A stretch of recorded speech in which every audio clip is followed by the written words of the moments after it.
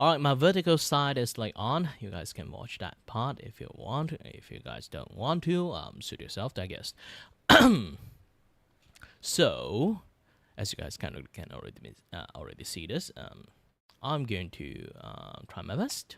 So here is my. Oops. Supposed to be copied this. Okay.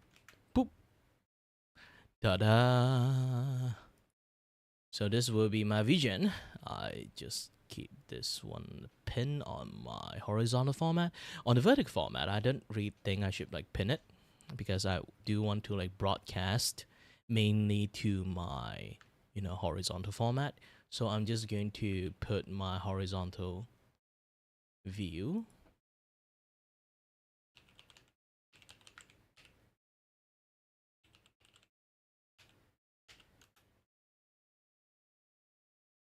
Horizontal stream over here and give this a pin.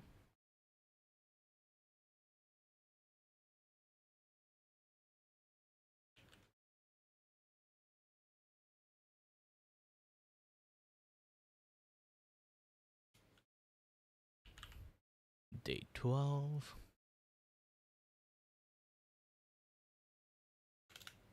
Where was I in? Ah, yes. Alright. Alright,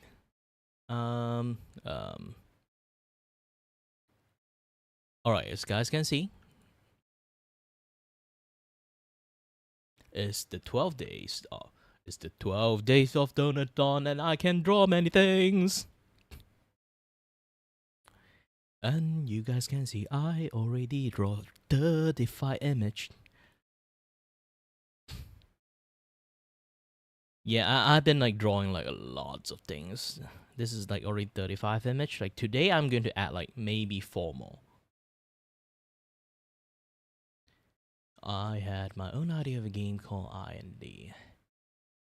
Means Imagine Dragons. If you created your own characters, depends on you. Like a cowboy, monsters, toy, robot. So just create it yourself. It kind of exists. Just they even like let you create your own model. All right. They let you create your own model, and then you can actually like it's a very expensive game that failed.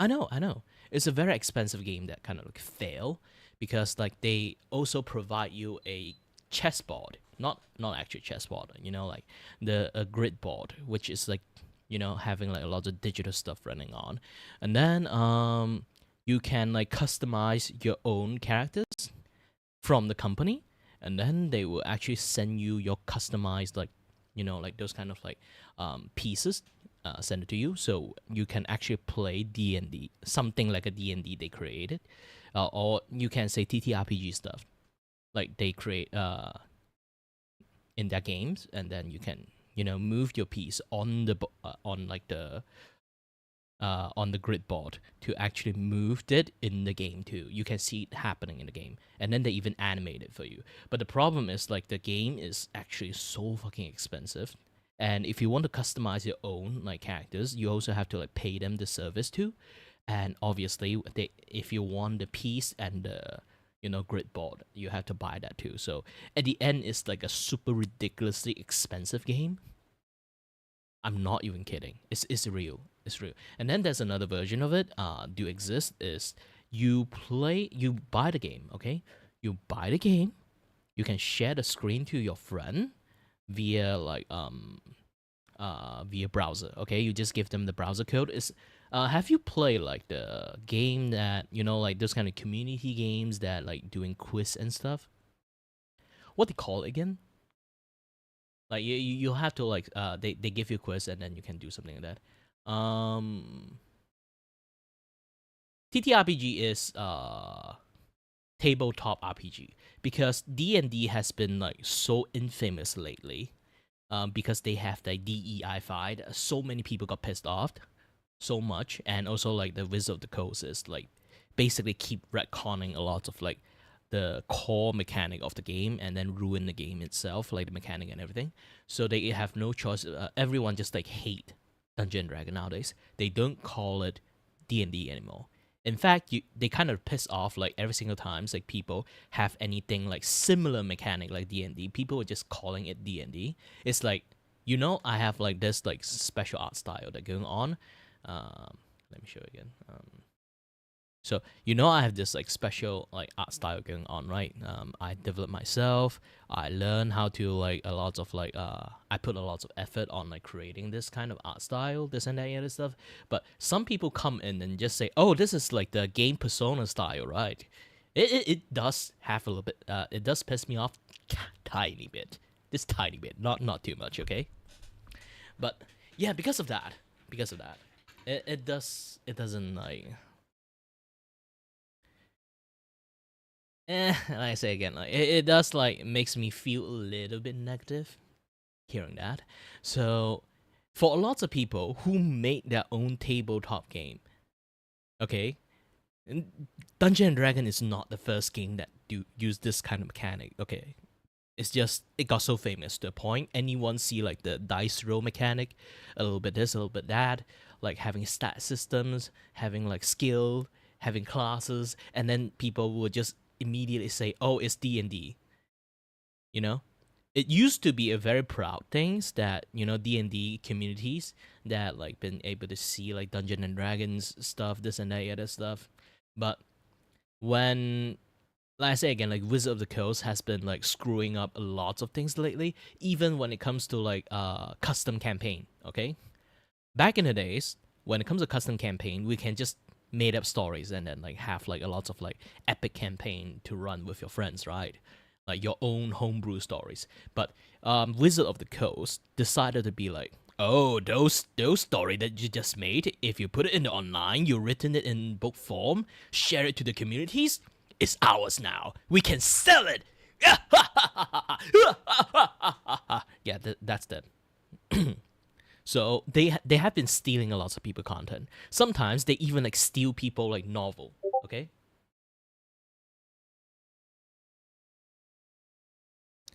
So they also like been stealing other people like novel. They wrote like based on D&D, just based on D&D, not actually D&D. Okay, and like use that novel as to run to create a campaign story too. But it's basically Wizard of the Coast has become like a plagiarized like dickhead for quite a long time. So end up like a lot of people don't like D&D just because of that. I know there's a lot of like very nice like TV and shows like coming out lately. It's like like the TV series and also like the I forgot like that there's an anime version of it. It's actually a really nice one too. And then there's like Baldur's Gate 3, which also is based on D&D. Like all those things like boosted the fame of like D&D a lot, but also the same times like let a lot more people learn about like how scummy Wizard of the Coast is. Even even the company, okay, even the company who made Baldur's Gate 3 are not going to make another Baldur's Gate 3 anymore because like how control and how scummy on the business practice they have as a company. So you won't see Baldur's Gate 4. Well, even you see it's not the same company that made like Baldur's Gate 3s. Because they basically like, fuck this. We are out. Like those kind of stuff. There are so many grubbing. So many grubbing to a point and so controlling that no people want to have a remote relationship with Wizard of the Coast anymore.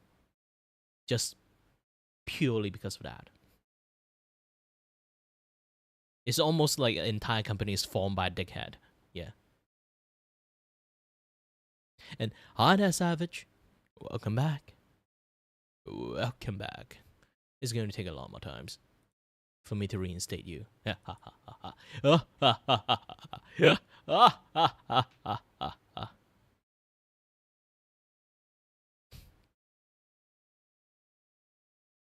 What is your own character build, Sir Lego persons?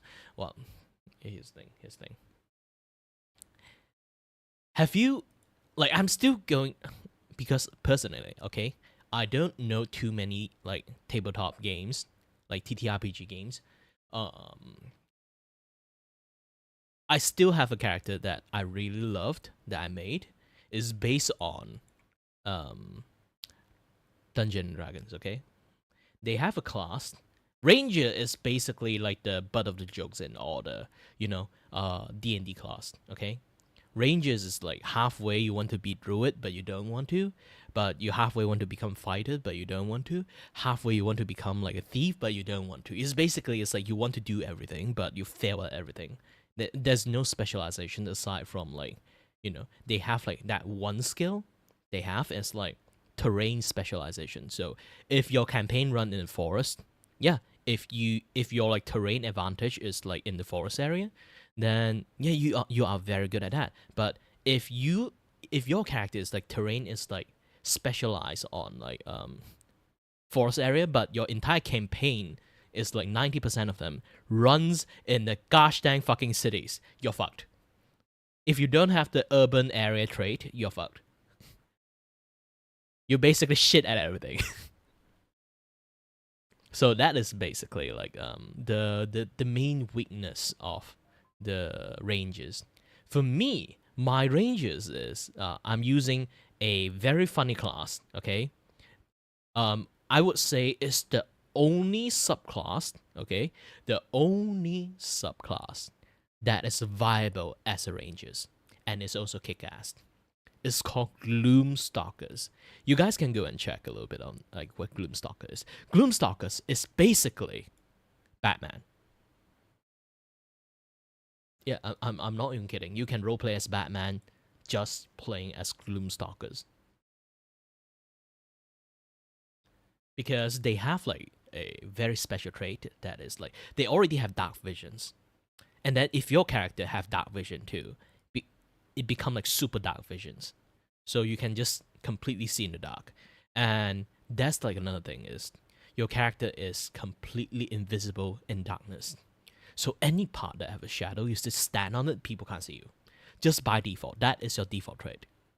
You are practically invisible in the dark, and you are the only few character that like you also have extra attack like at like level 7. Yeah, you have extra attack in level 7. If you have 2 level like multi-class into fighters, you get action surge, so you can essentially attack people, extra attack people one more time, and then you can do like action surge, attack people again, and then use back the, because action surge like reset all your ability again, so you can do the extra attack again. So you basically, if you're using fist attack, okay, if you're using your hand-to-hand combat attack, you would just attack people 1-2 punch. One attack become like 1-2 punch, and then you have a trait you can add into it that you can, aside from attack you can just consecutively punch 2 more times. So essentially, one attack you can land 4 punch or 3 punch, depends. And you have like a saving throw. If you miss a punch, you can punch more. So essentially, your one attack can land can like go for like 6 punch. If you miss, you will punch like 6 times in a row. So you will never miss. You will always manage to punch a person. So imagine you just like in the shadow, like you walk out from the shadows and then like you start actions, do like 4 punches, and then use your extra attack, 4 more punches, and then you use action surge, refresh your punches, and then you use like 4 more punches on it, and then extra attack again, and then 4 more punches on it. You already hit like 8 attack. Like, I can tell one more thing, okay? You have like a skill called like entangled strike, okay? It can come from like you're shooting an arrow, throwing an object. So essentially, I have a grab, like Batman have like that kind of like grapple stuff that, like bowler stuff that kind of like grapple people, right? So I can toss it like a net, entangle people on the ground, and then walk up to their face, punch them 8 times in a row with advantage because their foot is like stuck.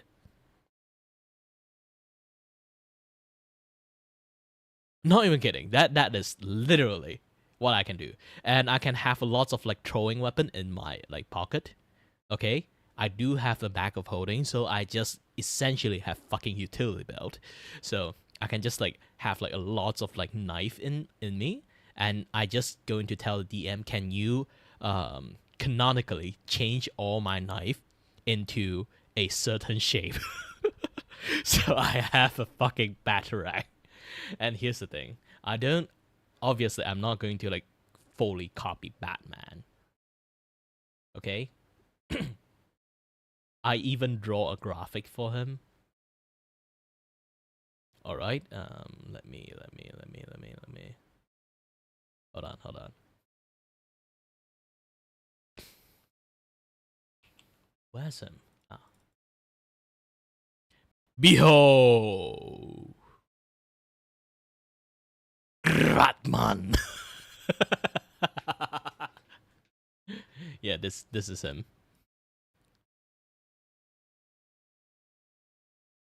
The sewer rat we need from.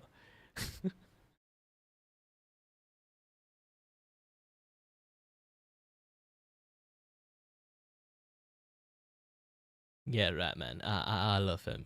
This guy is called Ratman. I even give him the like the like the twirly mustache for like to match up like the rat mask and everything.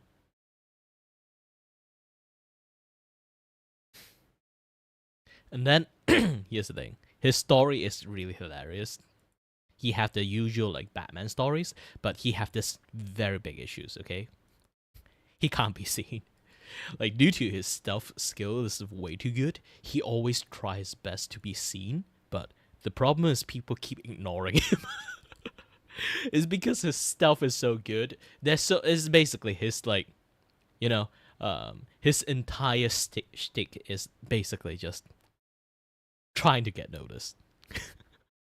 But he is so invisible, people just don't notice him. It's like a blessing and a curse.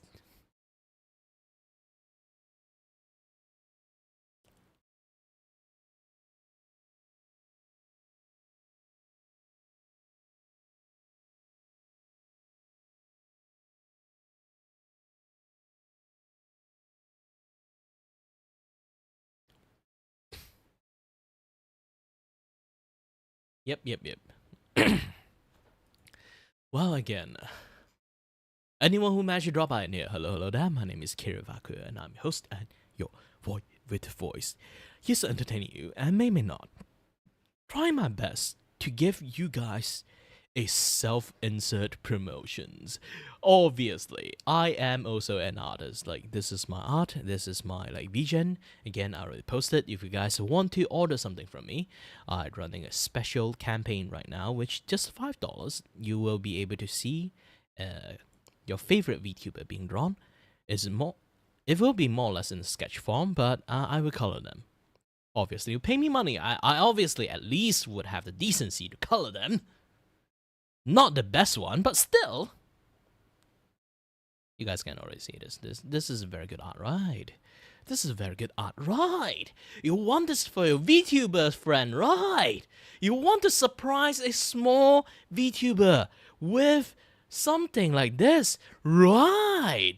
Someone clip this.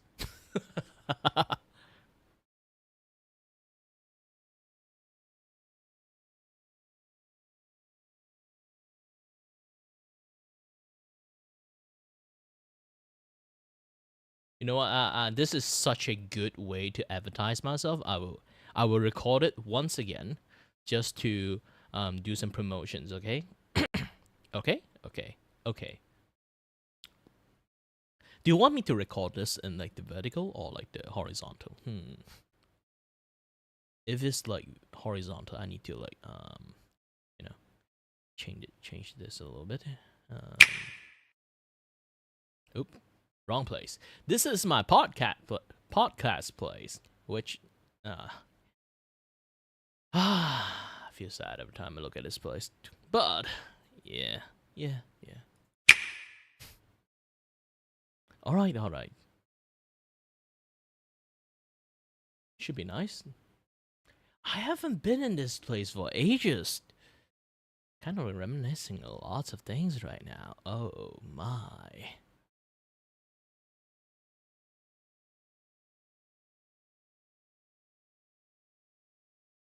Hold on a little bit. Hold on. Hold on. Hold on a little bit. Bitsy, ditsy, bitsy. Da-da-da-da-da-da.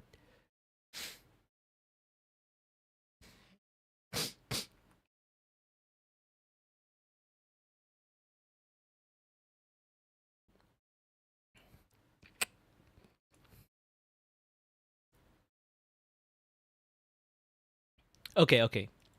How did I just did my like advertisement thing?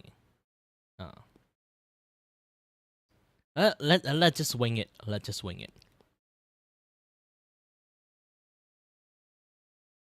Hello there, everyone. My name is Kirivaku, and I'm your host and your voice, and here to present it, you guys, my Vision channel, which you guys can see, I am doing quite a good offering and quite a nice art style too. I even know how to do animations in low budget.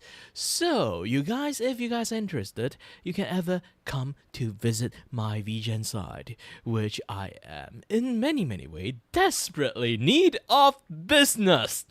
And good thing is, because I don't have any business, anyone that ordered from me, they will almost immediately able to get a artwork in 3 days!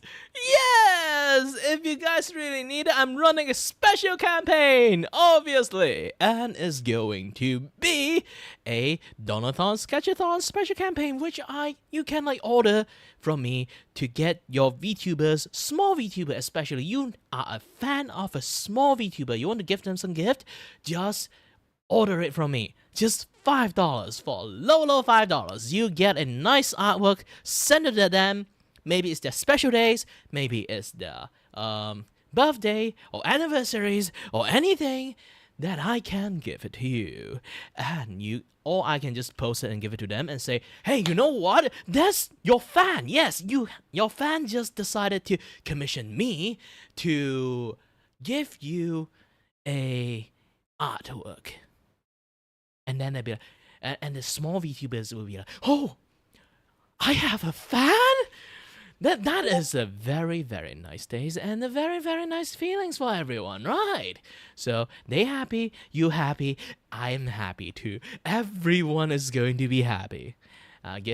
Just come here to commission me for $5. You can drop their like funny tweet they have been posting around in their Twitters, or they have like that, you know, like clip, that funny skit they did. It's like, you want me to draw a depiction of a skit? You can also do that.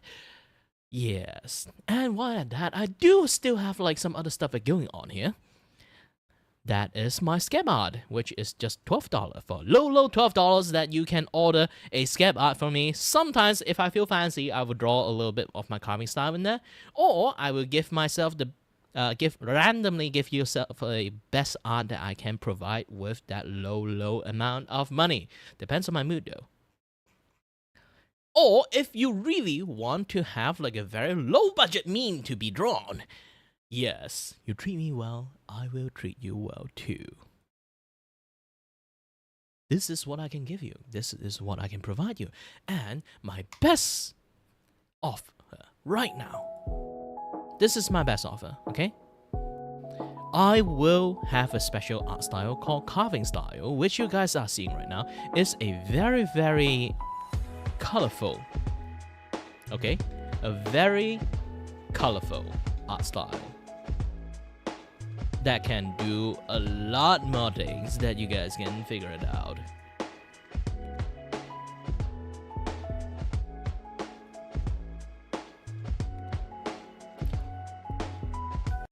And right now I have a 50% offer.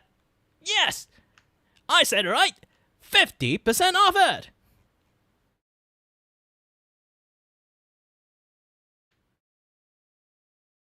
So it's just a low $17.50, and you will be able to own a carving style artwork. But just on the way stuff, I do have like additional fee when it comes to full body, obviously.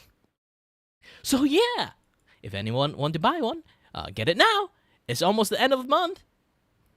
And then, obviously, my usual low-budget artwork. If you are a content creator and you need a artwork just to slap it onto like your thumbnail or this and that other stuff, Here you go. You can see this is how it can be work. I draw you this artwork. You can just, get a random like piece of wallpapers and then slap your characters on it. And voila, you got yourself a piece of thumbnail that you can use very well. So what are you waiting for? Go and order one. If you can't really order one, just this, okay? If you can't order one, you don't have the money for it, but you do know your friend is like a content creator. You do know your friends that have the money to order from me. Then let them know this very good and nice offer. Thank you very much. Okay, recording end.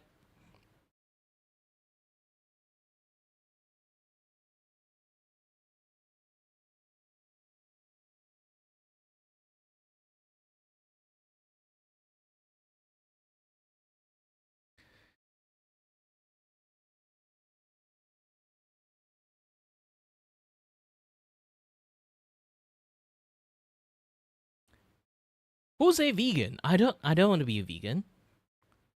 Vegan is living a very sad life. That with no joy of eating what a beef is. Or pork. Or the taste of sweet salivating taste of fat. Mmm. Juicy.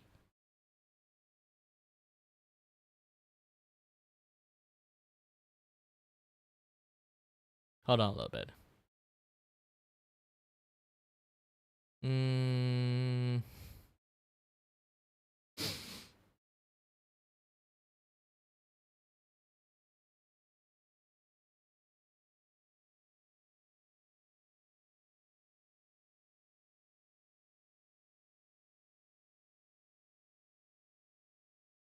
Let me have a little bit. Was it? Oh yeah, it's literally here. I can just post it using this place.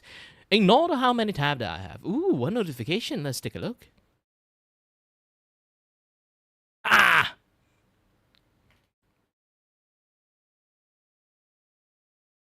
It's not even my animation post. I don't know why. I can post all these kind of things. Lots of people like and share it. But when I do reply, lots of people see it and like it.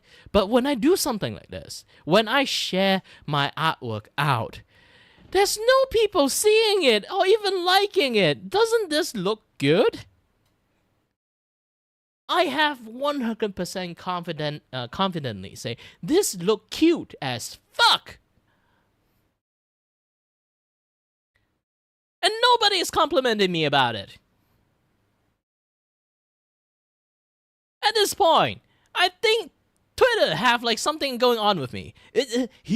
Twitter just do not like me, I guess. Huh?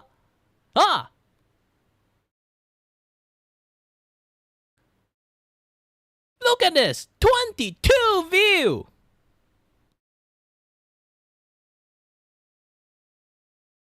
I just feel sad. I try my best. Like at this point, I feel like my Twitter is basically it's fucking cursed. Okay,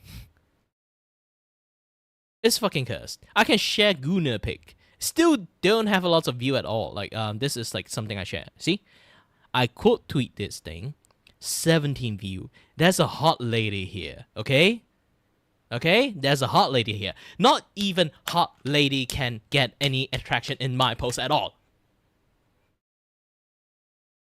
The fuck?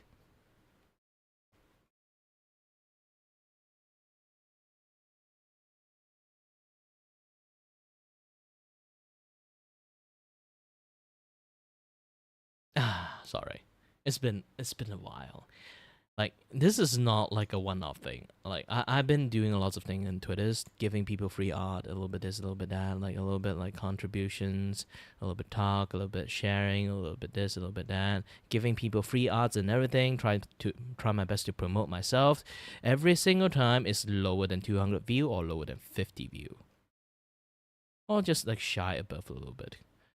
Just that. I feel very tired, okay? Been doing this for like 3 fucking years at this point, and Look at me, still here.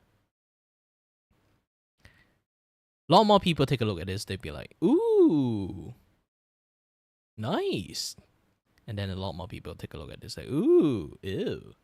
At least people, like, here's the thing. I would rather have people come into my post, okay? Complain about my art. Look at this and just be like, hey, you're promoting your art. Your art is shit, by the way. At least that way, I would know they are people seeing my fucking post. The problem is, I don't even have hater.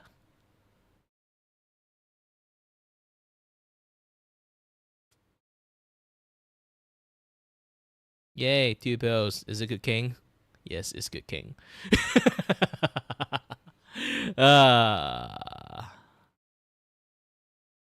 Now you guys kind of like notice this, right? It's a fucking curse. I don't know. Twitter just don't like me. Okay? I can like let me show this again, okay? And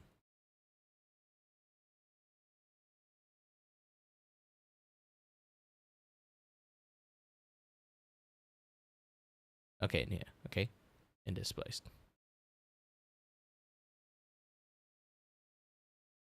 Oh, I don't even get enough like in here too. Oh shit. I used to be able to like have lots of like in like YouTube. Yes, I'm going to like myself to boost it up a little bit.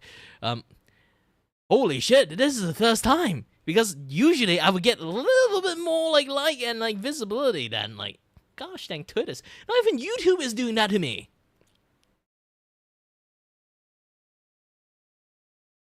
Ooh. Kire. What sort of karma that you do that you just not going to be appeared in the internet? Who the fuck in the Illuminatis have you pissed off?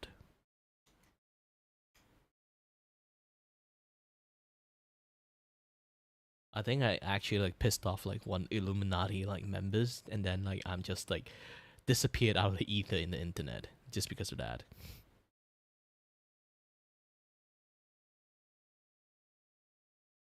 Yeah, I now I'm just like strongly believe that if any one of the member here is like one of the Illuminati members, just tell that guy to let me go.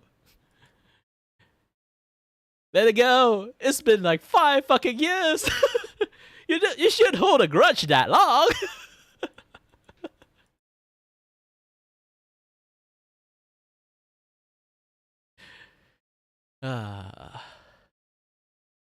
Okay, funny gag aside.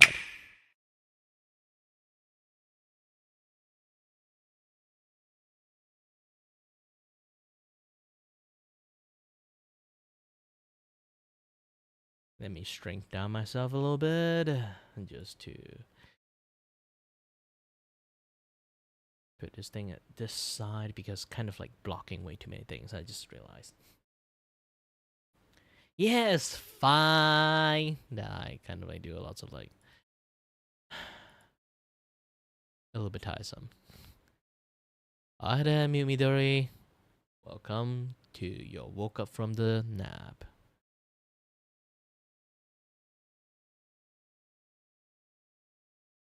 Vox did it for like 7 years and still is holding it like a stress toy.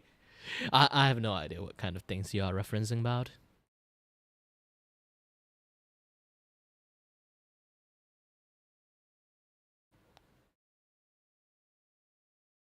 Oh yeah, I totally forgot.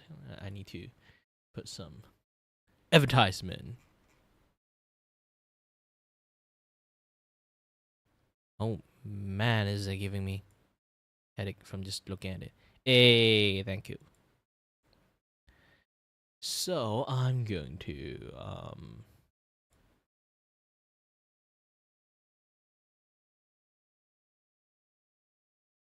not even here.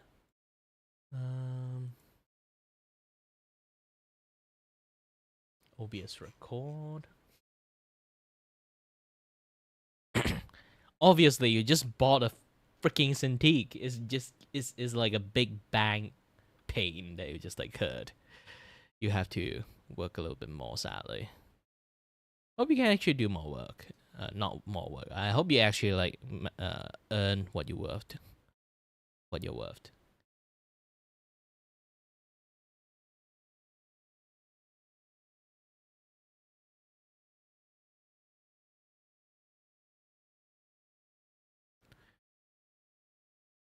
Yeah, this is my magnum opus. This is my fucking ad. This will be the best thing in the world.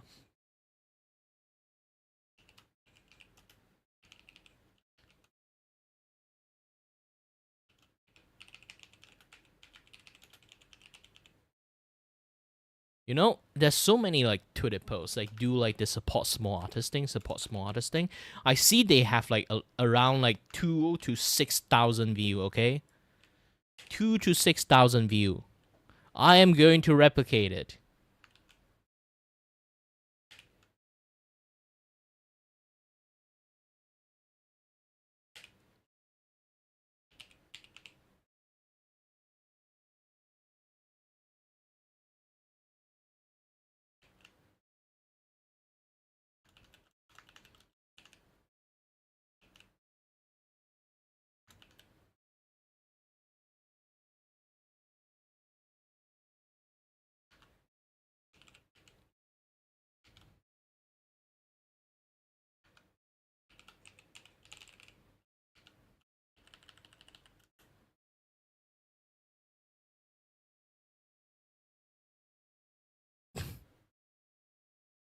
Let's replay this. Let myself be cringe.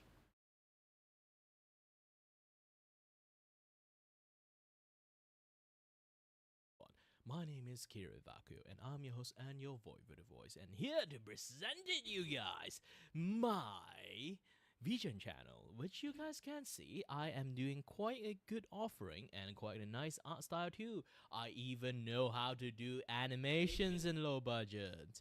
So, you guys, if you guys are interested, you can ever come to visit my Vision side, which I am in many ways desperately need of business. And good thing is, because I don't have any business, anyone that ordered from me, they will almost immediately able to get a artwork in 3 days. Yes, if you guys really need it, I'm running a special campaign, obviously, and it's going to be a Donothon-Sketchathon special campaign, which you can like order from me to get your VTubers, small VTuber especially. You are a fan of a small VTuber, you want to give them some gift, just order it from me. Just $5 for low $5. You get a nice artwork, send it to them. Maybe it's their special days, maybe it's their birthday or anniversaries or anything that I can give it to you. I don't know why. Like when I do this, I sound like fucking Donald Trump. You know what? That's your fact. I'm the greatest artist. I'm the best artist. I know what great artist is. Look at me. That I'm good. And yes, you. I know art. I am the best art. I know how to do the best art. Your fan just decided to commission me to give you a artwork. And then they'll be like, and the small VTubers will be like, oh, I have a fan? That is a very nice days and a very nice feelings for everyone, right? So they happy, you happy, I'm happy too. Everyone is going to be happy. Just come here to commission me for $5. You can drop their like funny tweet they have been posting around in their Twitters, or they have like that, like clip, that funny skit they did. It's like you want me to draw a depiction of a skit, you can also do that. Yes. And while at that, I do still have like some other stuff going on here. That is my scab art, which is just $12 for low $12 that you can order a scab art from me. Sometimes, if I feel fancy, I will draw a little bit of my carving style in there, or I will give myself the randomly give yourself a best art that I can provide with that low amount of money. Depends on my mood though. Or if you really want to have like a very low budget meme to be drawn, yes, you treat me well, I will treat you well too. This is what I can give you. This is what I can provide you. And my best offer right now. This is my best offer, okay? I will have a special art style called carving style, which you guys are seeing right now. It's a very, very colorful, okay? A very colorful. I think I screw up on this one because that can do a lot. This was like the moment I just noticed my recording have like encoder overload, and then it disrupted my like advertisement flow. Ah, my computer is dying.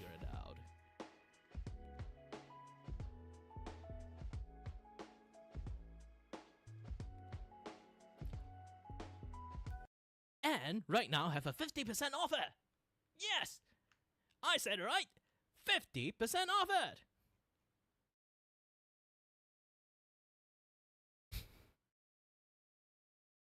So it's just a low $17.50, and you will be able to own a carving style artwork. But just on the way stuff, I do have like additional fee when it comes to full body, obviously.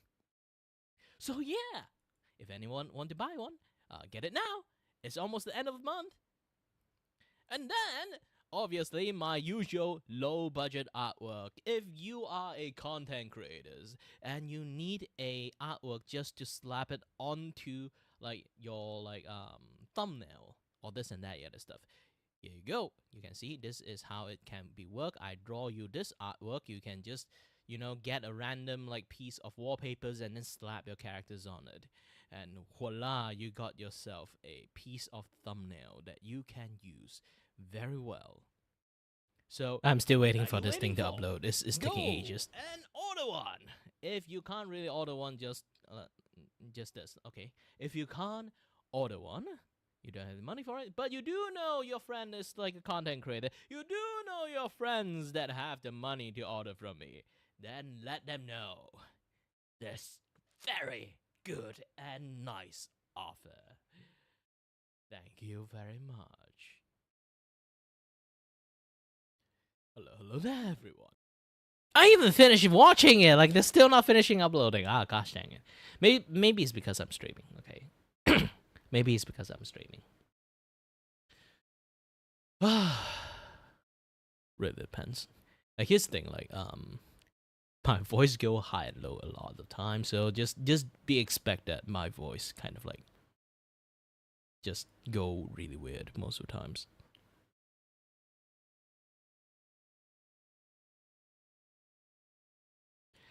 I have still quite lots of things I have to do.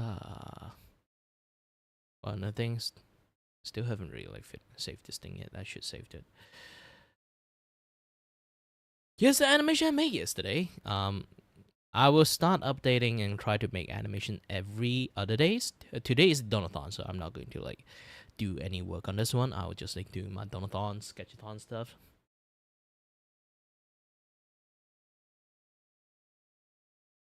I'm animating on 2 when I talk, but generally when it comes to movement, I animate it on 3.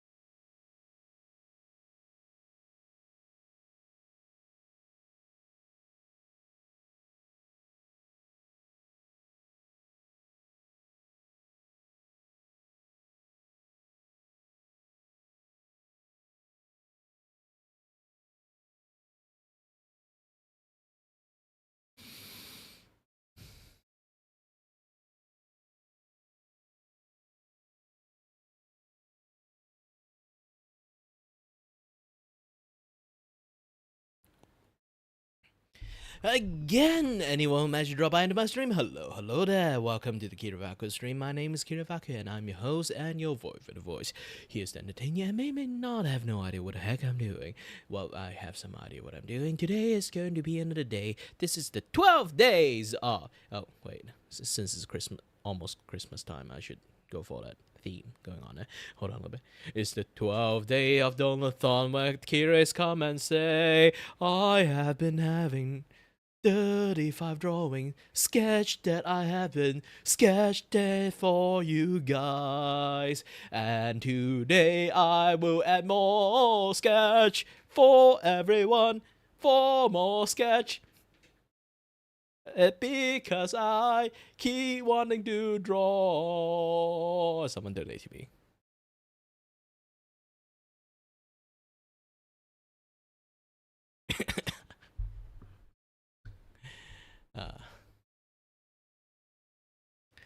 Sorry that today I'm not really. I'm still trying to recover from my gosh dang cough, so my voice is still not 100% yet. So I can't use my high pitched voice that well. I have to go a little bit high, a little bit low, time to time. It's like I can't maintain my high pitched voice. I just have to use my original voice at this point.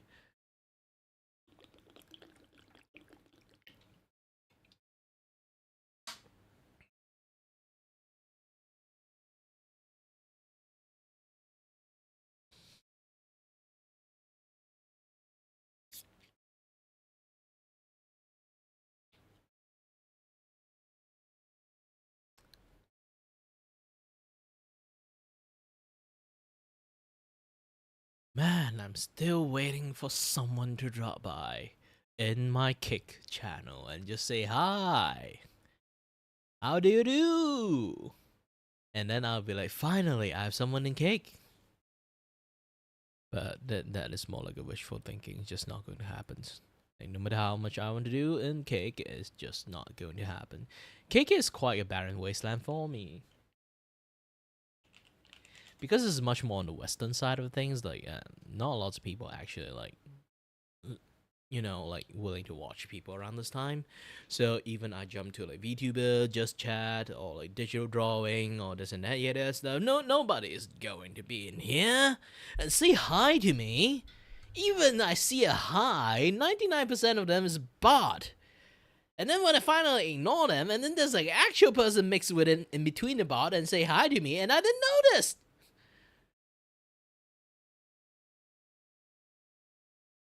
Man. Actually do legitly piss me off a little bit sometimes when that happened. Oh, speaking about that. I think my kick got logged off. Yep. Log in again. Gosh dang it. Yes, allow access.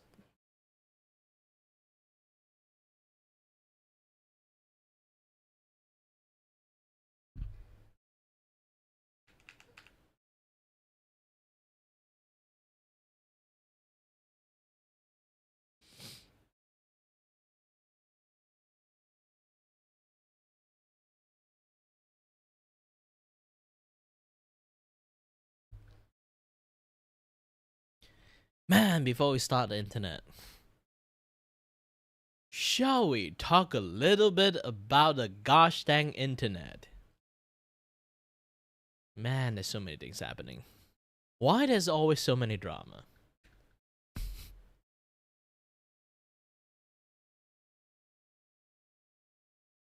That's like, oh, it's not that anymore. It's a good thing I like a lot of cosplayers. Has been like filling up the cosplayer space lately. Ah, no drama for me. I can just keep scrolling.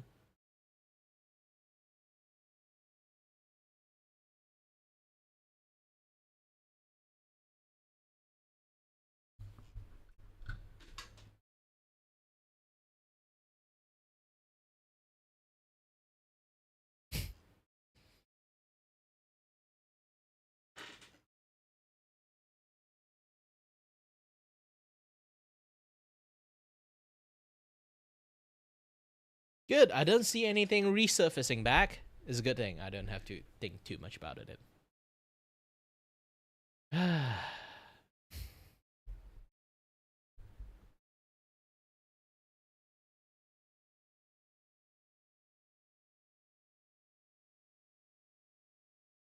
Yeah, the thing I want to like mention about it, okay, that time I just want to talk about it too is like actually about this particular Mujin video I just watched that is about like a horrible VTubers, okay, a horrible VTubers just used basically like every single time people like do bad behavior nowadays, they would just say, "Oh, sorry, that I'm being a prick to you. I have autisms." Gosh dang, stop using this kind of thing as your fucking shield, okay? It's not a shield. Okay? Bad behavior is bad behavior. Just say sorry.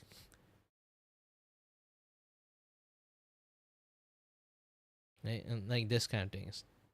You can just watch it. The one is at the same. Accountability is something that we all must inevitably face at one point during our lives. Whether we hurt the feelings of a loved one or just straight up clog the toilet to unimaginable degrees, we simply just have to take a step back sometimes and say, sorry, my bad, I screwed up.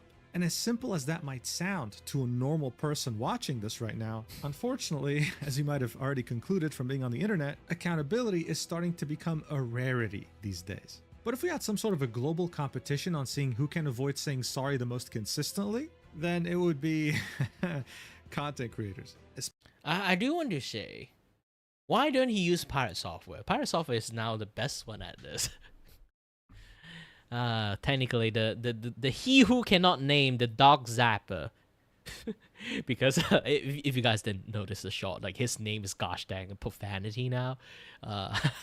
It's worse than saying the word fuck. Okay. So yeah, the dog zapper is one of them. Why not showing his face? Like even Pirate Software would be nicer. Especially ones who have a lot of followers and have built such an ego that they have become delusional. And unfortunately, we see many such cases more specifically in the VTubing community. Because today, we're talking about the VTuber by the name of Chilla, someone who tried to cancel another VTuber and her entire agency. And when she got called out, right, when she was proven wrong with receipts and proof, instead of saying, oops, she got community noted. And as ridiculous as this sounds, I wish that's where it ended. Because people would uncover that this was her third rebrand from 2 past controversial lives, and after putting the pieces together would start to tell us about the other controversies she was involved in before even becoming Chilla. I mean, this whole thing was such a disaster that it ended up trending on Twitter. Guys, as this was happening, I could not... I do feel bad for another VTuber named Cha.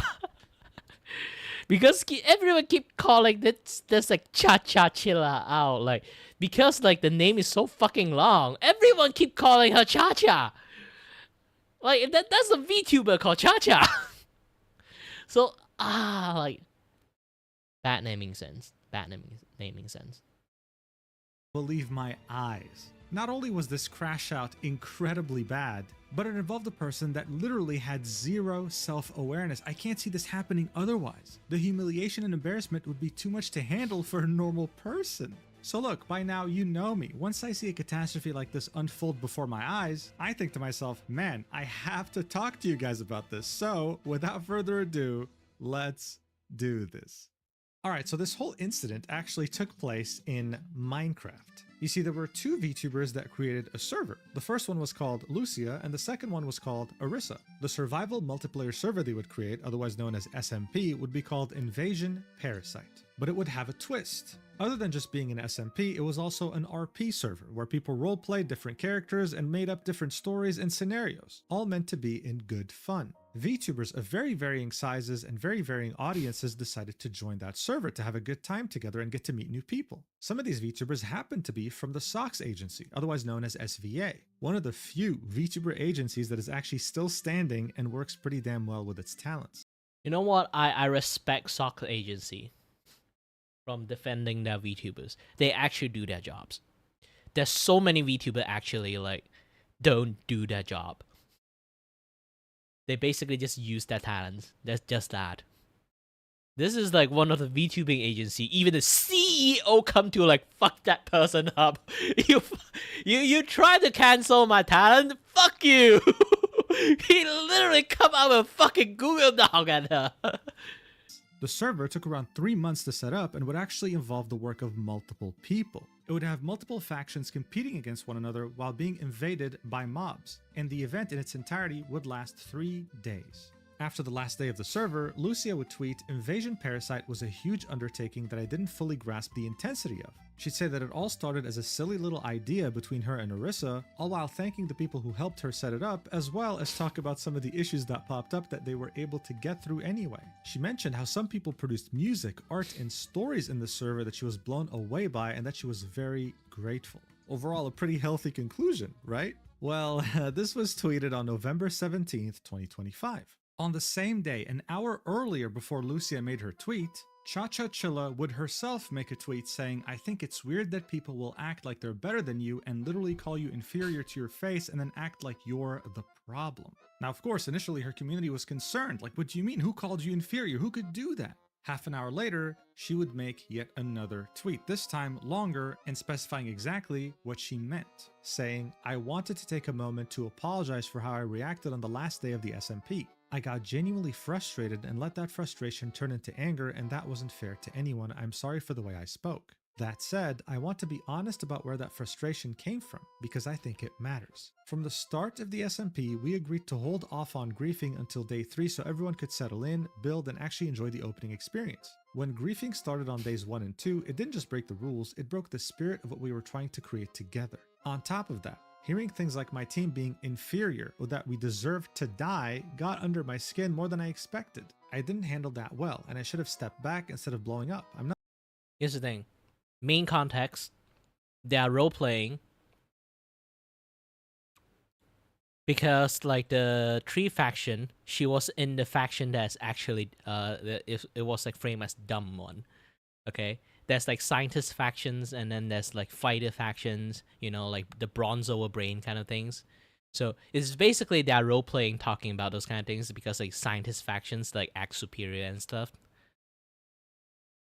Yeah, this is the kind of persons who will look at anime characters and think they're real. That's the sad part. I'm not here to hold grudges though. I want to move forward and be better and not let my anger get the best of me no matter the circumstance. Alright, well, you read this and you think, okay, well, maybe there was some miscommunication in the server, but overall, it's fine. She took a step back, she was like, "I'm fine with it, not holding grudges, let's move on." Except that's not where things ended, right? She would then reply to this tweet and say, "And I also want to be honest about something personal. Being called inferior hit me harder than I let on because I'm disabled. I deal with..."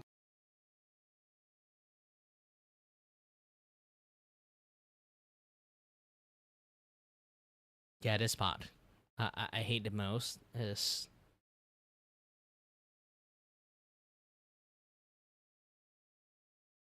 I don't want to use my disability as a fucking shield. One of the many reasons is that so many people actually do that. Like, I'm the person who aware enough that the world keeps spinning, you know? Like, no matter how much of a tragic story you have, like, if you are a villain, you are a fucking villain. You can't have, like, a sob story about how you become a villain and then blame on that sob story, okay? This is, like, how, like, millennial writing is right now. This is why there's no good villain story arc, this and that, yet stuff. It's because everyone need to have, like, a sob story to kind of give themselves an excuse to be the bad guy. And when people say you are bad and then you have a fucking shield to, like, hold it, to kind of block the criticisms or, like, any other things, to justify, like, your actions. Being, like, the word, like, autism, disabled, being LGBT has become, like, a gosh dang fucking shield so much to a point that I'm very fucking tired of hearing it. They are not fucking shield. They are not fucking status quo that you can use to, like, just behave badly, okay? You are being a prick, then you are being a prick. Just accept the fact that you are a prick. That's the thing. So many people don't learn that part. Those kinds of assumptions in real life more often than people realize, and hearing it in a space that's supposed to be fun and welcoming cut a lot deeper. I don't if you're using it as like a, you know, those kind of like jokes that, oh, you're playing a gay card now, and those things like you did it for like fun and shit gags, then it's fine, you know. But you actually legitimately using it to actually defend yourself with, and then that is like a weird way to use it, you know. Then there's like time for this kind of stuff, and then there's time for not using it as a fucking shield for every fucking minor infraction you have in your life. That's like a lot of things for a lot of people to learn, obviously. But still, this person's later on you will learn that he like she's been like doing this for ages. Yeah. Expect everyone to tiptoe around me, but I do expect basic respect. For me, and for anyone else who might be carrying something you can't see, comments like that don't just stay in the game, they stick with you. And that's part of why I reacted the way I did. Alright, maybe that was a bit of a stretch. I mean, this is a roleplay server, right? This is just the Yeah, this girl, like from disabled to autism, from autism to going to the hospital, from going to the hospital to I'm fucking crazy, I'm going to psych ward, actually. I was supposed to be in psych ward. I was like, how many times you have to evolve your excuse, okay? Like the reason she talked about like she was like going to the psych ward thingy, okay, is because that she using her autisms as an excuse of her bad behavior, okay? And then the CEO clapped back, is it diagnosed, medically diagnosed or self-diagnosed? Yeah, because she keep using it as a gosh dang shield, and then the CEO just clapped back. Like, is that like you just say that you have it or you actually have it? And then afterward, then she say like, "Oh, I was supposed to be in psych ward. I'm hospitalized now because that this and that stuff. A lot of weird ass shit that coming out. It's just that at that point, I just don't believe her. Even if it's real, I will not believe her. Then it's like again like use that as a fucking shield when it's convenient, and then like a lot of stuff just conveniently pop up, like I mean like ah man. word inferior here, but it's okay. We can just call that miscommunication, guys. It happens, you know, it's not a big deal. If Cha-Cha-Chilla had just shut up and not done anything else, things would have been completely. Kudos on Mugen, okay? Kudos on Mugen that keep calling her Cha-Cha-Chilla. This is like gosh dang fucking long name. There's so many people like talk about this situations, like they just refuse to call her full name because her name is just so fucking long and just call it Cha-Cha. I'd be like, ah shit, that's like another VTuber called Cha-Cha. Don't do that. Don't do it dirty, man. Okay. Except she didn't, right? Of course she didn't. And the next day, she would start off an incident so massive that it would start trending on Twitter. On November 18th, 2025, Cha-Cha-Chilla would make this tweet saying, I tried to talk to Flork about one of his talents having a habit of calling people inferior and how that can seem to disabled people. However, he blocked me and said not to bring up my personal issues with his talents. I believe calling somebody inferior is demeaning as it's historically used context. AdFreeVT called us that. If you support Sock's VTuber agency aka SVA, this is what you're supporting. She would then link a clip of 3 seconds. Watch. I literally almost died in the first like 2 minutes.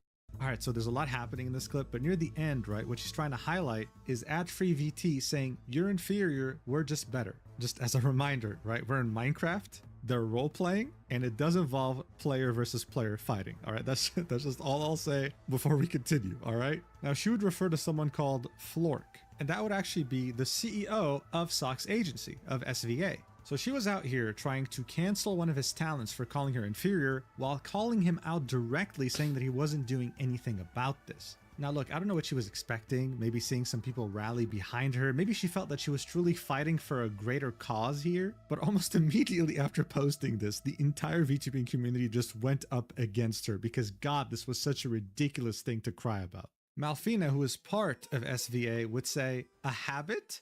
A 3-second clip is a habit where the person isn't seen?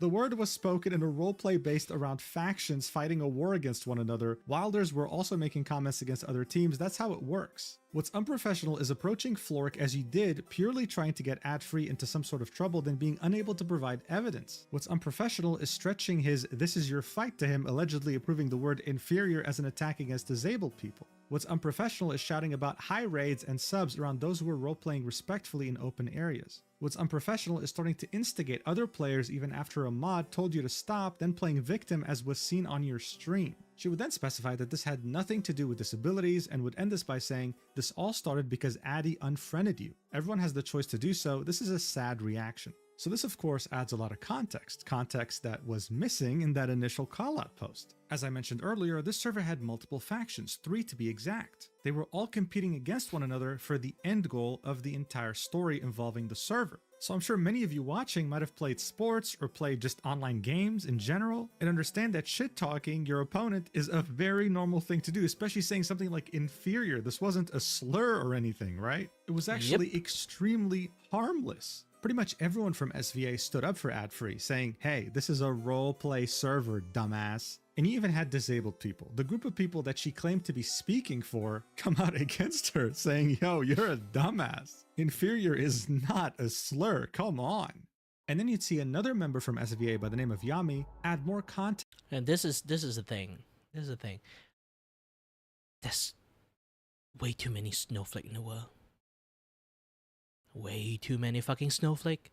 You know, actually, I do want to always talk about it. This is one of my very, very important talking point, okay? I'm on a diet. I'm trying to like get myself a little bit more healthy body. I'm trying to exercise and everything. And I understand being fat is actually really unhealthy. While I'm actually fat, I do admit. Lots of people don't really see it, but it's because I'm wearing a bigger clothes, so it doesn't show that I'm actually fat. Obviously, I'm on the camera. I have to do that. But in reality, I do understand the fact that I'm actually already like close. I'm already overweight, BMI wise, and close to obese category 1. There's like obesity have like category 1, 2, 3. 3 is like fucking dangerous. Okay. You are at risk of heart attack constantly. That is like how category 3 is. Okay?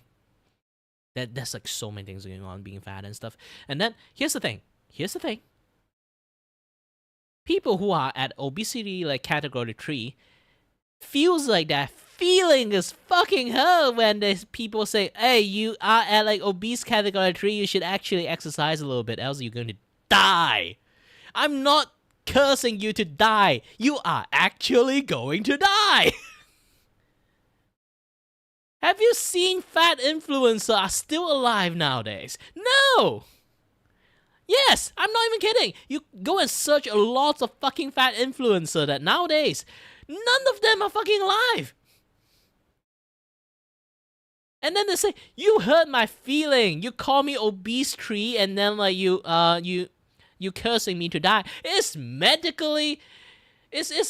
fucking medical terms that you are in a dangerous state. It's like stage 3 fucking cancer at that point, okay? What, you get offended if I say you have stage 3 fucking cancer, you're going to fucking die? No, stage 4. And then you say like, "Oh, I don't like the word stage 4 cancer. We need to boycott this like stage 4 cancer word. We have to cancel the cancer." That doesn't fucking work. They have been like people who are at obesity like category 2, 3, like all those fucking fat influencers, like fat positive fucking activity guys, has been advocating. Even the fucking doctors is talking about it, okay? Even the fucking doctors are talking about it. They should ban the fucking word obesities. Have you get offended with that much? Then do some fucking exercise.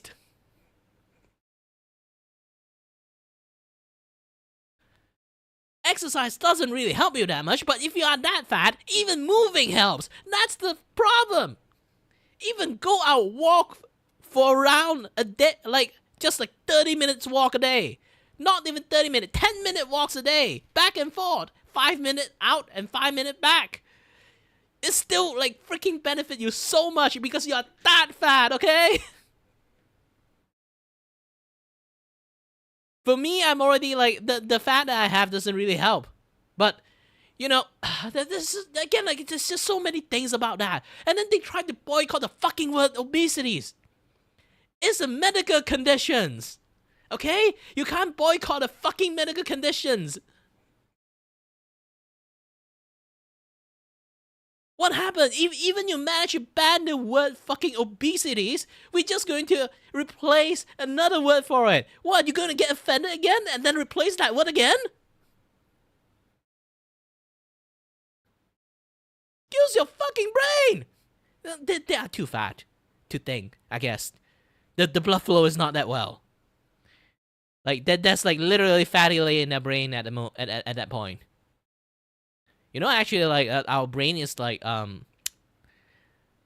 forgot, like, it's like majority is just water and fat. Yeah, that's our brain because it have to insulate the neuron, like, electricity that happening inside our brain. So generally, it is like full of fat, sadly. But either way, again, like, it's like trying to cancel the word obesities is like fucking trying to cancel the word cancer. Like, you don't like people saying, oh, you have stage 4 cancer, you are going to fucking die. Oh, you have obesity category 3 obesity at the moment. If you don't exercise, you will fucking die. It's the fucking same thing.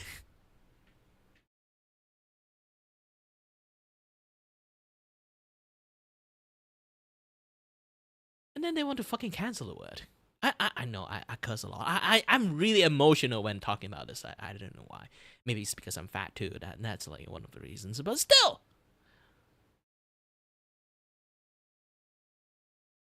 There's a reason people call you obese, okay? If you can't walk through a normal door, you have to go sideways to kind of squeeze through that fucking door. You have an issues. If you can't go through a door because you're too tall, it's fine. But if you're too wide, you can't go through a door, then that's another issue.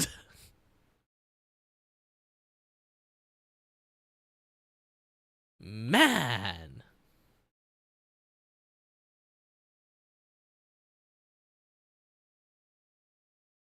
Okay, let's like continue this thing. She claimed to be speaking for come out against her, saying, yo, you're a dumbass. As a fellow disabled person, both mentally and physically. Yes, that's the thing, like, actual disabled people, okay, learn to not use their fucking conditions as a gosh dang fucking shield. Because we all are fucking well aware that we are the abnormally among the normal people, okay? All we best can do is just try to adapt to the society. The society cannot fucking adapt to us, okay?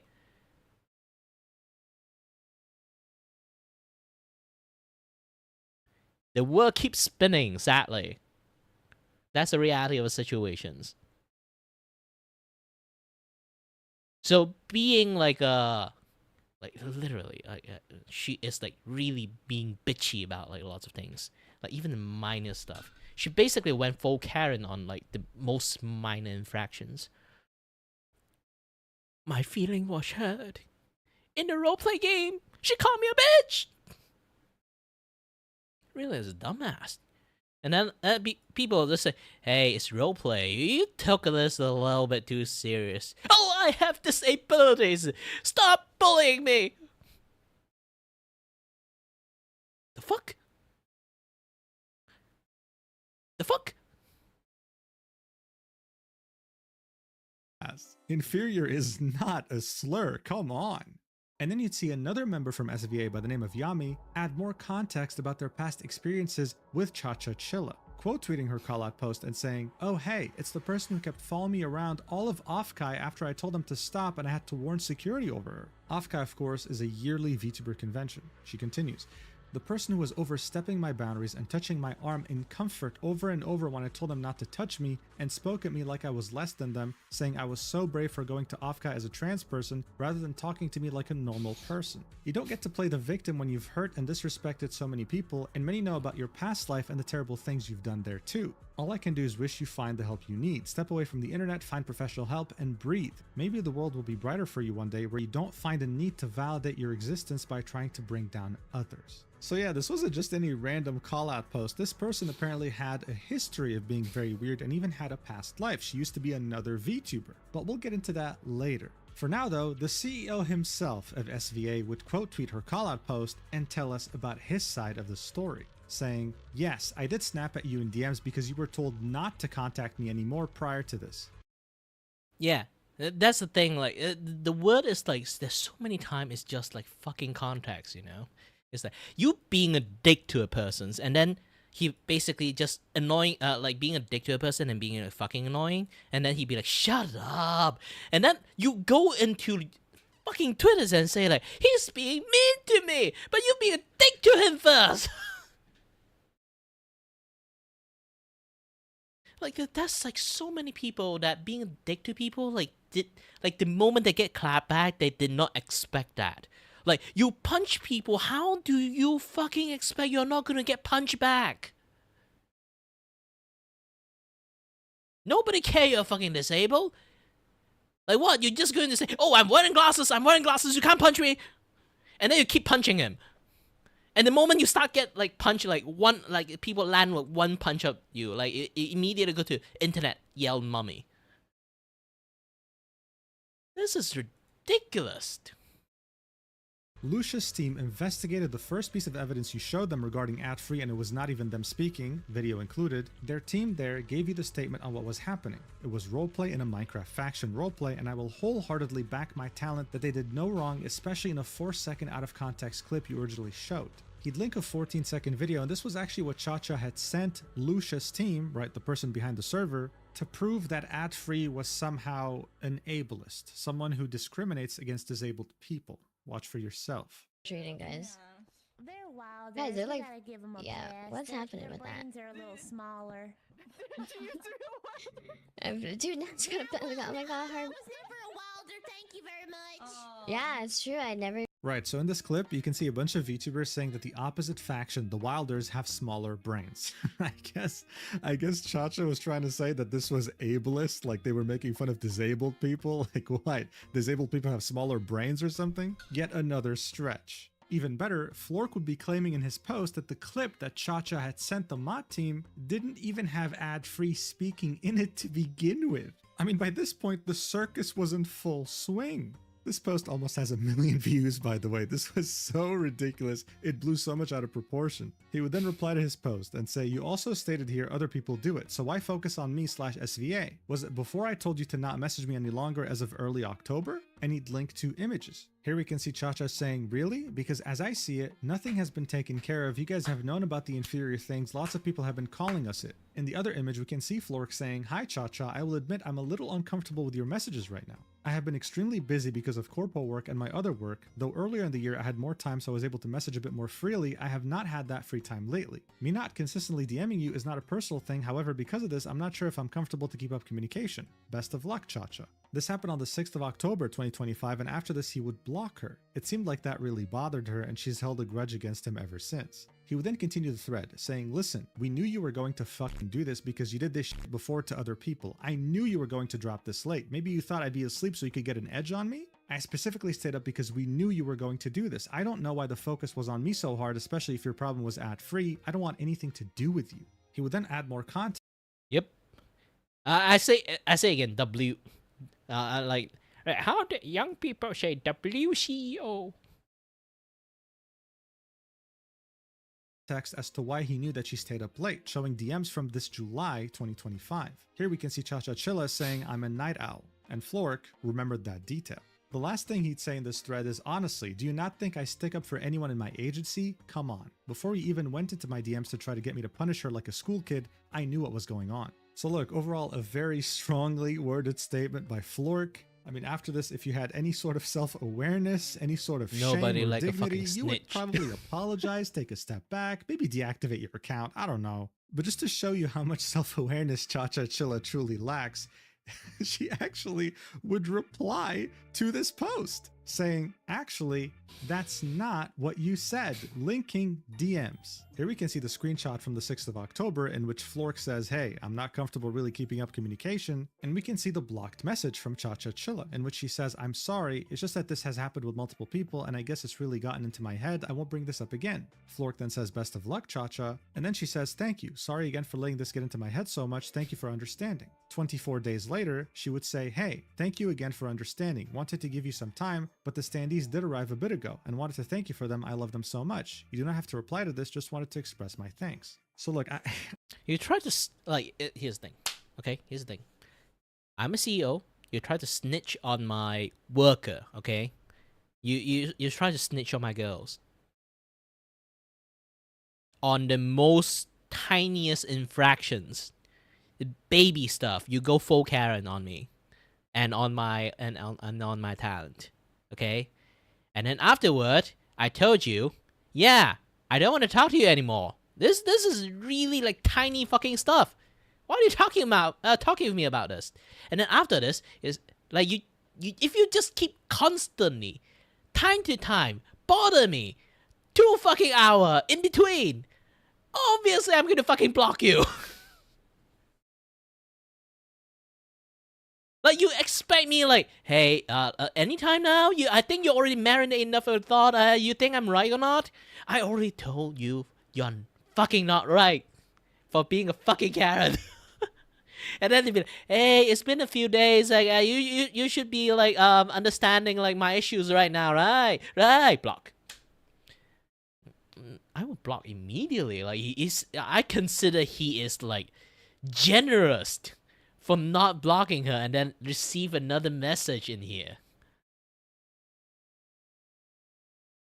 I don't know what the whole point of this was. Flork would just reply with, that's pretty clearly don't message me anymore, right? And that was the whole point. That's why he linked these DMs in the first place. It doesn't matter what she replied with. The whole point was that on the 6th of October, 2025, Flork said, I'm not comfortable keeping up communication. Bye, right? Like, thank you. This was the nicest way he could say it. Cha-Cha Chilla would then reply again saying, that's not what you said?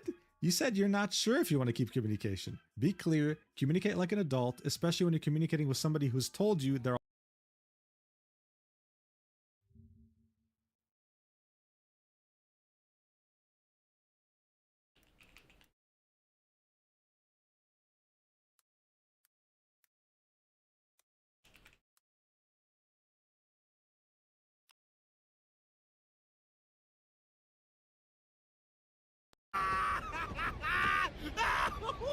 Is that all you got, nigga? Oh, no, nigga.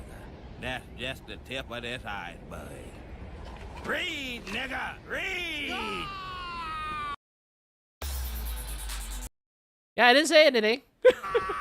It's the video saying it.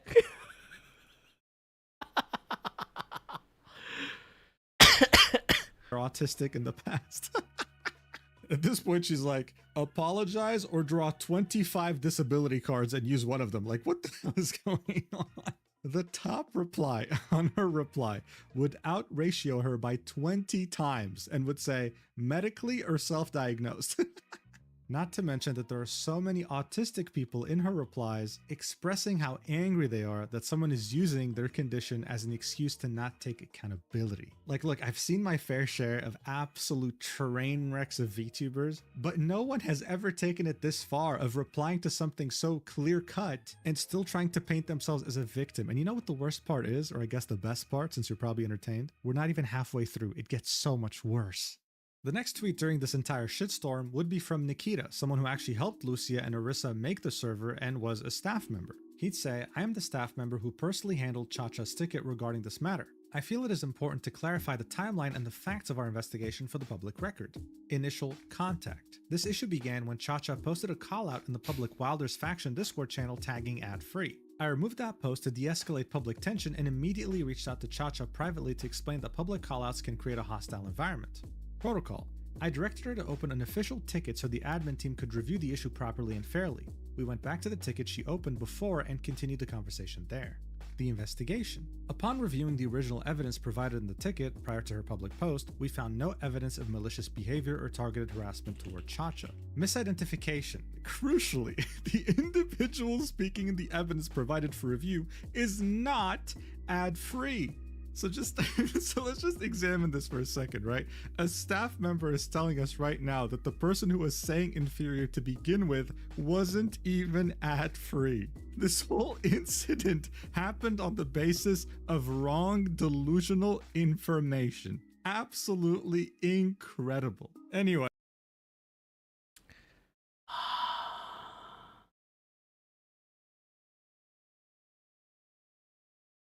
Should we ban people like doing call out posts at that point? Like there's so many fucking Twitter drama actually just call out posts. You know, Google Doc. Lots of things, public call out posts. There's a lots of things you can settle behind the scene. Okay? I know like YouTube and many like if you are facing like a YouTube and company stuff, you usually just make a big fuss about it and then you get some eyes on it, else it's not going to work. Like how much process have she dedicated herself just to do this? She put ticket, she do call out, she actually like back and forth investigation with the like team doing this and that and stuff, and she still do not fucking believe that when everything is laying out on her face. Okay?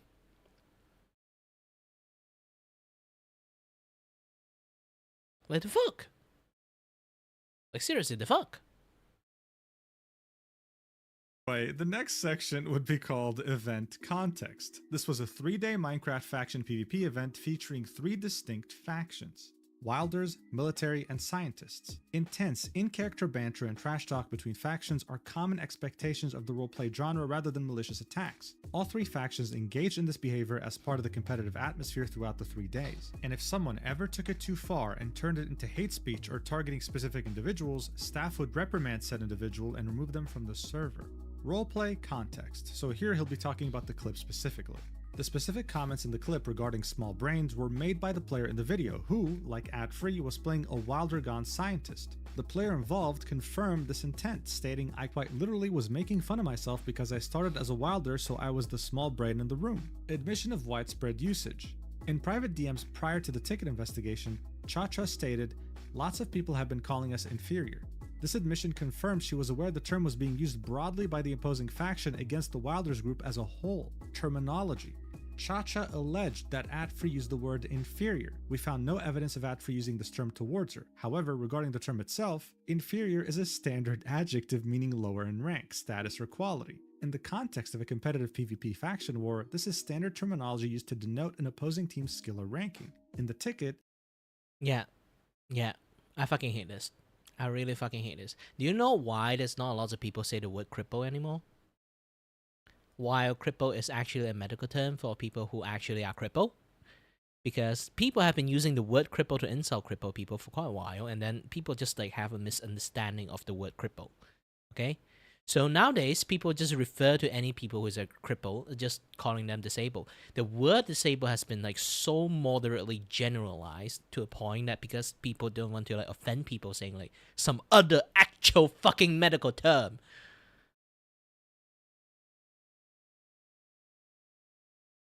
Yeah.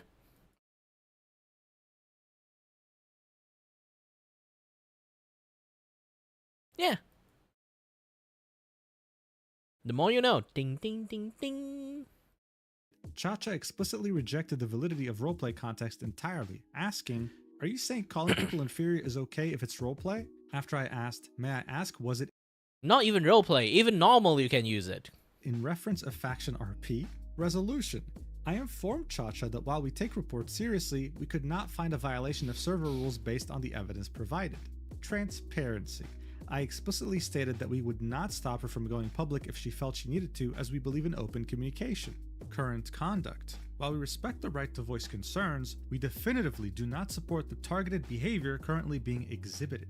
inconclusive and manipulated footage. The public accusation relies on a highly zoomed in, chaotic 3-second snippet. In this clip, multiple conversations overlap and the visual is obscured. Adfree's character is not visible in the scene because we cannot see who is speaking and the audio is chaotic. It is factually impossible to verify if Adfree is the speaker. Attributing a specific voice to her in this chaos is a massive stretch and does not constitute valid evidence. Audio context. Even if one strains to isolate the faint background voice in this chaotic clip, the phrase audible is "they are inferior, we are just better." This phrasing explicitly links the term inferior to a competitive comparison of skill and faction strength, in parentheses, better. Uttering this sentiment privately among teammates is standard morale building, not a targeted slur. However, again, we cannot verify it was Adfree who said this. Retroactive evidence hunting. In her messages to Flork, Cha-Cha admitted, "I'm going to hunt down the clips." This statement, made after the accusation was leveled, suggests the conclusion, in parentheses, that Adfree was guilty, was formed before any evidence was actually found. This explains why the eventual proof was a misidentified clip of a different person. Unprofessional escalation. Cha-Cha claims she contacted the SVA agency owner Flork and he did nothing. This is a misrepresentation. The screenshot of that conversation shows Flork enforcing a standard professional boundary, refusing to allow personal conflict, where one party has blocked the other, to be escalated into management harassment. Flork directed her to respect the block, that matter is settled, rather than validating her attempt to bypass it. And finally, conclusion. We stand definitively by our investigation. It is unacceptable that a situation defined by manipulated evidence and misidentification has escalated to the point where independent event staff must intervene to correct the public record. We expect all participants to adhere to professional standards, and we will not validate the use of misinformation to target community members or external agency leadership. Nikita would then link a screenshot in which he was talking to Cha-Cha saying, "Hi Cha-Cha, we are taking your report very seriously and are reviewing the matter." He would then state everything that was already stated in his Twitter post. Like, for example, the fact that this was completely fine in a roleplay setting. There was nothing weird that was said here. 7 hours later, Cha-Cha Chilla would reply to him, saying, "I've decided I'm going public with this. And in order to avoid the VTuber who streamed it getting involved, I've zoomed in to not show them." So look, overall, this was a very well-crafted post. I mean, he really talked about everything here, giving us context in every way imaginable, and indirectly managed to make Cha-Cha Chilla look like an even bigger clown than she already was. Not only was she linking a very hyper-focused 3-second clip, but there was no way to verify that it was even Adfree who said it. Most likely that wasn't even the case. This was a clear vendetta that she had because she had her feelings hurt that the CEO of SVA had blocked her and that Adfree had unfriended her. It was just pathetic. So of course, we can't have proper VTuber drama without the good old community notes, and her initial post did get that treatment. It would say, "This was a roleplay server where people were acting. The people have no idea what this person's disabilities were. And their words were not a direct attack to this individual. It was directed at the group in the roleplay, only in the roleplay." The community would then link 3 different Wikipedia links, with the first one being roleplay, the second one being acting, and the third one being common sense.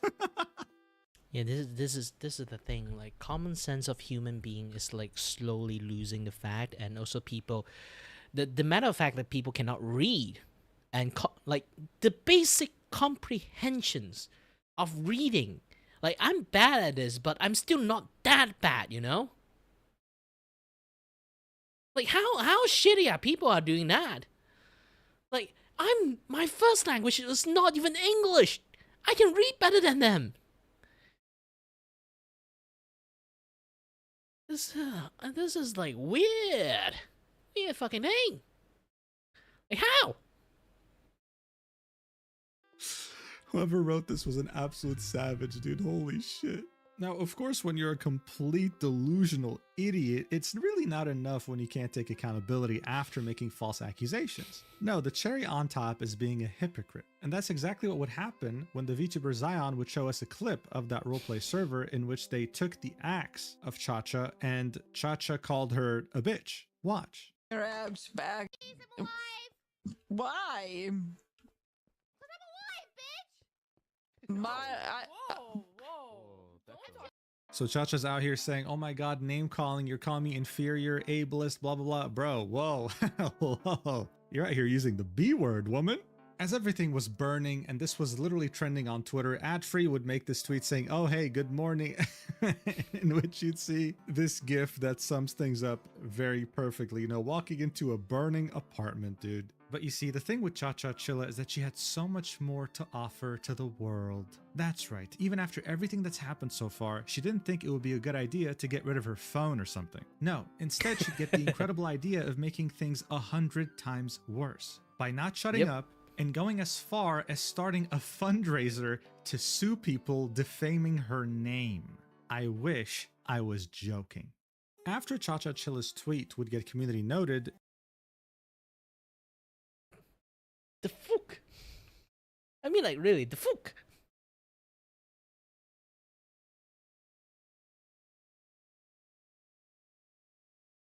Again, like, this level of delusion sometimes can be really...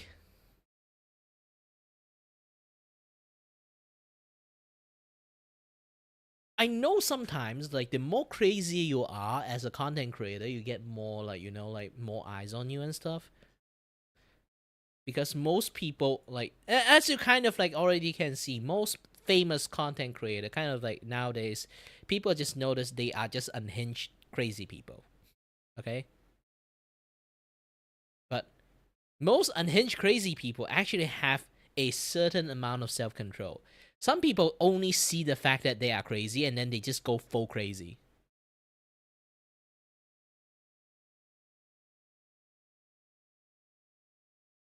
We are talking about, if you want to become a content creator, it's fine to be cringe. It's not, it's fine to be fucking crazy, you know?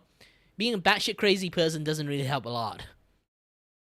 she would swiftly delete it. But This is like literally, in some sense, a person that should legitly be in mental hospital. I don't know why mental hospital is not a thing anymore. People just think like psych ward and kind of like stuff, and then sit there and have a chat with persons, expect that they can fix it. Sometimes some people are so crazy they shouldn't be like outside doing shit. I'm not even kidding about that. But that didn't stop the whole incident from trending on Twitter and making people aware of who Cha-Cha-Chilla truly was. This is when people would start to uncover her past. Apollo Mythos would make this tweet saying, "Let me give you some more context. Cha-Cha-Chilla, aka Bunny Alisu. I was nice, respectful, and tried to be a friend at the time. I wanted you to get help. You harassed me and my friends and so many others for years. You have doxed IRL faces / names. Bullied, spread lies, and got blacklisted from Mythos for a good reason. Mythos being the agency that she's a part of. I gave them a 10+ page document. When we didn't give you what you wanted, you did revenge porn." Yes, that's the P word, adult videos. "Every single time I had something awesome happen to me, you got butthurt with my success early on. You shared it everywhere and people saw that side of me. You took my power, and just 2 days before TwitchCon, where I wanted to see people for the first time, my first event, I had to listen to so many people saying they were on my side and that they saw it. I didn't want to hear that. I didn't want that. But you didn't stop there. You kept harassing me for months on end because I wasn't flinching in public. You had to make videos, accounts, and spreading it all over Mythos. I didn't feel safe anymore. I was so overwhelmed I couldn't even stream properly because of you. I lost a lot of things and it harmed me." So obviously that's a crazy accusation, right? It seemed like Cha-Cha-Chilla wasn't just someone who was desperate for clout, going after an agency and its CEO. This was someone who was genuinely dangerous, who had hurt people in the past and tried to rebrand to get away from that without, of course, taking any accountability. The replies on this post would be nothing but supportive to Apollo, with quite a few friends confirming, "Yes, you went through so much, we're here for you, and now you can finally let it out comfortably because we're here to back you up."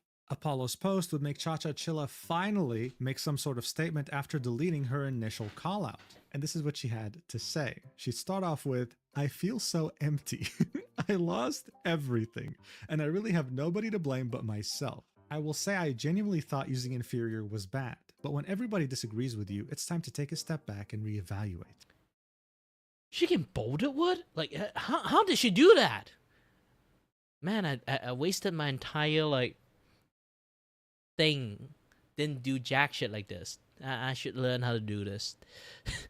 But too bad I didn't have, like, the verification thing anymore. I don't have money to get another one. Last time my friend bought it for me, I didn't bought it, so yeah.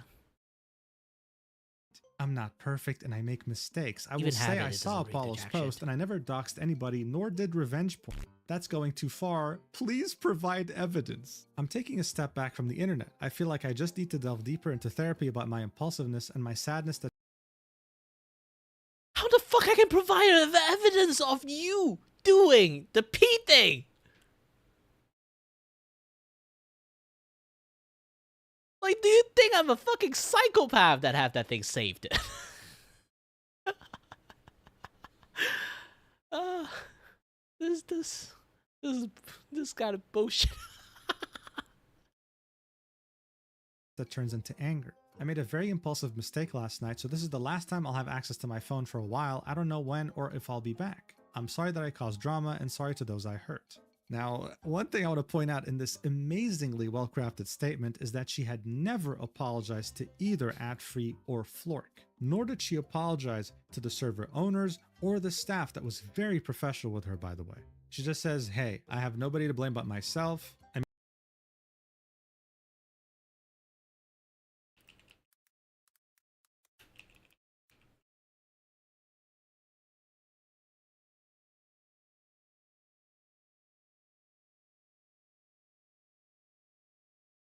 Public anger towards the BP company grows. Their president released this statement. Hello, I'm Tony Hayward, president and CEO of BP. Our accidental drilling spill again in the Gulf is a tragedy that should have never happened. And to all those affected, I want to say, we are deeply sorry. We're sorry. We're sorry. BP has taken full responsibility for cleaning up the spill in the Gulf, and in doing so, we have changed our name from Beyond Petroleum to Dependable Petroleum. DP. We no longer fuck the earth, we DP it.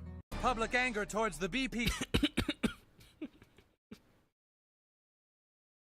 I made a mistake, but she never really took accountability to the people that she was trying to destroy. She was literally trying to cancel people. Someone would point this out in the replies, saying you never apologized to Adfree or Flork. You're trying to dodge responsibility for what you did to Apollo and to Yami. This isn't nearly enough and you're just doing this for damage control. She'd reply with, I will say that I did say Yami was brave for showing her face without a mask, but not for being trans. I can't take responsibility for things I didn't do. As for the lack of apology towards Adfree and Flork, they've told me they want nothing to do with me and I'm respecting that.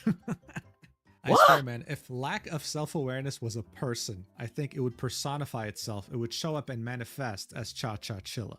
I need to point out the fact that this post almost has 700,000 views, but man, I mean, you can tell a lot from the engagement, right? Almost 100 comments, all completely pooping on her entire existence. And even though that was the case, she would still make an effort to reply to Apollo's post, linking her statement there, saying, posting this here too. Of course, literally just one like on this whole thing. I think she liked it herself or something. And as you might expect, there's not a single positive reply here.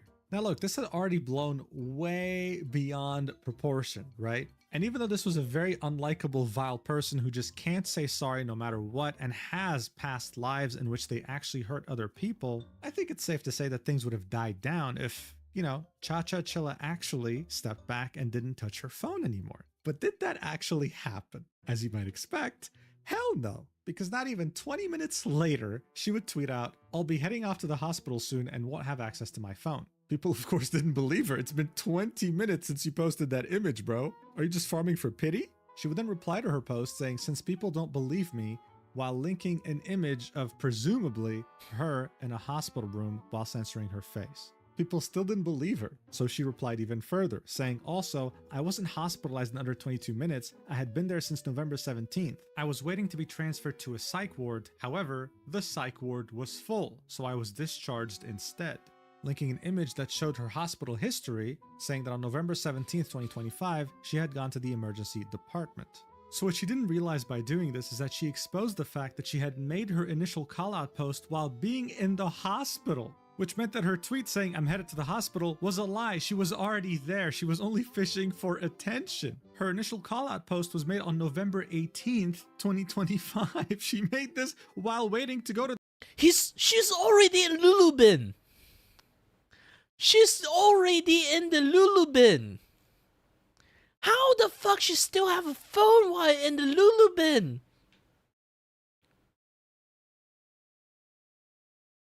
How? The psych ward. So I'm sure it comes as no surprise that her hospital post got community noted. But before we get into that, we'd find out through another VTuber's quote tweet that Cha-Cha-Chilla didn't just have one past life, she had two. They'd say, "You don't know when to quit, do you? 3 years ago, before she was Cha-Cha-Chilla, before she was Bunny Alisu, she was Nia Charisse. She tried to cancel me on my birthday subathon when I was being vulnerable to her privately, and she twisted my insecurities to try and scare me out of the VTubing space. She also tried to drive a wedge between me and one of my best friends while screwing them out of hundreds of dollars. Seeing you do all this and worse to so many other people makes me fucking sick. 3 years later and you haven't changed a bit, fuck off and never come back." It seemed like Cha-Cha had a track record. I know I'm a little bit pissy when I want to talk about this. It's like, how does people have more viewer than me?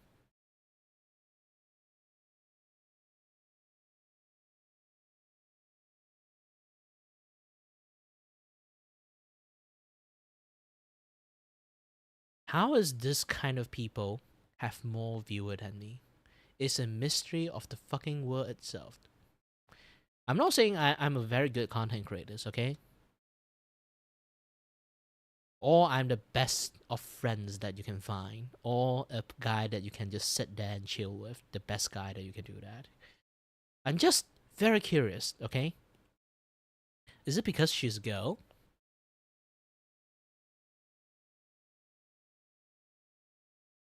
Or is it because she's batshit crazy so people watch her?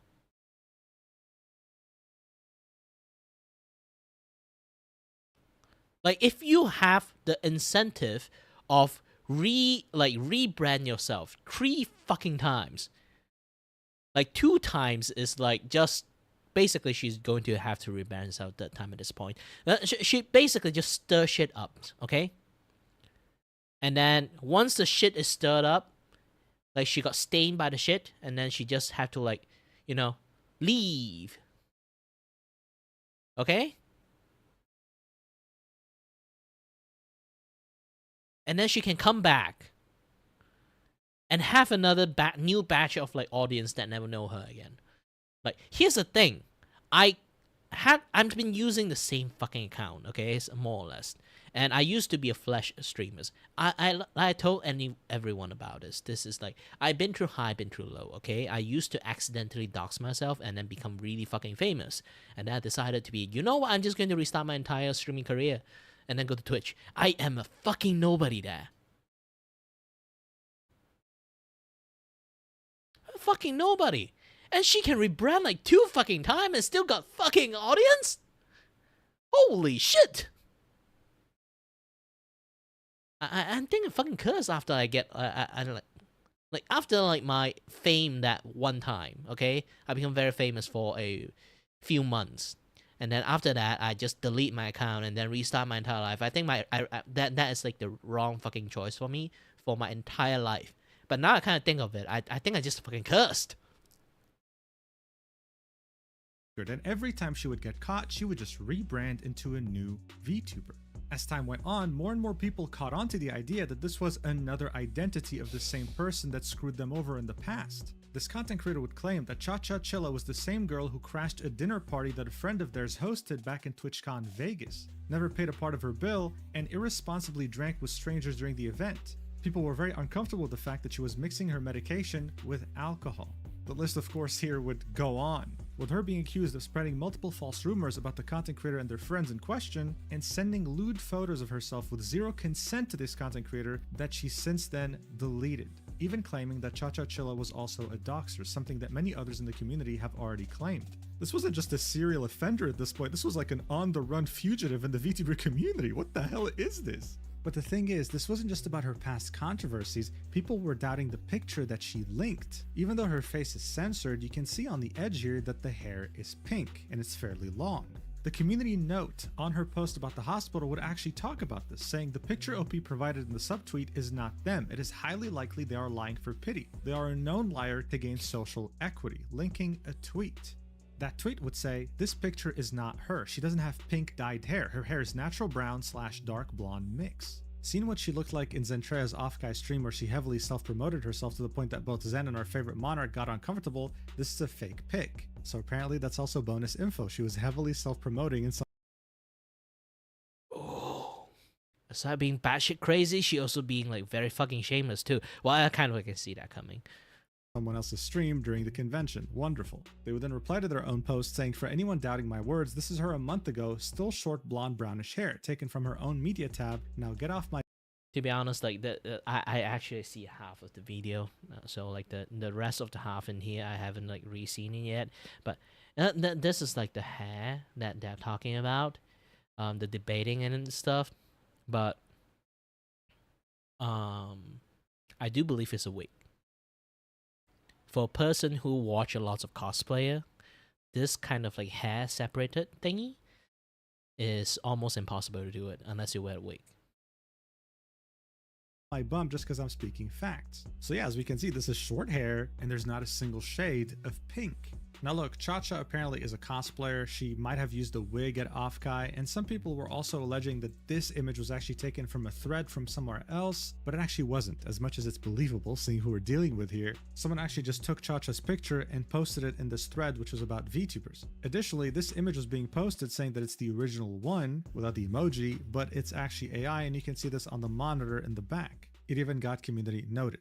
The reason why I'm pointing this out is because we don't need fake proof to prove that this is a very weird story, because all we have to do is look at her Discord server when this was all going down. Someone would compile images of what was going on in her Discord after she had posted the hospital pic, and it shows us a clear understanding of how she was trying her best to prove that she was actually in the room with the help of her community. The first thing she'd do is post this, saying, also yes, I have pink hair and the brown hair is a wig, confirming that yes, she was cosplaying at Off-Kai, she currently has pink hair. See? Her own Discord was kind of doubting her, saying, maybe you have a friend who took this picture, to which Cha-Cha would reply with, so I have a pink-haired friend I got to send me hospital pics and a selfie right now? That's kind of dumb. Regardless though, her Discord wasn't really on her side. They were pushing her to get a piece of paper and write the name and the date so that people understand that this is actually her. She would then go ahead and post it, replying to the initial post of her proving she has pink hair. The image would say Cha-Cha, but the date would be very weird. It would say 1/1/9.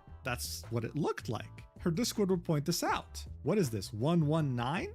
To which Cha-Cha would say, no, it's meant to say 11/19. I know my handwriting. 11/19.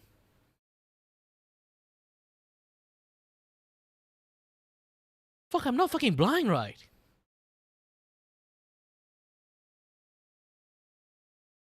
I'm not illiterate, okay?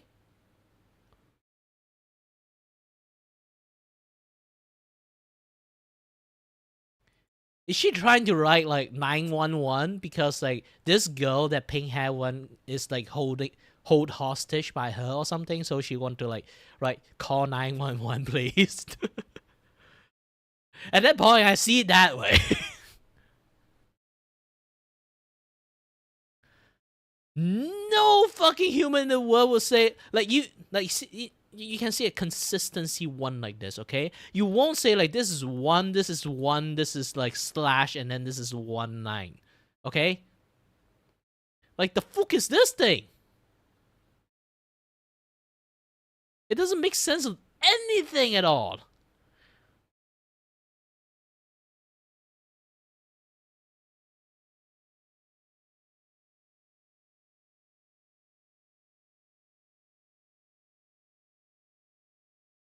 Like, I'm not fucking crazy, right? Nobody write like this. If it's like 11/19, okay? If it's 11/19, there's no fucking way a person can write like this.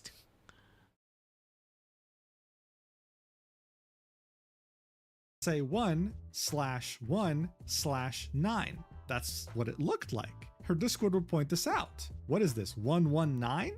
To which Cha-Cha would say, no, it's meant to say 11/19. I know my handwriting is bad, but damn. Someone would then say, what's with the date and different hair shade? To which she would say, the hair is the same, it's my same hair. A couple of people would believe this, but many others wouldn't. Some of the people in the Discord would ask her to take another picture that's clearer, that has a better date, and she would say, because you're doubting me when I'm showing proof and making me take more and more photos, it feels like you're trolling me. She'd then finally give in and say, fine, I'll take another photo with the same shirt that she had worn in the hospital. And then as someone was giving her advice as to how she could stand up to make the lighting look better and match the picture in the hospital, she would say, I don't like standing a lot. I stood for one photo quickly and started feeling dizzy.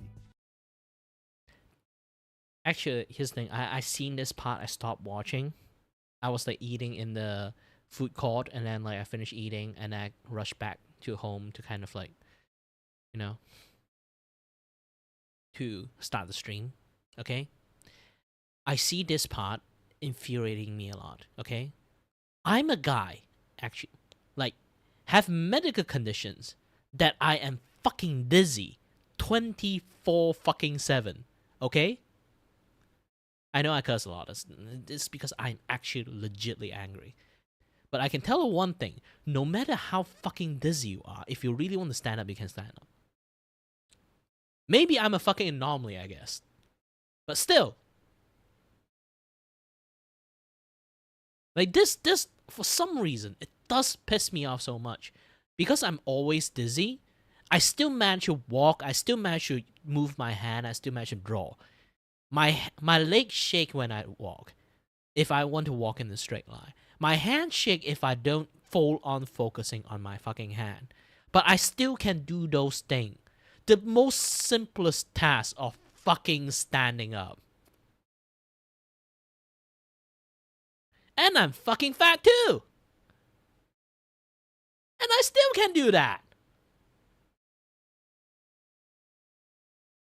Motherfucker, this statement infuriated me so fucking much.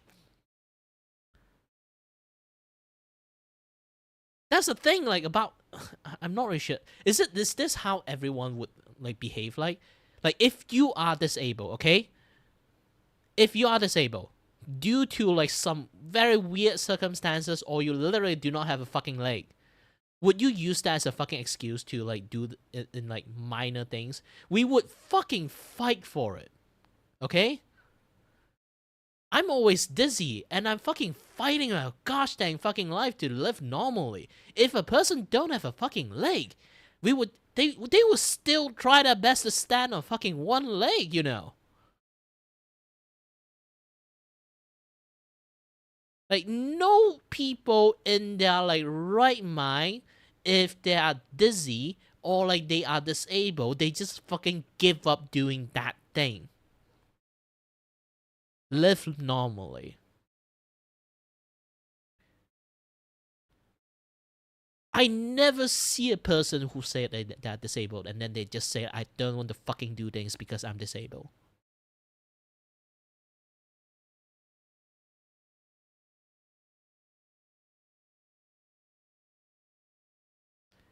If that day I'm not, like, in fucking good mood, yeah. Maybe. But this is, like, some things that is, like, you know, like, this is, like, a big-ass drama. It's about her career and everything. You can't even do the bare minimum. At that point, like, even I'm dying, I would get up to do this. If I really want to defend myself. Okay? It's not a fucking shield. Conviction, motherfucker!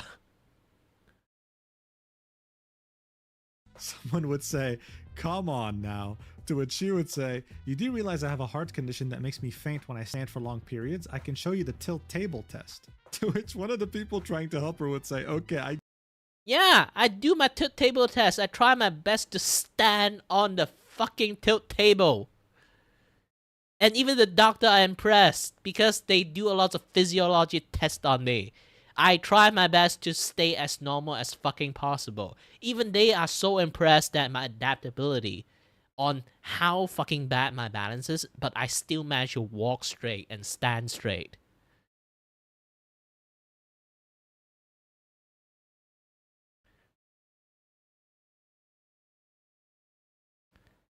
They did say, like, my balance is super fucking bad. and somehow I still manage to stand still. I maybe stand on 2 legs, but I practically stand on 1 leg if I don't widen my stand enough. They know that I actually adapt to my situation so well that I'm practically just a normal person. This is why the doctor never really like considered me as a disabled person, because I've been adapting so well. But the longer they kind of observe that, they notice actually I'm super well adapted to my situations. I look normal because I use extra effort. So much effort, in fact. They would think like, how the fuck I manage to have the willpower to do all this? I just do it every day.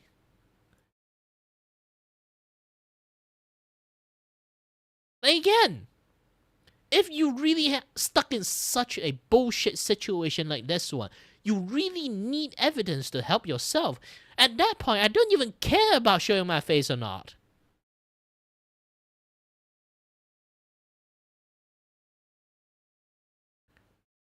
Give up, you are a liar. She would then post the image of that test, right? Even though a lot of people were already turning on her by this point. And after many minutes of arguing about how she gets dizzy when she's standing up and how she can't do it, someone would just say, hey, can you just do it sitting down? Can you just shut up and do it sitting down? She'd say, okay, fine. And then she'd finally take another picture with her sitting down. As far as I'm aware though, she wouldn't post this one on Twitter. Someone would mention that she's missing the paper that says the date and her name, to which she would say, what the fuck, you didn't say that. Like, you didn't specify for me to take it with it.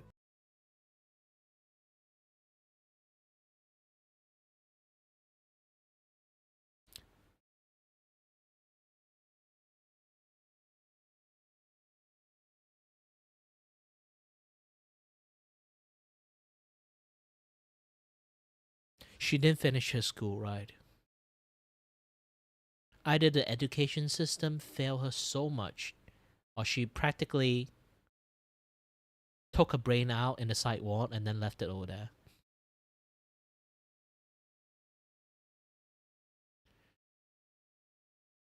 It's either she's trying to hide something or she actually is that fucking dumb.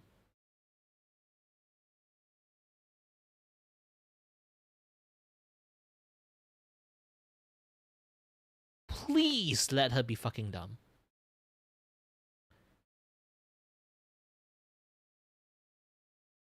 Her Discord would then start infighting, right? Some people were on Chacha's side, some people weren't, and they would just start like going at each other's throats, and she would just stop participating in the conversation.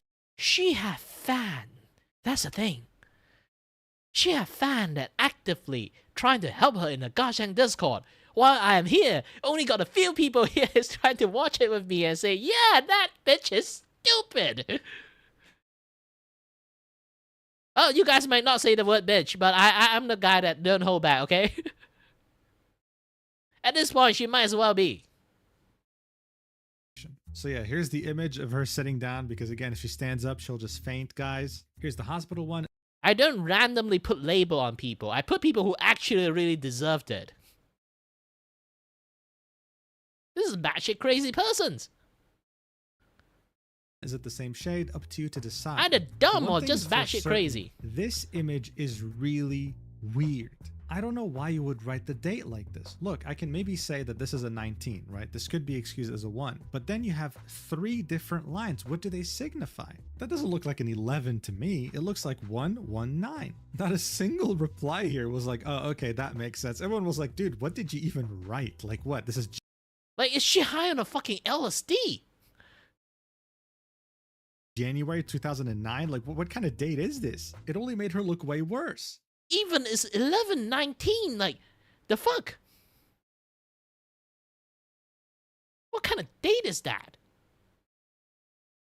And then just as you thought that things couldn't get way crazier than this, she would make a tweet, because of course she lacks self-awareness entirely. She'd say, if anybody wants to help with lawyer fees, and would link her stream elements in order to get donations. Yes, that's the tweet. This came out of nowhere. What lawyer fees? Who are you suing? What are you talking about?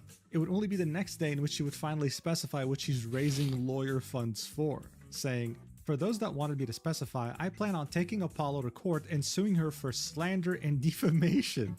She has stated many false things about me with no evidence to back these claims up. Apollo would then quote tweet that and say, I hope you do, that would be so funny.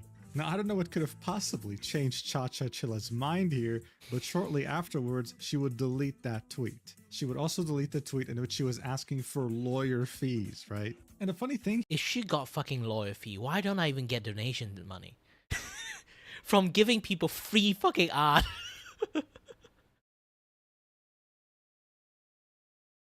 Again, the power of girls, I guess. I'm not like a sexy guy exists. I'm not like a parasocial person. I guess that's the reasons. Kudos of being a male VTuber, I guess.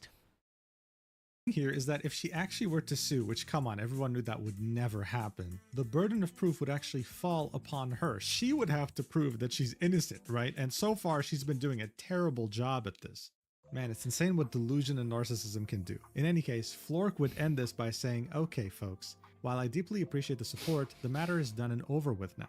There's no need to continue with it. Let's not tell someone to KYS, let's lower the temperature. What's done is done and the matter is over. I wish it didn't get to that point, but it is what it is. I wouldn't wish anyone getting to a mental breaking point. Cha-Cha, I don't know what drove you to all this. Get the help you need and move on. You can't keep doing this in public, getting backlash when people defend themselves and then get to this point. He would then go ahead and say that he does forgive her, but hopes that she evaluates if this stuff is right for her. He hopes that she can get help.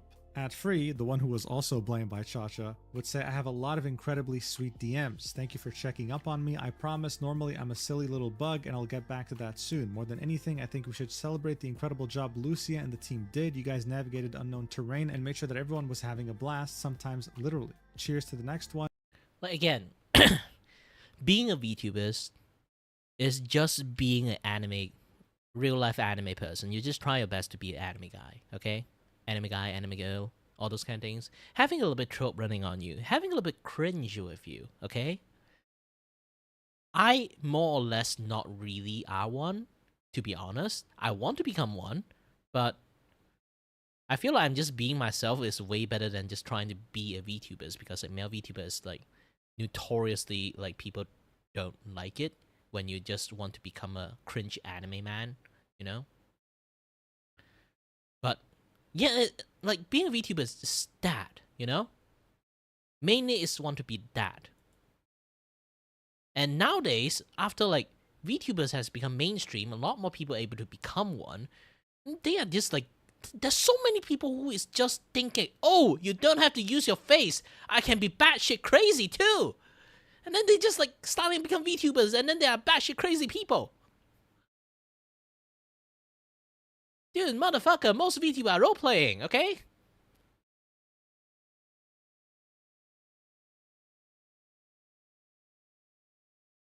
We live, we learn, we entertain. She would then express how lucky she is to have her agency, SVA, and that she couldn't imagine going through this as an independent VTuber.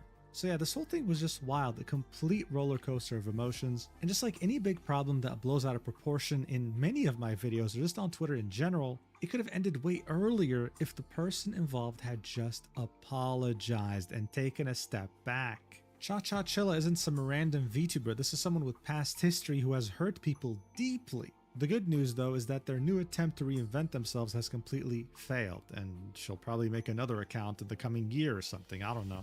If there's one silver lining here is that it did raise awareness on Sock's agency, on the fact that its own CEO will defend his talents like no one else. That's a really cool thing to have. At the same time, it also did raise more awareness on the efforts of Lucia and Orisa when it came to making that server. Hopefully next time, it'll be even bigger and better and won't have any problematic people involved. And finally, when it comes to Cha-Cha Chilla, the last tweet you can see on her feed was her saying that she has pink hair and that the brown hair is a wig. However, she did make another tweet along the lines of, I've seen many people say that I should get a real job but I'm disabled, blah blah blah, really pushing the whole disabled narrative even further, but she deleted that tweet and I had no time to take a screenshot of it. However, we can still see her talking about this in the replies. Someone said, okay, you can't do a physical job, then get a desk job, to which she would say, are you going to pay for my college degree? She hasn't learned a single thing, she hasn't apologized to a single person, and overall, she's absolutely hopeless. It's incredible what some people will do instead of just saying sorry. Anyway, thank you so much for watching this roller coaster train wreck nuclear bomb until the end. I really appreciate it. I also wanted to quickly mention that GamerSubs has a new drop right now and it looks really cool. So if you're interested, make sure to use the code MUJIN for 10% off your total order. I'll see you in the next I wish I have the capability to do jobs. I know like I just talk a lot of shit about people using disabilities as fucking shield, but it's legitimately difficult for me. It's not like I didn't try. The problem is I tried. I realized that being dizzy and being unable to like keep like a sense of like train of thought is really difficult. I think you guys already seen happens to me so many times. I can halfway even yapping. I just forgot what I was talking about. It's not the fact that I'm actually like just a forgetful person. It's literally like my vertigo sometimes just like happens out of nowhere, like really fast, come and go. Like no matter what I'm doing, okay? Like if you just like randomly walking thinking about something, you suddenly someone come up and slaps you. You will immediately forgot like what you were thinking. You just know that, oh, I got fucking slapped. Essentially, it's me like daily. I become like super forgetful person at this point. It's just that I keep doing some things and then I immediately like a senile old man just like what I was fucking doing.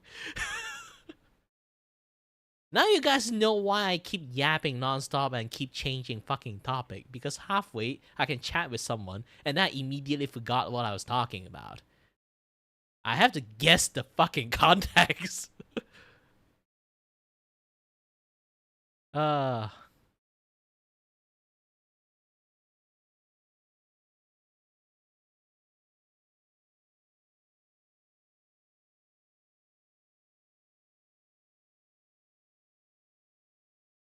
The next video, whenever that is, and please take care until then. Love you. Mwah.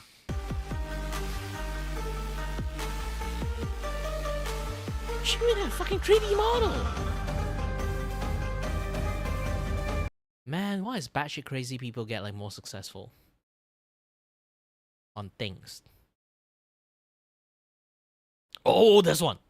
You know, I don't want to keep like delaying the drawing and stuff, but I do want to watch this. Is because Roblox, also Moist Critical, also the fucking Roblox CEO. Okay, the Roblox fucking CEO is also a batshit crazy person that know that his game only kids, like 90% is just kids. Okay, it's that many kids like in there. And then the fucking Roblox CEO, every single fucking conference call, okay? Every single fucking conference call, he want to turn fucking Roblox into a dating app.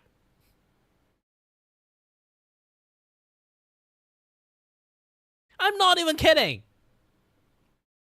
It's a very fucking consistent thing. It's a fucking meme at that point. And he is fucking serious about it. You know him as the CEO of Roblox. I know him as a weird urinal cake I can't help but pee on from time to time, because everything that he has done as CEO is just so odd. He is the guy that has been fighting tooth and nail, making it what seems to be his life's mission to bring dating to Roblox. Having a entire section of the definitely like Monster Critical has been talking about this like so many times. I guarantee fucking sure if he is talking about gosh dang Roblox, it always will be about that. Roblox business model carved out for dating, and initially it was supposed to be for 17-plus-year-olds. Dave, that's underage, which was a lesson he refused to learn. He had to eventually be dragged kicking and screaming into reality that 17-year-olds are minors. And despite everyone on the planet telling him how weird it was that he wanted adult content accessible to 17 plus instead of locking it behind 18 plus, which he was adamant about, he refused to budge an inch on that. He was just lat spreading, just saying no, until eventually, I guess, someone was able to break through his noodle up there to, you know, get the message through his thick skull. But everyone has also been saying how weird it is just conceptually to try and add adult content on Roblox to begin with. It is a platform used predominantly by children. Why do you want a dating service element of it? Why do you want adult content to even have a home on Roblox to begin with? Especially considering the reputation of Roblox as like a safe haven for predators at this point, where there are just so many issues with the way Roblox handles their predator problem. It's just a recipe for disaster, and everything Dave has done as CEO of Roblox is just fucking odd to me. And I think he himself is just creepy. I just watched a brand new interview with him that just kind of goes tits up here. He's unhinged. Like, he is actually off his gourd in the interview. I can't show you any clips from it, and FBI need to check his fucking computer at this point. Like, I am serious.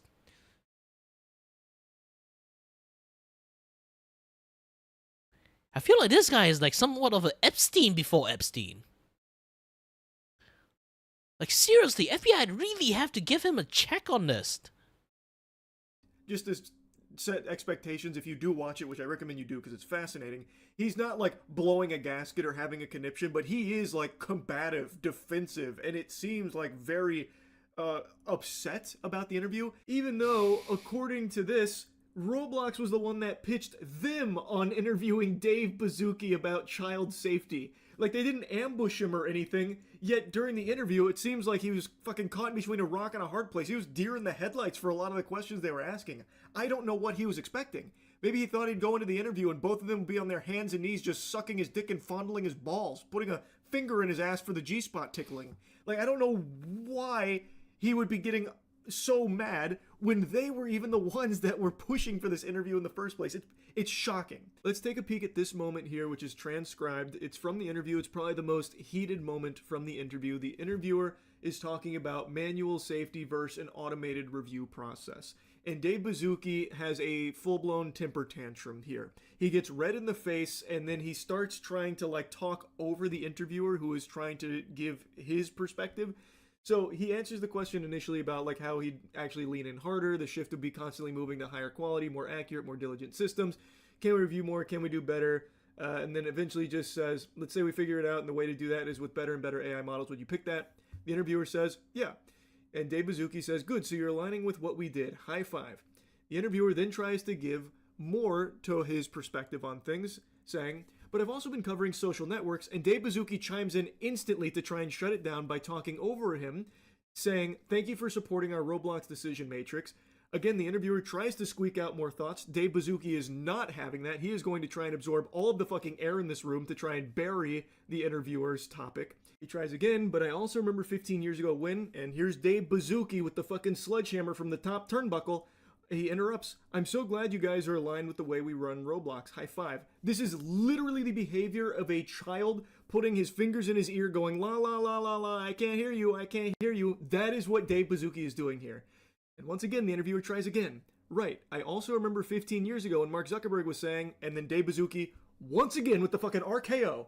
Is this a stealth interview where actually you love everything we're doing and you're here to stealthily support it? Watching this segment of the interview was extraordinarily uncomfortable. It was so awkward. It had me kind of squirming in my seat a little bit, listening to this imbecile start to get combative here and try and bully the interviewer into submission to try and like force camaraderie or something. Oh, so like high five, you support us. Hi, stop, shut the fuck up. High five, you support us. You like stealthily love everything we're doing, am I right? Fist bump, put her here. You want me to sign you up for the Roblox dating service? I know. All right, I'll give you an account. It's fucking weird. This guy sucks. He is so creepy. And if you want further evidence of that, just look at the way that the interview... Like I say again, like this guy FBI really need to confiscate his fucking computers at this point. Okay? That's like something fucking shady going on with this guy. starts. Dave Bazooki immediately just kind of goes mask off here when asked what he thinks about the problem of predators on Roblox. His response was, we think of it not necessarily just as a problem, but an opportunity as well. How do we allow young people to build, communicate, and hang out together? How do we build the future of communication at the same time? You couldn't script a worse answer. When asked about his perspective on the predator problem with his platform, he said he doesn't view it just as a problem, but an opportunity. What? Pardon? Say that again for the people in the back on the bleachers. What did you just say about the predators preying on children on your platform? You view it as an opportunity? What a remarkably stupid thing to say, but maybe he's being very honest. I have always got the impression, and many others, that Roblox doesn't take the predator problem very seriously. There has been nothing in Roblox. Here's the thing. I have lots of viewer are kids, okay? They do ask me, do I play Roblox or not? I will always tell them, no, I don't play Roblox. And I do strongly let them, like, have the freedoms that if they want to have fun, they can have fun. Roblox, for me, like, I look at it, it's just a fucking playground for kids, right? But at this point, if any kids come into my stream and say they play Roblox, I will promise you guys, I will highly try my best. Even I will be viewed as a fucking prick, okay? To them. They will just immediately unsubscribe to me and just leave me. I will try my best to tell them,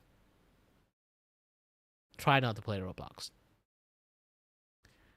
The fucking CEO is this batshit crazy persons. Okay? You're not fucking safe in there. And at least YouTube tried. Very badly, but tried.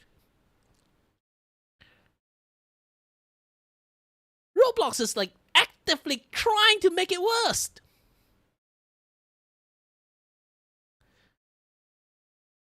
Like, how is fucking CEO always like keep failing up?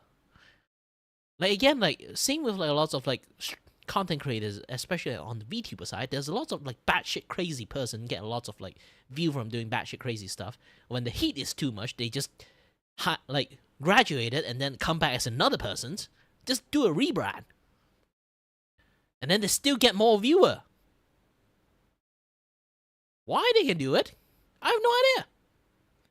It's a mystery to the fucking world.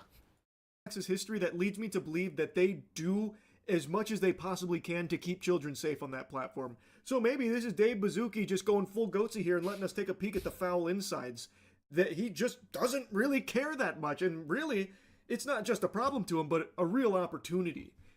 I think, and this is being very charitable, but I think, based on the way he continued in the interview right after that, what he was trying to get at is that he's viewing this as a big conundrum that they're trying to solve of how do you grow all of these tools with one of the biggest platforms on the planet while also trying to like moderate it. So then he was going into like the state-of-the-art tools they're working on, like the age estimation features and the AI moderation tools and stuff like that. So it seems like he's trying to say like he's viewing it as an opportunity to grow their safety measures, kind of. I'm kind of making a big, generous leap based on how he was saying things, but the way he paints it as like an opportunity is crazy to me, because this is a huge issue that has been festering in his platform for many, many years, with who knows how many countless victims, how many countless children have been preyed upon by predators on his platform, and they have just simply not done enough to keep them safe, and even at times actively made it harder for those predators to be held accountable. And instead of like recognizing just how big of a problem that is and how bad it's gotten, he instead says that it's not just necessarily a problem, but an opportunity. That is so fucking tone deaf and just a really weird sentiment to even try and be expressing here when asked that question. And the interviewers do continue to talk about this subject, and it really seems like Dave Bazooki was completely caught off guard with his fucking pants down here. So, like, if that happened, are you really qualified to be a CEO? Like, it's your fucking job, okay? It's your fucking job to get interviewed and then get caught off guard. It's your job to defend against being caught off guard. But yeah, like on the spot blaming the gosh dang journalist on the interview is supposed to be that topic in the first place. You already failed as a fucking CEO at that point. You don't like even we just not going to just count in like the gross negligence like this fucker have, okay? CEO wise, you already misstepped. Like, hey, even the most evil guy in the world, the Bobby Kotick, have like better than you, better like bullshit than you. I don't know why people actually like big companies still like want him for reasons. The interviewer goes on, yeah, I mean, you mentioned sort of kids leaving the platform, and it does become clear in those lawsuits that Roblox is kind of, where predators go to find kids, but then they do try to, and Bazooki once again cuts in. Well, I would say in the lawsuit or press, yes, I would categorically reject the actual description of what you're saying, but yes, what you might read in the news would portray it in that way, but and the interviewer interjects, you don't think you have a problem with predators on the platform? To which Bazooki says, I think we're doing an incredible job at innovating relative to the number of people on our platform and the hours, and really leaning into the future of how this is going to work. Now, I get being the CEO of this multi-billion-dollar corporation, you can't just go out in there and say, yep, tons of pedophiles, predators running rampant on the streets of Roblox. I know, it's gotten bad, but don't worry, we're doing our best to put out the fires. I know he can't just say that up front, but he's just kind of like outright denying the existence of how big this problem is. And if I was a parent of a child who played Roblox and I saw this interview, I am deleting their account this same afternoon. Like, this is a CEO that I have no faith in keeping children safe on the platform from these bad actors that are preying upon them on Roblox. This interview, like, it is such a disaster. I don't know. If I ever see my niece playing Roblox, I'm just going to delete that account too. I'm going to be the bad uncle. I don't give a fuck. I know my sister don't know this kind of stuff, so like if she ever like if my niece like ever play this kind of stuff, I'm just going to give her like full on 101 internet lectures. Either on my sisters or on my niece. Or both.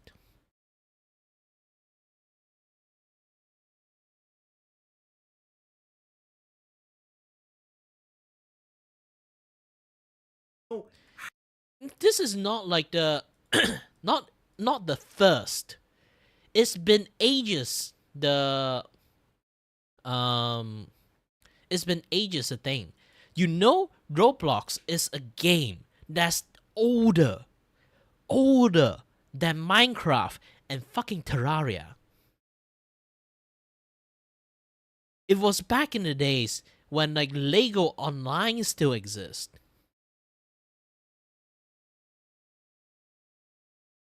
It's been an issue for years. Slaps is actually someone has been a victim for the past like back then like Roblox still haven't even been on the prime.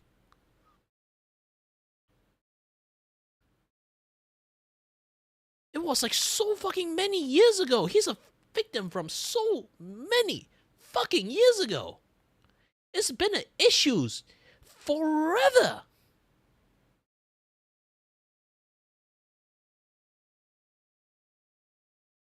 How he or anyone on the Roblox team thought that this would be a good idea for them if he is this unprepared to handle real questions about a very legitimate problem with his platform. And what's crazy is he is just like comically delusional and creepy and scummy.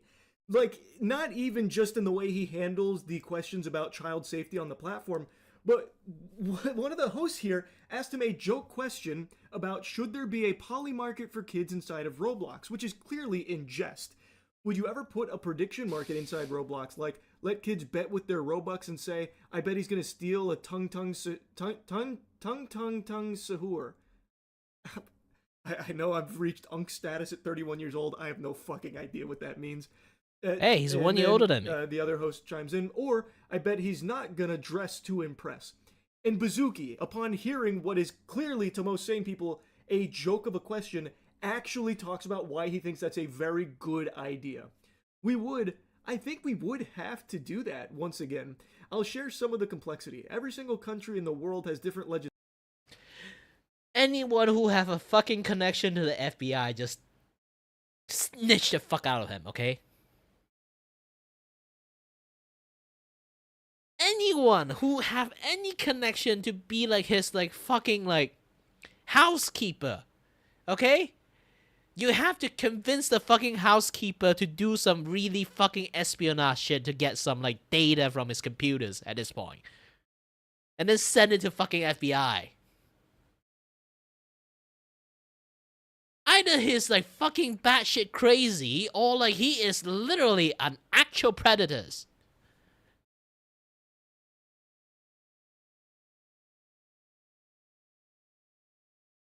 We're talking about kids here.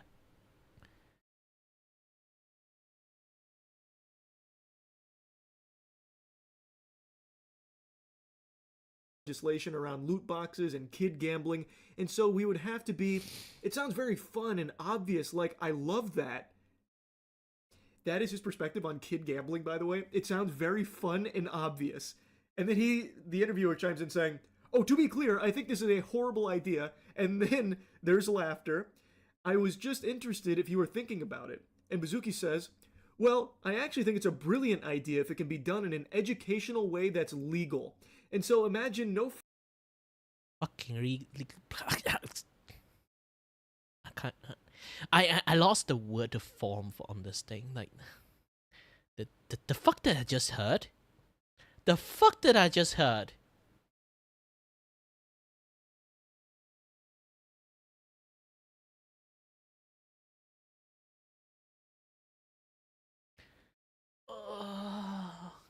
I know what, like, Vegeta from, like, DBZ Abridged felt like talking to fucking Goku. I'm starting to have, like, fucking nosebleed and eye bleed just from the sheer fucking aneurysm from hearing this.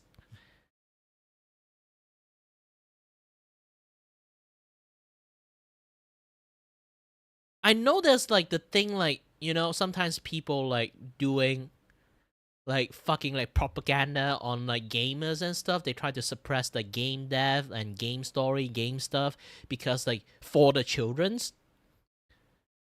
Why I don't see any fucker doing anything on this one? Oh, you guys talk about GTA. Oh, you guys talk about this. Oh, you guys talk about anything, like, even the most simplest game in the world that is not meant for children's. And then this is the fucking CEO talking about stock market for kids. Teaching them to play fucking Forex with actual money. Robux is actual money, you guys have to understand this.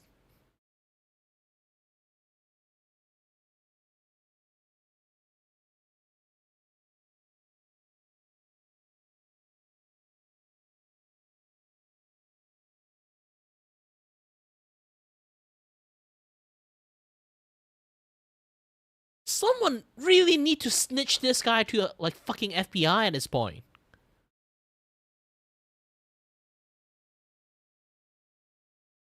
free Robux, no free prizes, just a game called the Dress to Impress Predictor, where it's not like trying to get kids money or anything like that.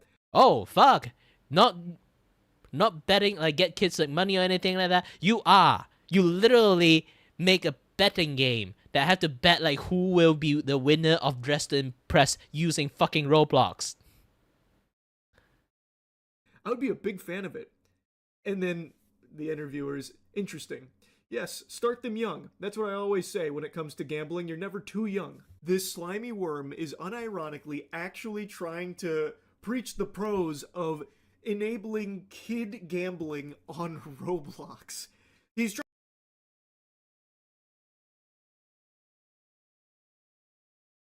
I'm gonna do a fucking crime.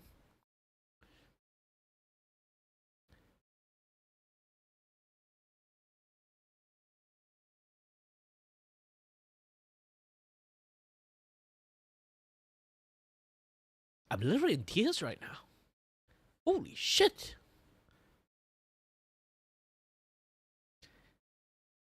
If I'm the interviewer, I'm punching him on the spot.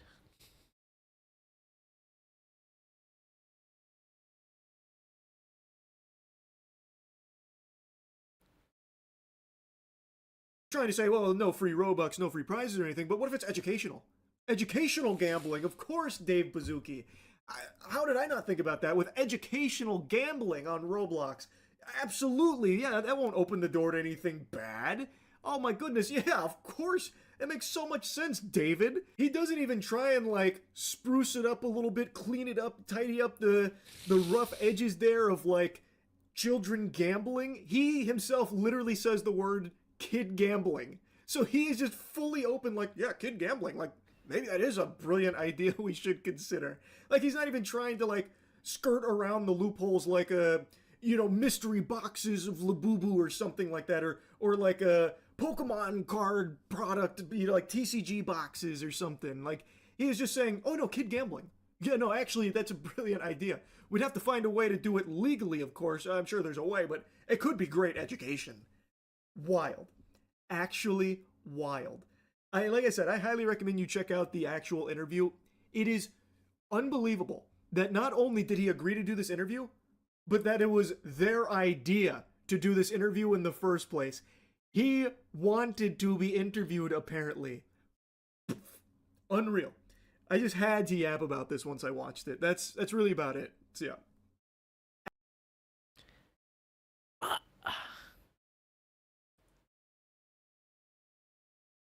Seriously, what the fuck? What the fuck?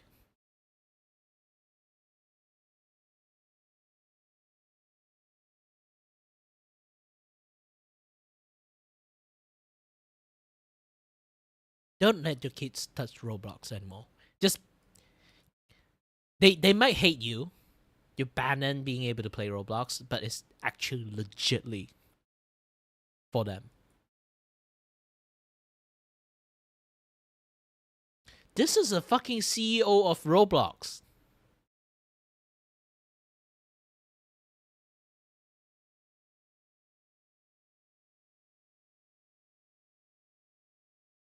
Viewer chimes in saying,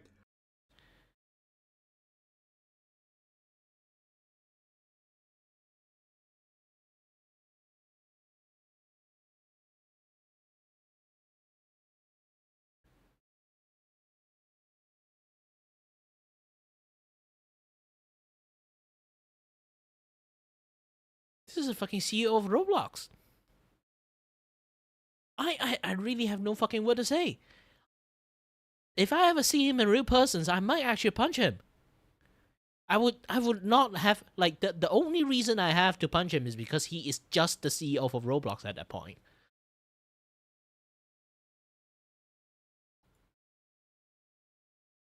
I might go to jail, I might get sued. I feel like I'm fine doing that shit. I'm not really kind of guys that advocate violence or anything, but this guy really deserves a punch. Just a punch.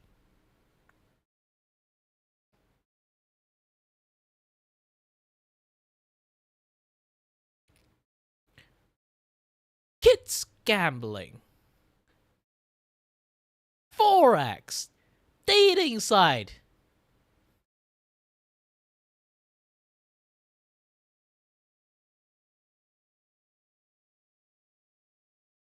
CEO of a kids game. Thinking about that. Like, not even people who make GTA would have, like, entertained that idea.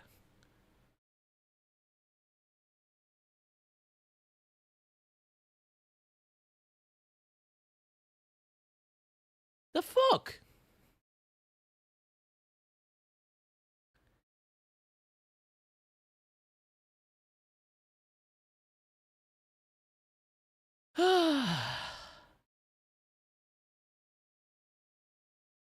This is why sometimes, like, people just flat out ask me, do I play Roblox? I'm a little bit uncomfortable. I'd be like, you play that game? I know you can have fun in that game, but the CEO is batshit crazy, and one day you are going to get hurt. I don't want to exaggerate it, but it is the fact that one day you're going to get hurt, because this CEO is batshit crazy, and they do not care about your safety. They care about your Robux. They care about your parents' wallet. Like, gosh dang fucking Mr. Beast.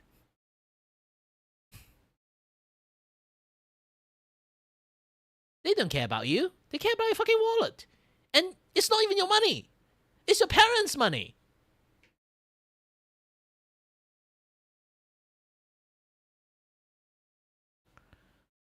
Oh, man, this is giving me fucking aneurysms.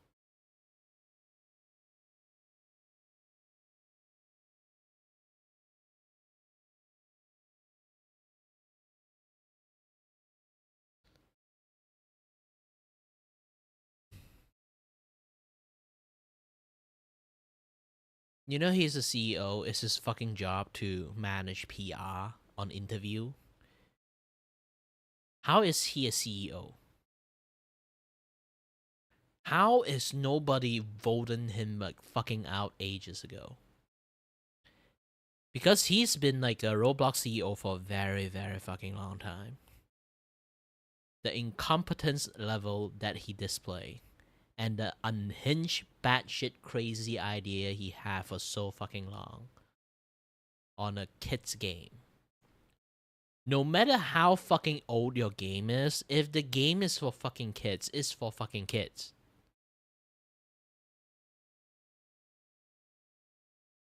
I might phrase it in a very wrong way. Now I kind of listen about the word, but I think like he in his brain he have a different context when he say that word. Okay.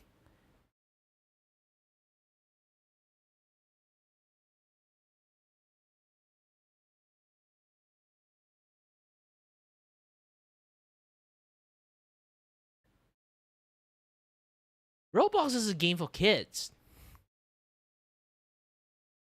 There are people grow up with the game, so they are somewhat or a normal sense. Like there's a lot of like 20, like young 20 years old, like adult in there. Okay, people in there like young 20s, early 20s, because they grew up with the game. I kind of get that. It's a fucking old game. It's been more than 15 fucking years. Like, how old is goddamn Roblox? I need to take a look at this. Okay.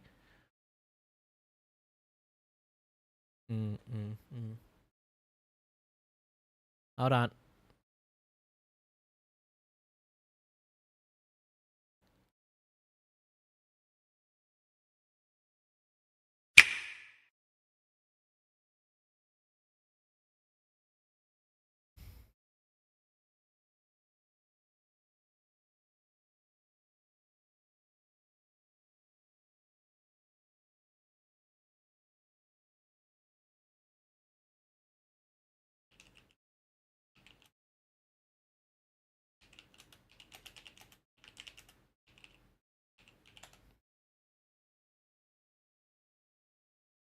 The power of Grok.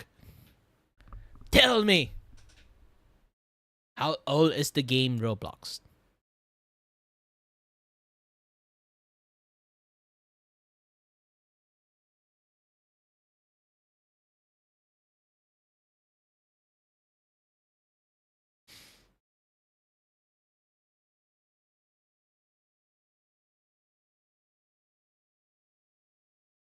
"19 years!" So if anyone who start playing the game Roblox, by now they already 20s.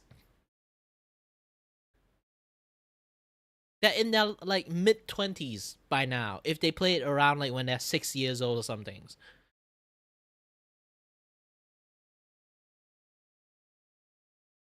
Like I say again, like Roblox is like fucking old. So there's an adult in there. I'm fine with it if they kind of grew up with the fucking games. But come on, man. You know the game is for kids. Even the audience, like, most of them grew up along with it. Doesn't unjustified it turn it not into a kids for game. Games for kids. Okay?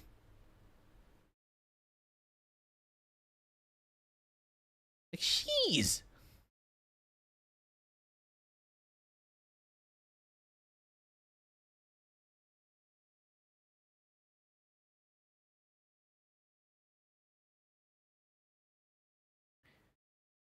The game is meant for kids. Even the game itself is like 19 fucking years old. Doesn't mean like the game have like aged and grew up. A fucking playground is still a fucking playground. It doesn't age up, okay? What? You go to pyramid, you start to toss old people to pyramid because the pyramid is old enough to be an old man house?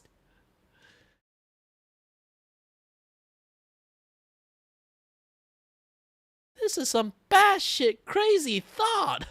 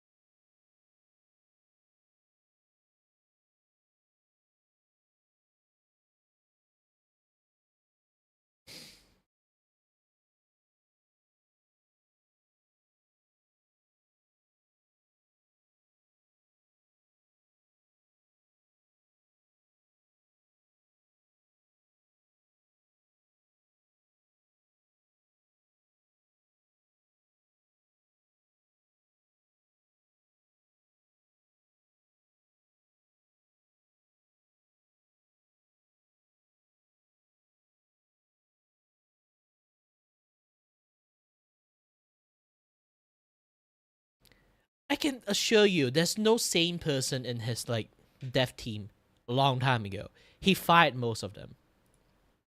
With his fucking ego, anyone who say no to him is just going to get fired tomorrow.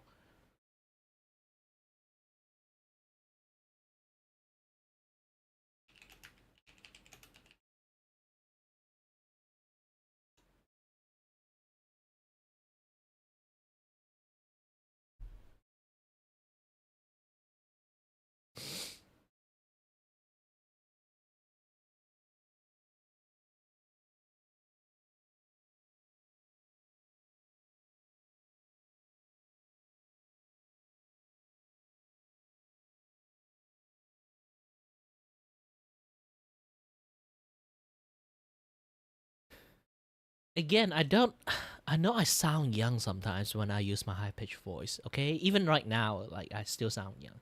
So lots of people might misunderstood that I'm on the younger side. So they will ask me, like, hey, do you play a fucking Roblox? I would say, fucking no. But I know as a kid, I can't just say the word fucking no.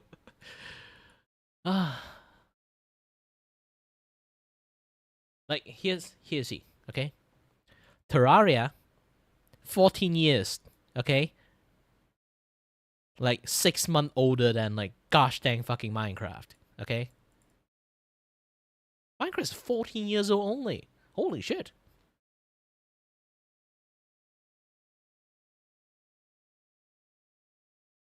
Like Roblox have a way longer history of being like a children's playground. There's a reason I kind of like tolerate like Minecraft a little bit more because there are way more like grown up actually is playing like Minecraft than fucking Roblox.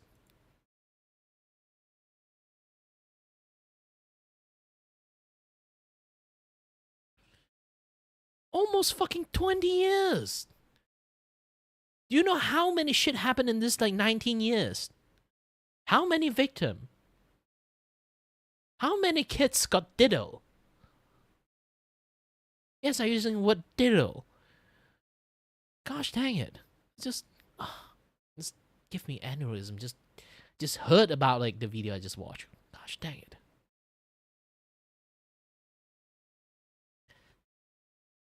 Game is meant to be fun, you know? And for kids, it's just, you know, some things they can enjoy a little bit. They come back from school, try to fire up a game, play something funny, and then have some fun, talk shit about some things. Yeah, back in the days, I thank fucking God I was like not in like the ecosystem of like Roblox.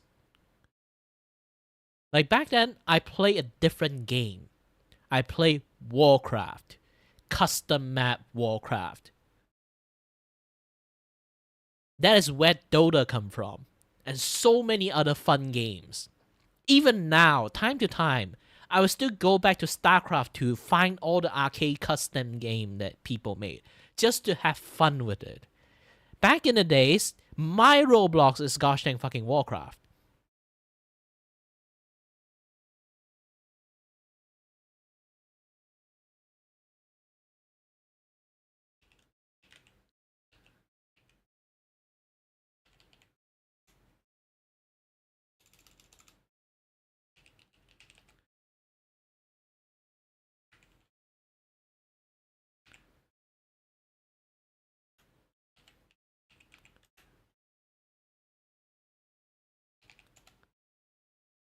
See, I can find some or not.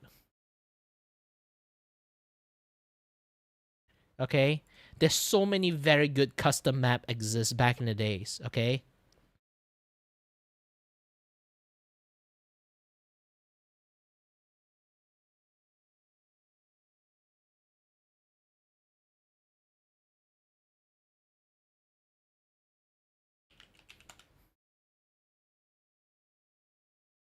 No, I have to like search it in a different way. Yes, X-Hero Siege. I loved this game so much back in the days. I played so many times, use every single class of hero. It's a defense game that you can just select, you can select any hero that you want, and then there'll be mob like coming out, and you can just try to like buy stuff, do strategies, how to protect your castle. Just do something like this.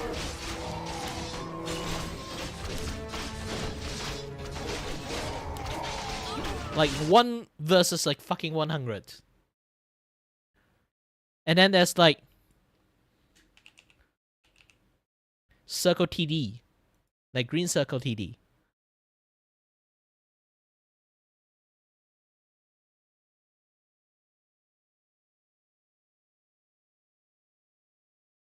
It's a tower defense game. You build like tower, and then like the tower do something, it slow people, it shoot people. It just do something like that. Like, if anyone play Balloon TD, they know how fun that thing is. Balloon TD actually come out from this ideas.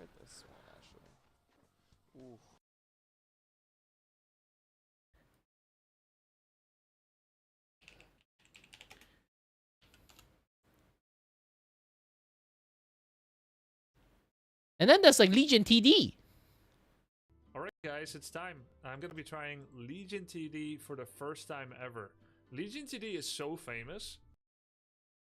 Oh, it shows the coin. You'd think like back in the days, like there's like the auto chest thing. This is the auto chest back in the days. Again, game used to be very fun. Circle here. Always use your gold or you. So many games was spawned around those time, I would say.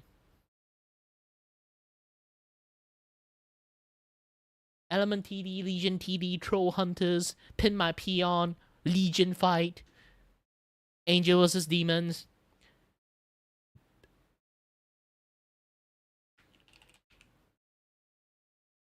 Anime Battle of Characters. Fight of Characters.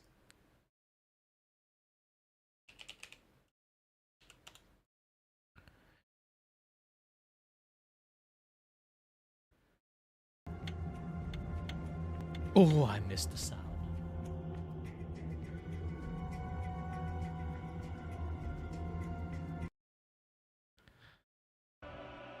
You go around, select your favorite anime characters.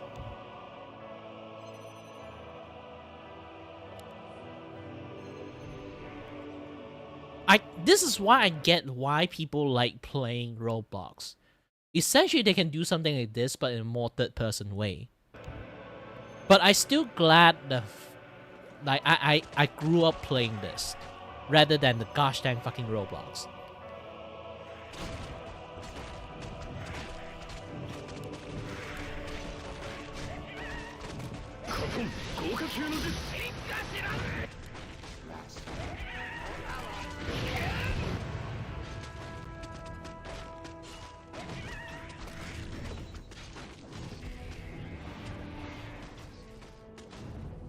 Oh, he's dying. He's going to die. He's going to die. Oh, he died. Ah, fuck you.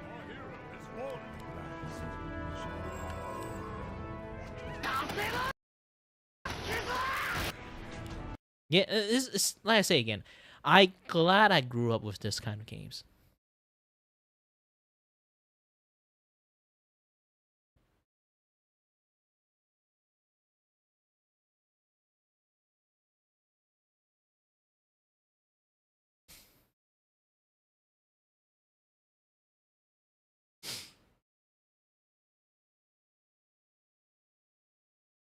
We're gonna go with that.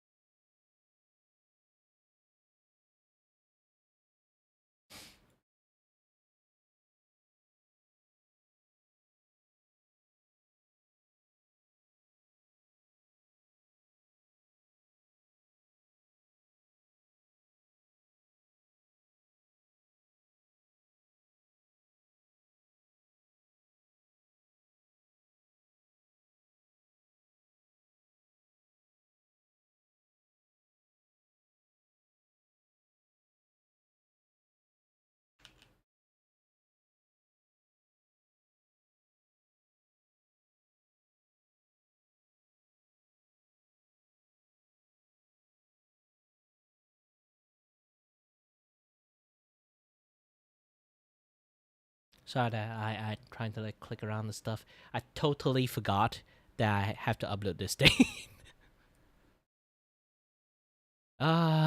Me and my like tiny forgetful brain. There's just so many things to do like in life.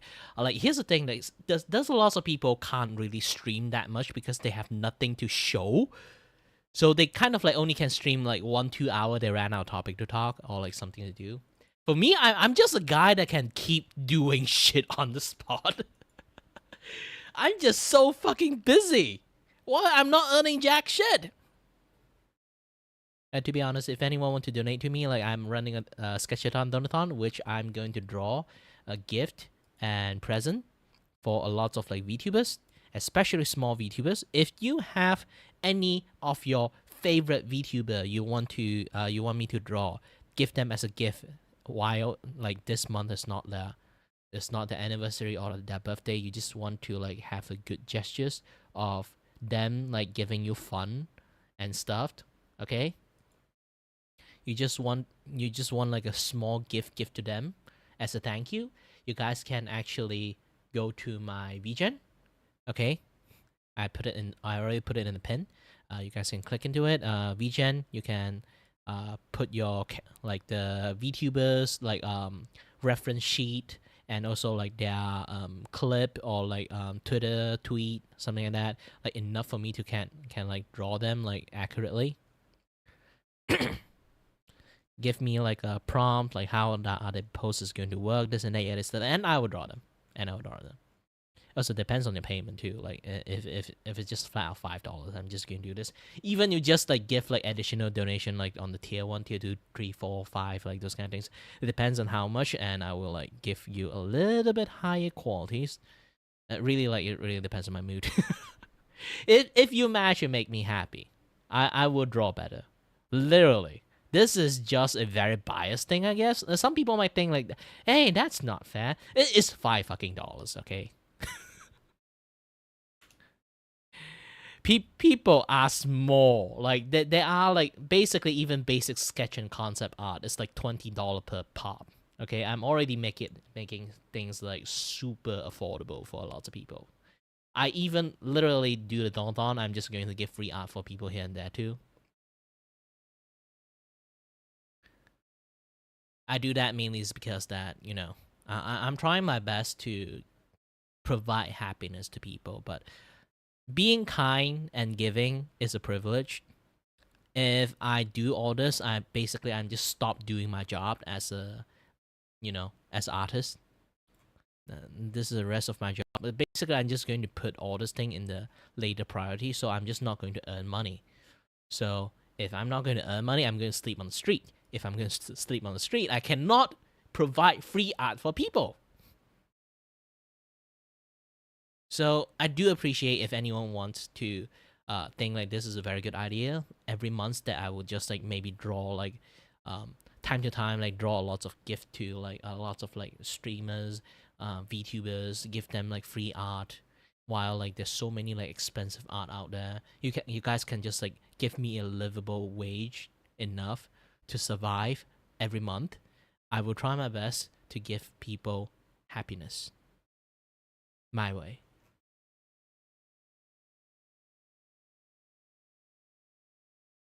Might be brighten that day for 1 days or like just a moment, but it is what I'm trying my best to do. Because I've been a small streamer, a small VTuber for a very long time, and I know I have this ability of drawing, I should use it for even more better stuff, you know?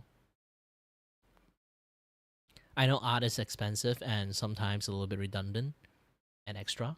This is why like sketch generally would already be like the best point for lots of people.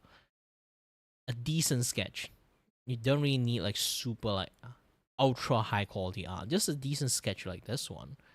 Like if someone is having a birthday, you just draw randomly, just give it to them, they will already be happy about it. Sometimes, okay, even like you are a fan of like some certain VTubers, you just say, hey, I want you to draw this VTubers. And then when I give it to them and I told them, hey, your fan asked me to do this. It's not too much. Again, $5 can do a lot of things. And to be honest, when I say it's not too much, when I say $5, because like the transaction in between from the $5 to me, I practically just get $3.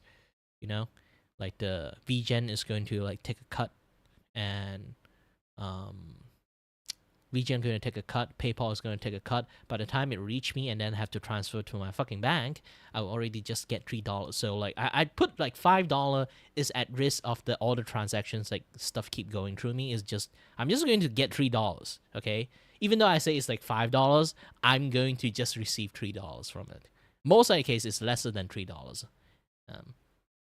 I don't really remember how much I get, but I think like $5 generally I would just like get $3. 40 cents or like 30 cents something. Yeah, that's just how much I get from the $5 commissions. So it's best that I don't even say best that I won't really say encourage you guys to pay me more or donate me more. Just $5 is already enough for lots of things. Like it just going to like being able to sustain me for a day. Just that. I do have rent to pay. I do have electricity bill. You think this kind of stuff like tech I'm using a drawing tablet, digital stuff doesn't really require electricity. Yeah, I still have to pay those things. So yeah, like basically in many sense, if I do a lot of calculations, I'm already at a loss doing all these things. Okay. So I do wish like I get more audience, to be honest. If I get more audience, if I do get more jobs, a lot more people like pay me extra from the work I does, if they have the money to, I'll be happy. But if you guys are kids, like listening to this right now, if you guys are kids, I don't need that, okay? I may be somewhat of a desperate person, but I'm still a desperate person with like idiotic moral. So I'm not Mr. Beast. I'm not going to take your parents' money. Okay? If you work on part-time to just like pay me that amount of money to, like you guys just saved it up, okay?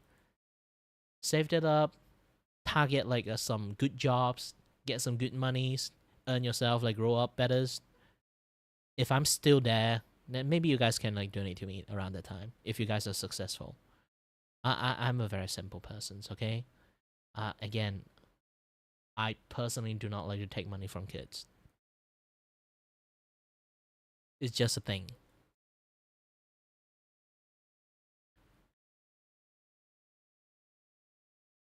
If you kind of hide the fact that you know you work like extra like part-time job overtime as a teenagers, and then just to donate me like $50, and you didn't tell me, if I don't know, then I'm not asking you guys to lie to me, but if there's a chance like that kind of like things like happens to me, And if I don't know,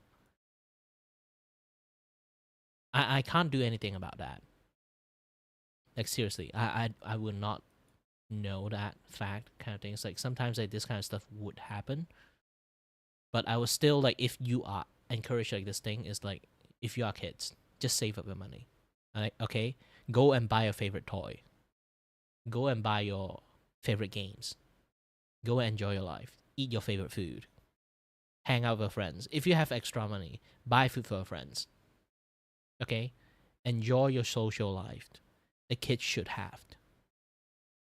If you got disposable money for that, use it to enjoy your life.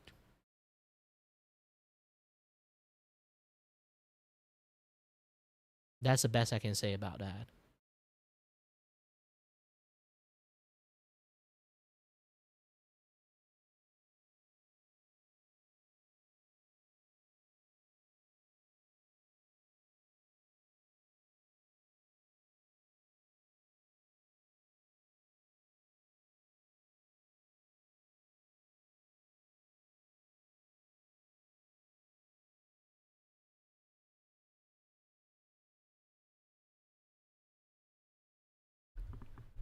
And I need to find music. Everybody play music.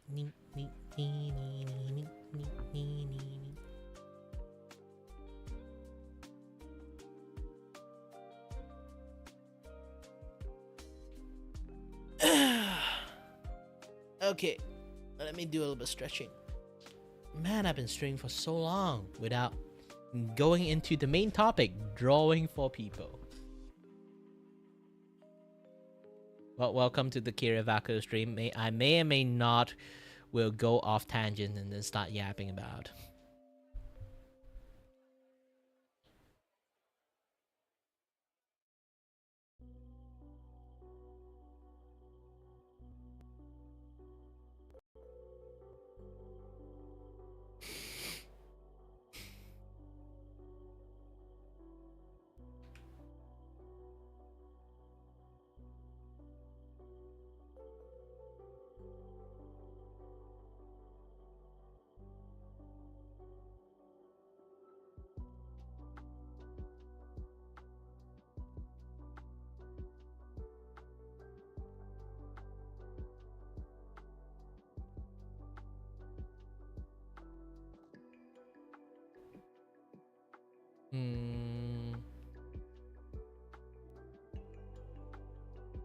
Ah, found it. I'm trying to find a place that I kind of like.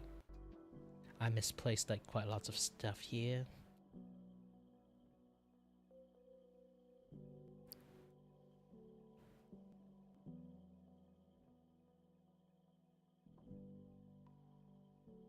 Ooh! Wait, Yubari already been like a year? Oh no, it's just a birthday. Ooh, great. Is going to draw Yubari. If you don't know who Yubari is, like she is like Achan from like Hololive. If I remember correctly.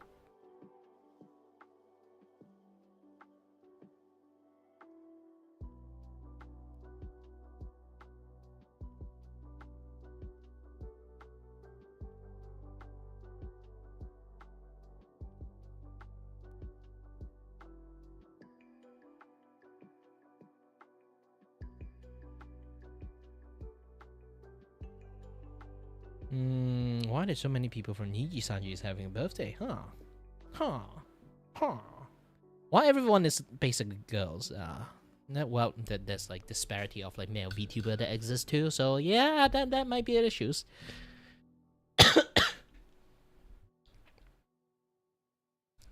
You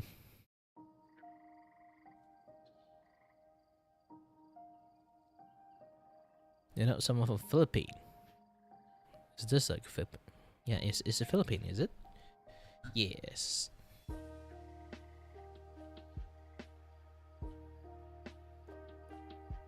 Small VTubers. Yeah.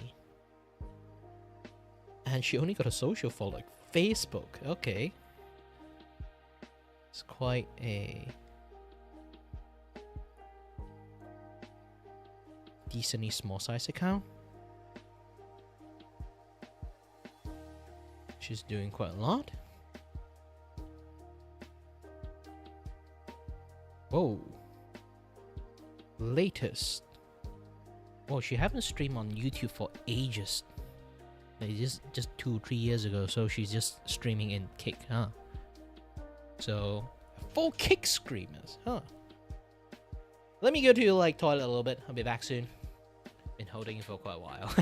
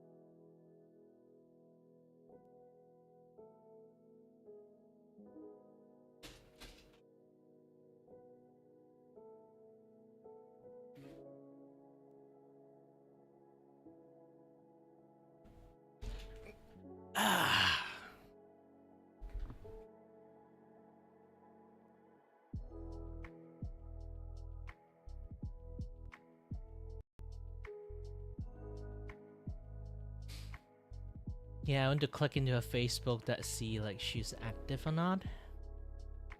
Yes, she is. Yeah, this thing like I cannot show people my Facebook. For one, I more or less doxing myself if I do that, and for seconds, okay? For seconds. My Facebook is not for it's not for the children's eyes to see.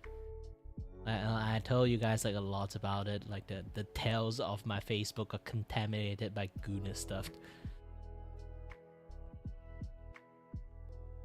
And you think like my Twitter have a lot of like you know, have a lot of the kind of like what we call again?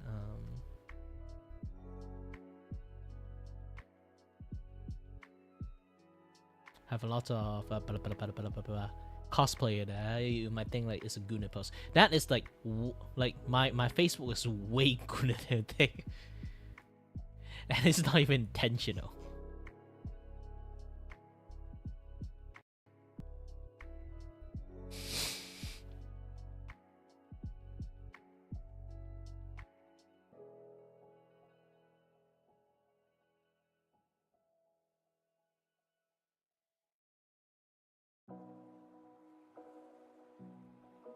Okay, did a check.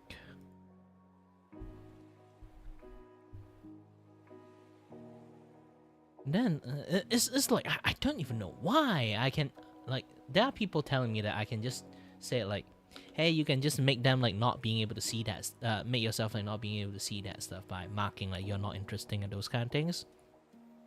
Yeah, that's the case of the problem here. Why do I have to manually do those things? Like here's another thing like about Kick and stuff. Like some people do ask me like sometimes like, hey, your Kick is full of like bot chat in there. Like will you do something about it? Or like you should do something about it. And I'd be like, it's not my job. It's Kick job.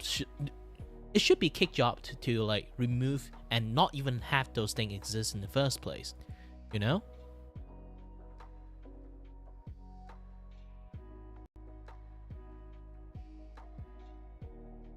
Those things should not be popping out in my stream at all, but for some reason they are.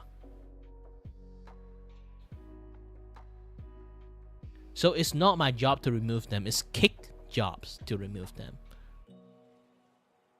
I have to use like follower only chat thingy to kind of like prevent as much like gosh dang bot like coming in as much as possible, they still manage to like go through. You know what? I'm going to like turn off the floodgate. Just anyone can just comment in it, I guess. There's no more follower only mode.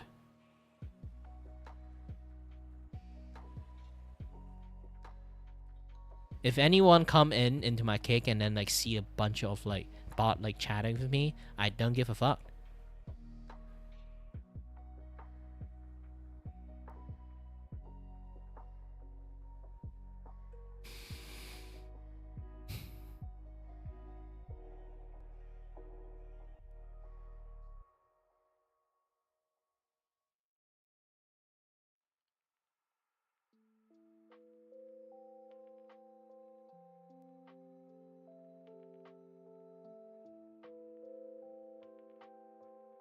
Okay.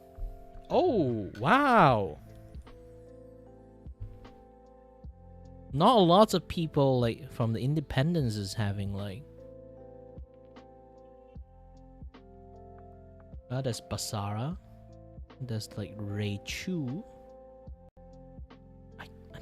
I think I've seen Basara before.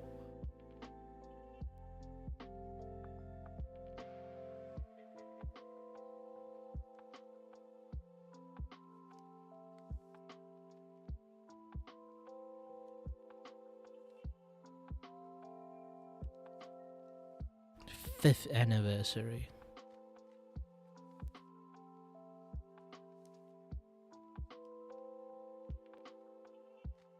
Let me do some checkup first, because in my memories, like, anyone who is like Malaysian VTuber, sadly, like there's like a very big drama happening there. I forgot like who is like involved in it. Basara is like a very old like Malaysian VTuber, so I do have to like be sure check up a little bit. Like she's here and there, so like it's not exactly like going to be like a very like red flag.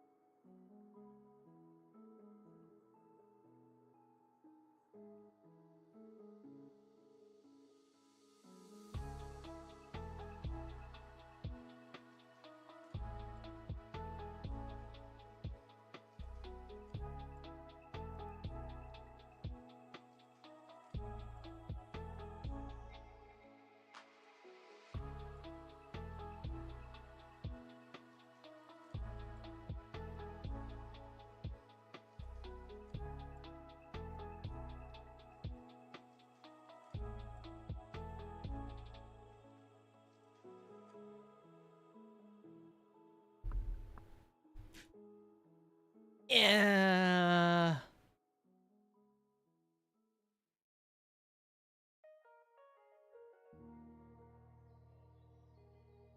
I don't know why I usually support like small VTubers, but my instinct is screaming at me.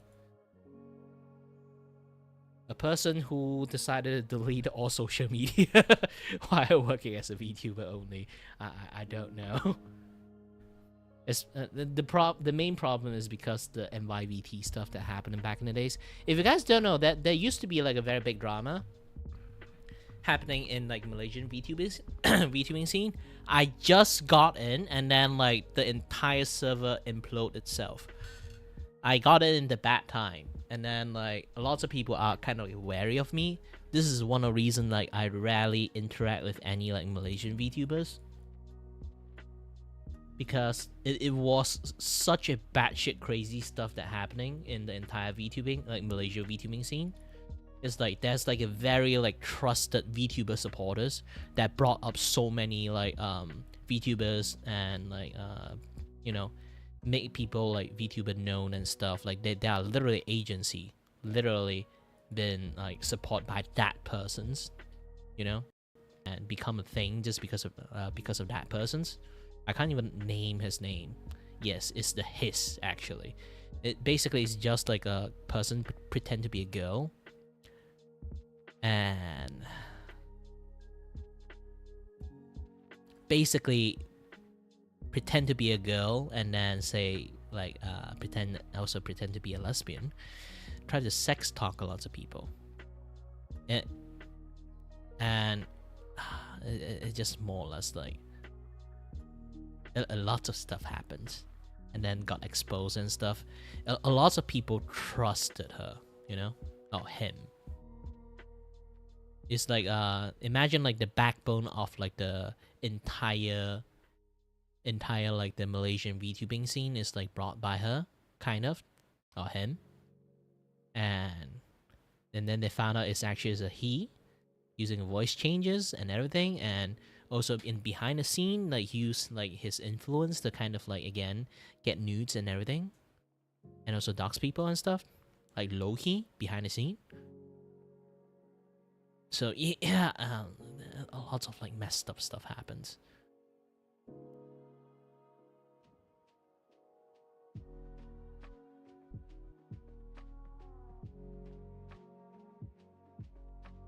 That kind of damage has been like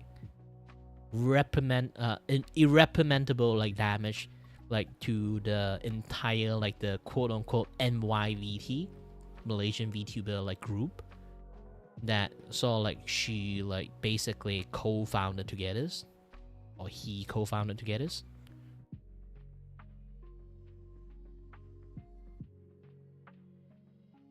Basically like one fell swoop of all the scandal that he does. So it's not like I don't want to support like fellow like Malaysians like VTubers. It's like any Malaysian VTubers that have like the NYVT still attached to them, kind of like it become like a very weird thing, because like back then it was like around the time of like everything happened. Because I'm still new, okay, I have no idea who associated with the people to that like I can't even insult that person because I don't know what actually happens, okay? I only know a little bits and pieces. They don't want to talk too much about it. It basically is like a betrayal of trust so much that everyone in the Malaysian VTubing scene have trust issues just because of that. Everyone, not a single one. And I got in the middle of that. So everyone, I say it's kind of like a unlucky things, or maybe because I was always like in the VTubing like VTubing areas in the EN side, okay, in the English side. So I never got in touch of Malaysian VTube at all until like some people noticed that, oh, you're Malaysians? Hey, you should hang out in this place. The moment I go in, the second month it kind of like implode due to the drama and stuff. And because I just come in out of nowhere and didn't even like do debut and stuff, this and that, yeah, that stuff. So I'm practically a known person. So it's just like a randomly new person just drop in, and from a guy notoriously that imploded the entire service, that it was exposed that he just pretend to be someone. You know, this is like one of the reasons why I like really don't like the fact that they are going to have a people that I'm banned. They just come back with as another account and stuff. Like the fact like that kind of things I don't like is because like everyone in the Malaysian VTubing scene actually afraid of that person just come back as another VTubers and use another voice changes again as a different identity, because it's known fact that he does that. So nobody want to trust anybody new. And sadly, I am that new guy. Thank God I have a very unique voices and accents. So some people reluctantly, back then still reluctantly to contact me or talk to me or this kind of stuff, and then they realize that how fucking weird I am. Yes, and then they'd be like, yeah, you're definitely not that asshole. And then I'm starting to have some people know me just because of the sheer amount of artwork, batshit crazy artwork. I just amount of crazy artwork I just output. If you guys already know, I draw so much, to the point that a lot of people would just concern asking me, "Are you fucking okay?"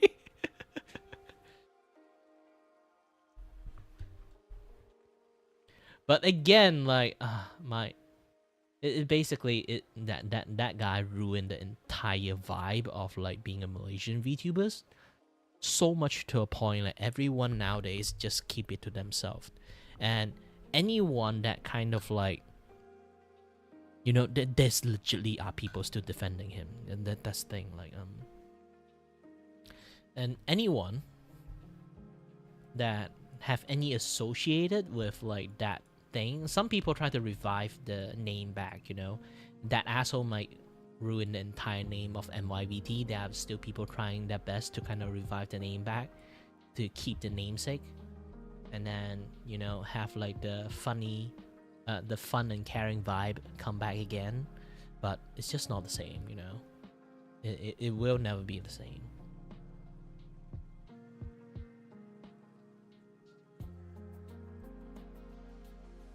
I do feel sad about this because I heard it was a very nice place to be in. It was. I never experienced it. To be honest, now I just that's one of the reasons I'm a very transparent person, and then most people already know that fact. I'm a very fucking transparent person. It's because of that fact they decided to trust me and everything, because I just do not hold back my fucking word.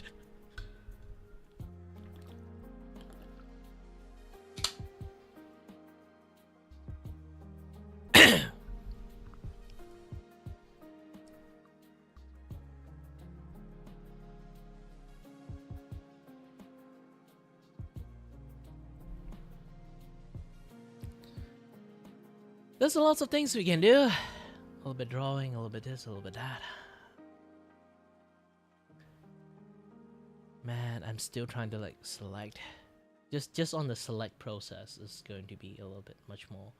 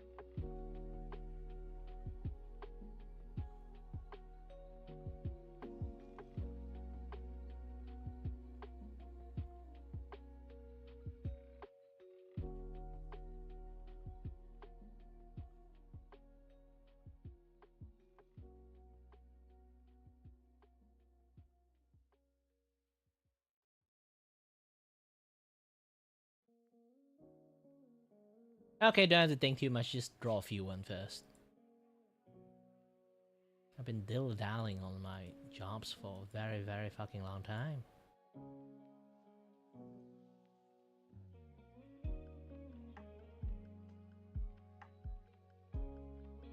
Yeah, I love this style of wearing the jacket the most, because I do have like one of my novel character actually like wear like this with oversized coat.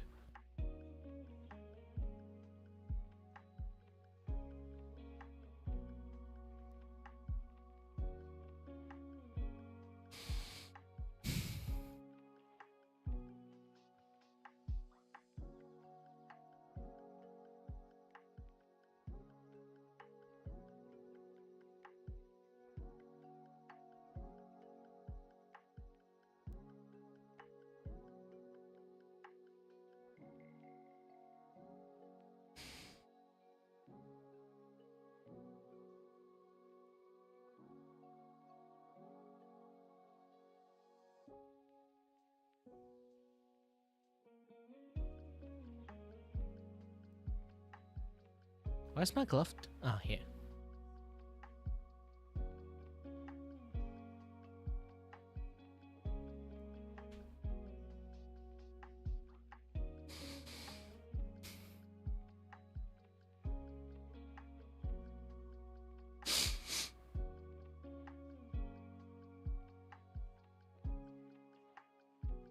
Yubali Ray. Okay.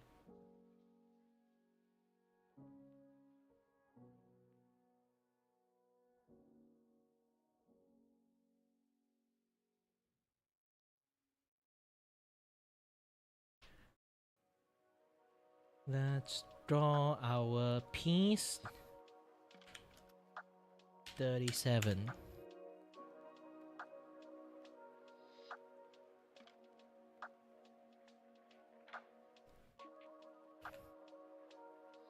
Go back to my G pen.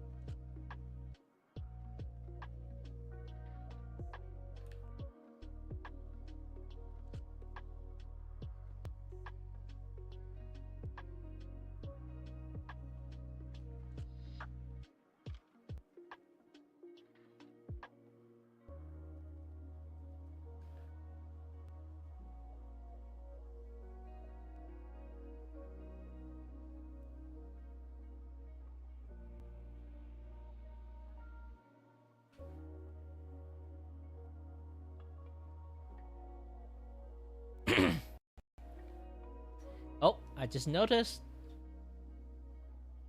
Why, thank you for, you know.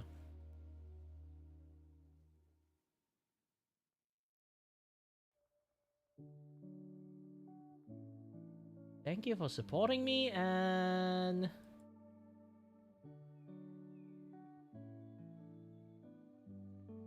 paying me to draw this guy.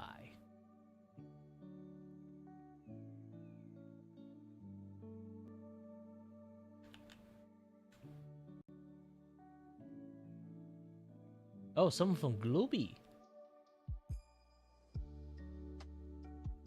Alright, alright, alright.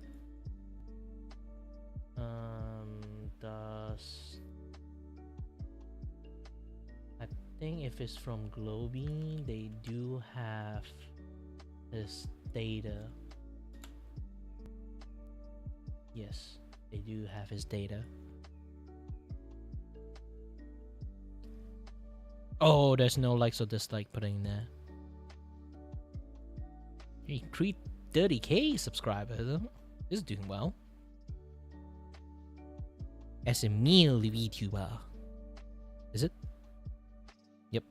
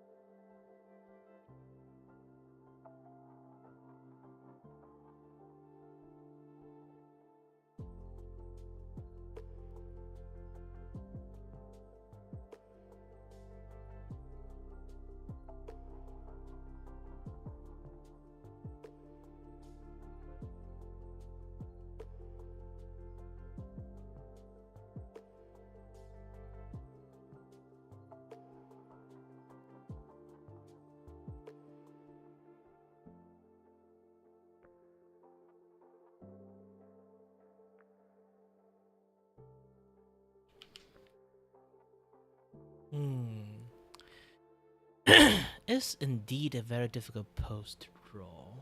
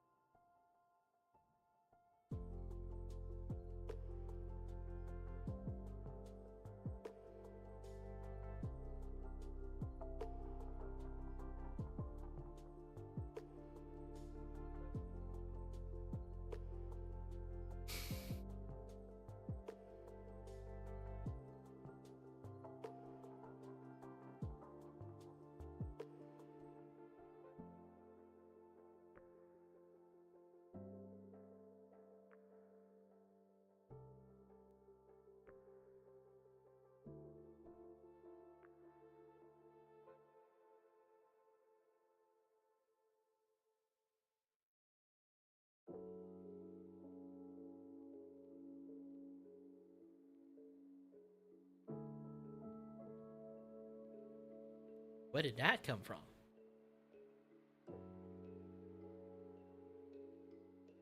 Oh. Depends. Like, I do have a little bit.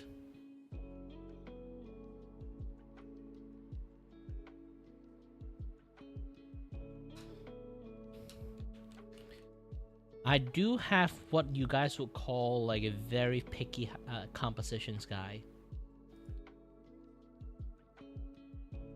Because I sort of like see stuff in a much more... Well, I can see stuff in 3D, so it's a little bit different. Most people, like, they might confuse the way I say I can see stuff in 3D, but I actually can see things in 3D. This is why sometimes, like, I get a little bit frustrated at, like, posing and stuff, is because, like, I can see it, but I can't draw it. Having the ability to, you know, having the ability to use the 3D actually does really, really, really help. I mean, like, a lot.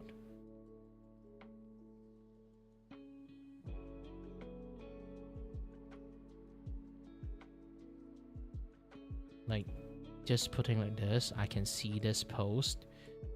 Like the model have too big of a booba, I have to nerf it.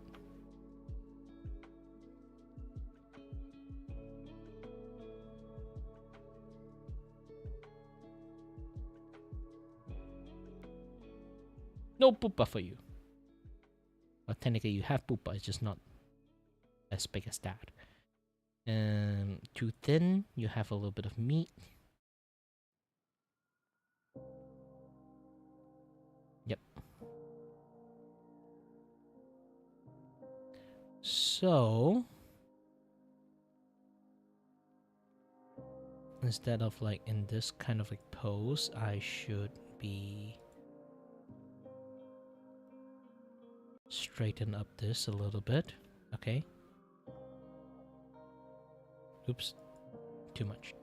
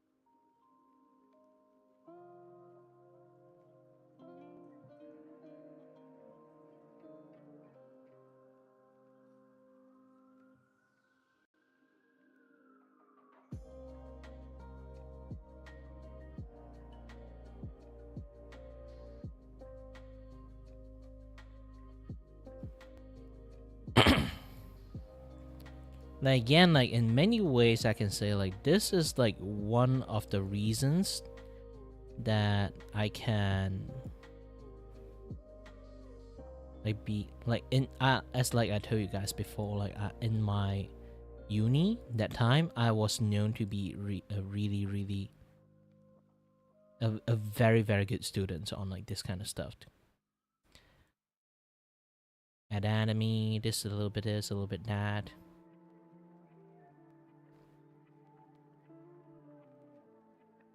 I'm just generally good at that.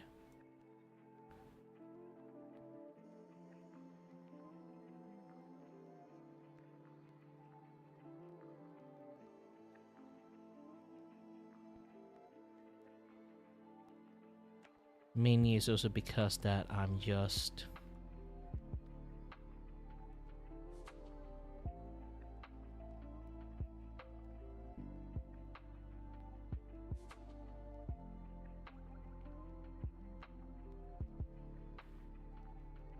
being able to see post and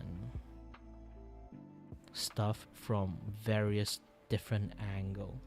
So what I'm going to do right now for this one is to go for like a perspective that is close but not as like that close. I need to change the manga perspective to on the lowest side. Okay, but still need it. So would be 0.45. Alright, nice, decent. I want to draw her like eating food, okay, and then I want her lean really close into the food in this high angle look, okay.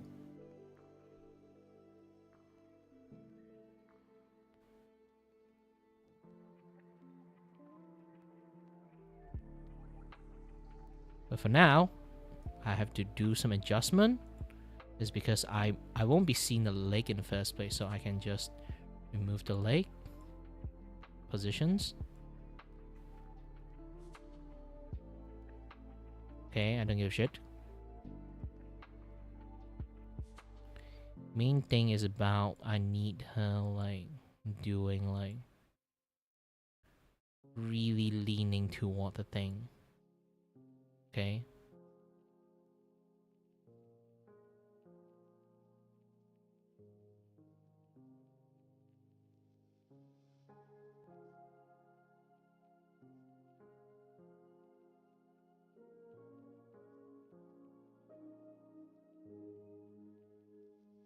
Like seriously, like really lean in toward it. Just like want to like devour you kind of like look. But it's going to be like in the lower angle.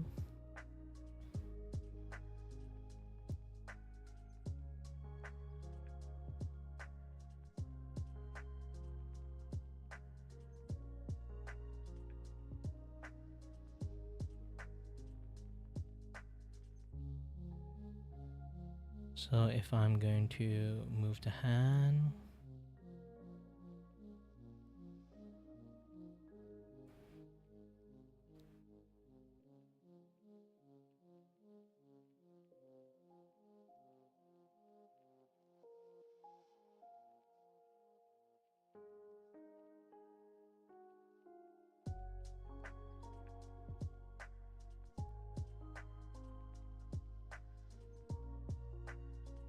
with this, should I just turn off manga perspective? I think manga perspective still needed. Let me try to max it out and see like how things work first.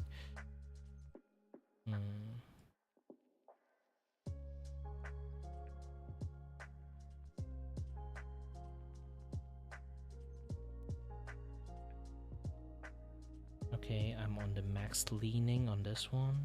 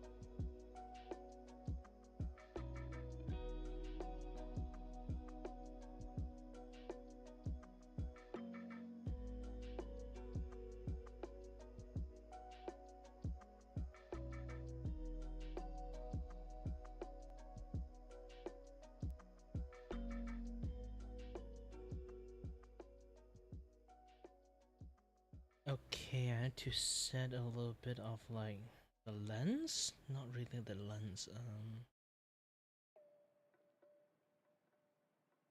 Wait, I can actually set the lens setting. What do I do if I just raise up the lens setting this way?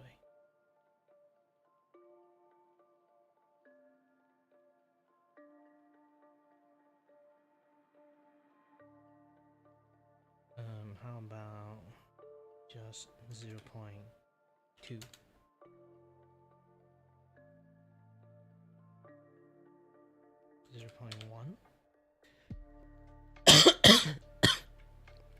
Okay, the XY lens setting doesn't redo jack shit, so go back to 0.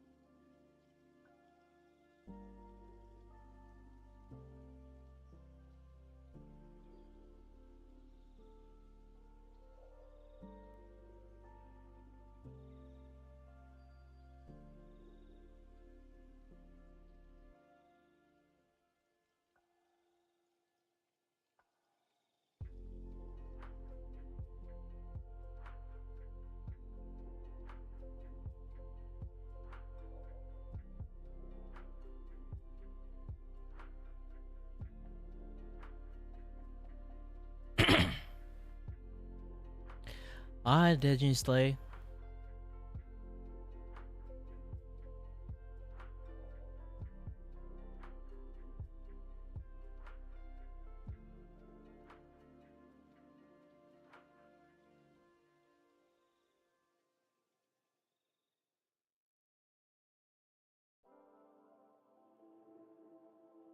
Should I zoom them out a little bit or just keep it like this? Keep it like this is kind of nicer.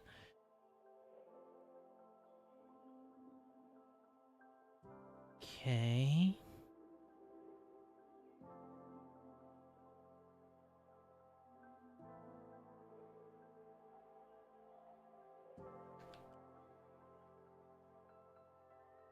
Oh man, I'm So fucking hungry right now. I really think I need to grab a snack or something at this point.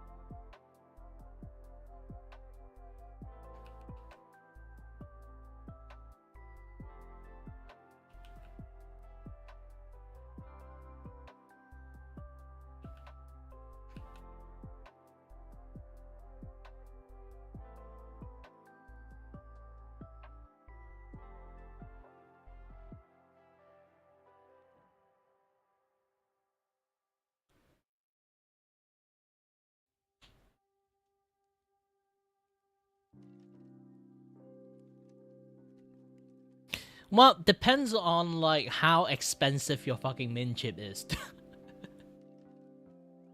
Because like I have one, the cheap one tastes horribly. The expensive one tastes divine. It's a very different thing.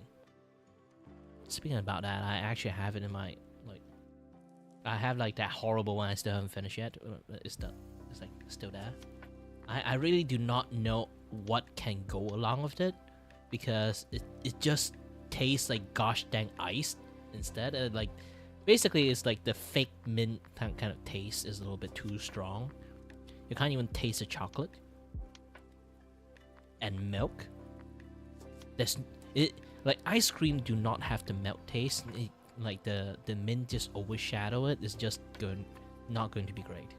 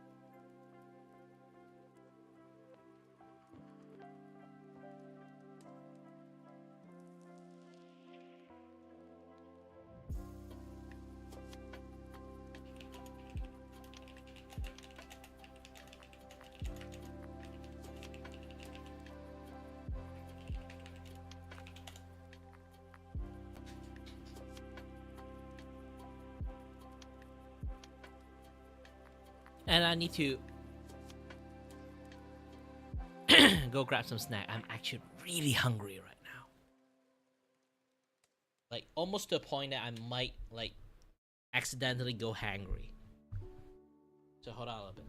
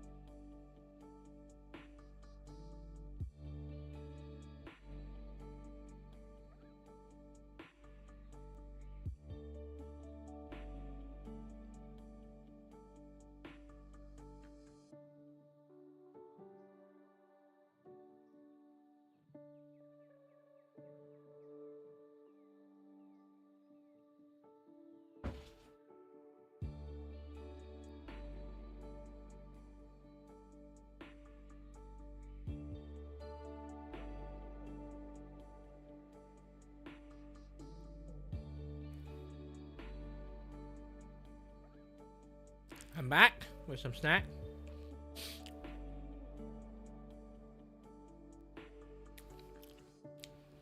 With some curry puff.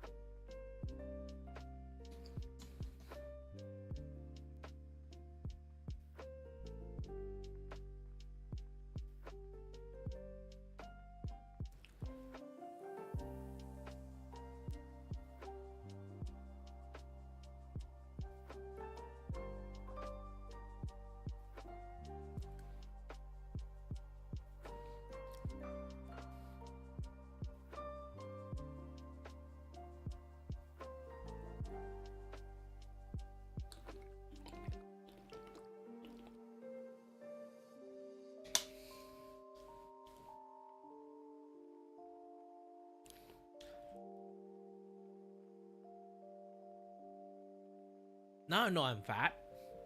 Why I'm fat? I eat so many things. Basically, there's like a buffet of snack like downstairs. My mom just like bought a lot from like. She went to my uncle. Like my mom's side of like her brothers is having like the kids. My cousin is having like married. Have like this like normal dinner party first before like go for the marriage dinner party. So she went there and grabbed like a lot of stuff and came back because like my cousin also like is a pastry chef. So like there's so many like cakes, snacks, or like many like stuff there. My mom just like stole a bunch. I technically not stole a bunch. Okay, among all the side of my family is the poor one. Okay, not even kidding. My family is actually legitimately the poor one.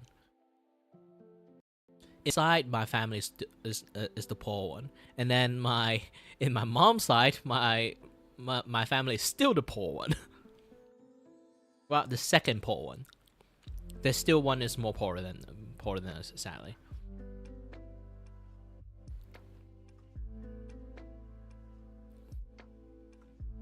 Because so far my family have not produced a kid that's like super successful except my second brother. But he's been like carrying the entire father side of the family so much. Like I live together with my aunt, so like my brother, like while he still have to like, you know, have a house of himself, he still have to like more or less like provide living expense to my parent and my aunt, and also in some low-key factor, me.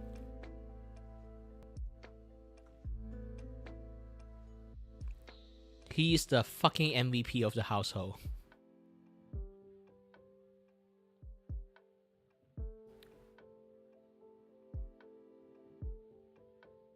This is why I'm trying my best to earn a living with my way.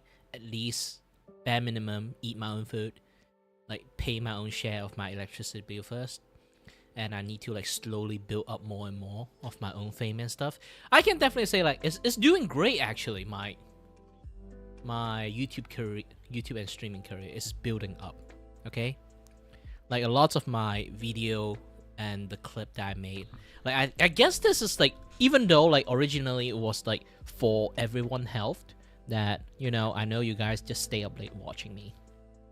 So, I'd be like, I just, like, stream one day and then spend another day since, like, it's a free time, so I do a lot of edit and stuff. And then I realized that actually, like, doing this kind of process does help a lot. I have more time to, like, edit video, even though my horizontal format is, like, not really, like, having lots of people watching it and stuff. But my short form format, actually, it does, like, starting to build up more and more people watching it, which is a good thing. I need to do more, like, yapping content and stuff.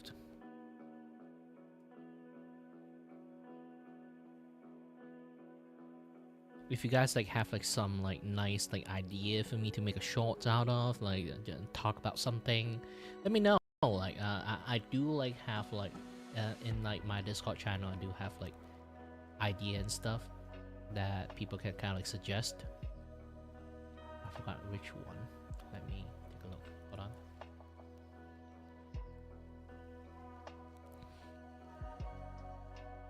Yeah, idea and feedback. Like, you guys like got any like short form stuff, you know, you guys can let me know.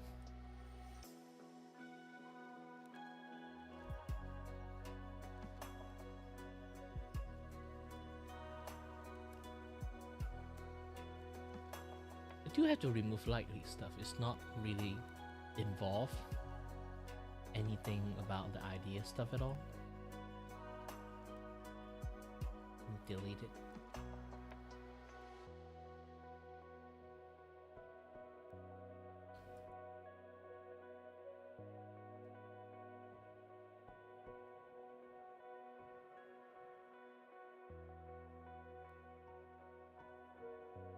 I still feel really hungry.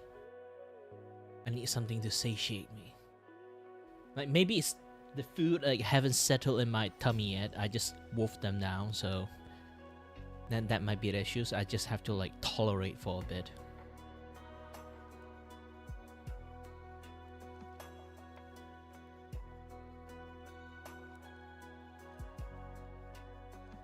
Give no context, say you were paid to do this, do what?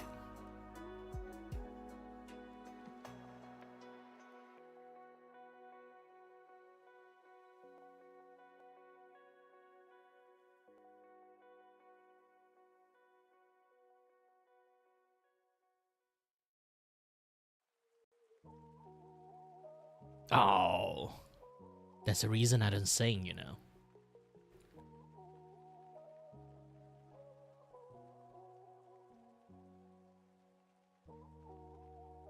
For once, my mic is not good enough. Second, I can't maintain. I know you don't necessarily need to be like very good at singing. You just want to sing for fun. It's kind of fine. But I don't know. It's because like maybe it's embarrassing, or like because like I have a history with singing. I just don't. I would sing randomly, you know, like out of mood. I would just like become like, you know what, I feel like singing today, so I will just like do a lot of singing. Aside from that, I won't really like go ahead and then choose to like do singing stuff. Is because back in the days when I was in my younger days, okay, obviously, I have like a lot of ambitious. Okay, I'm a very ambitious fellow. So one of them, aside from want to be an actor, also I want to be a singer, and I do practice singing a lot. I even join singing competitions, and do remember really well when I was still young. It's like I got like the second place in the singing competitions. But you know, puberty hits and my voice become like this. Okay. I used to be a kid that have really proud that I have like, you know, back in the days, like if you want to like show your singing prowess, you always like hit the high note, okay, to prove that you have like range with your voice, right? But when my, you know, puberty hits me, my voice become like this, and I was so self-conscious about it, and I decided to push my voice a little bit up, you know, just even in my daily chatting, talking, I just have my voice a little bit higher up tone, just to, you know, push myself a little bit. If I manage to keep a higher pitch voice 24/7, I would be able to have like a nicer like high note despite like going to puberties and stuff, you know. Which come into the issues. I lost my ability to control my voice, imagine you always kind of like flex your vocal cord and always sound in a little bit higher pitch, okay? I do it so naturally to the fact that it's basically just my default voice. But the problem is, when I want to go back to this voice, like even sometimes when you hear me like getting emotion and stuff, I would naturally just squeeze up my voice, and then like I just like go back to this like very panicky voice. It does happen. Like if I'm relaxed, I just like sound like this. This is more or less my actual origin. But the problem is I cannot. The fact is like I'm ashamed of myself, okay? That I cannot even maintain my original voice that consistently. Because I got so used to squeezing my voice. So when I actually have to sing, I usually sing in this note. But the problem is I got so used to like squeezing my vocal cord, I can't maintain my voice in a certain note. It would just like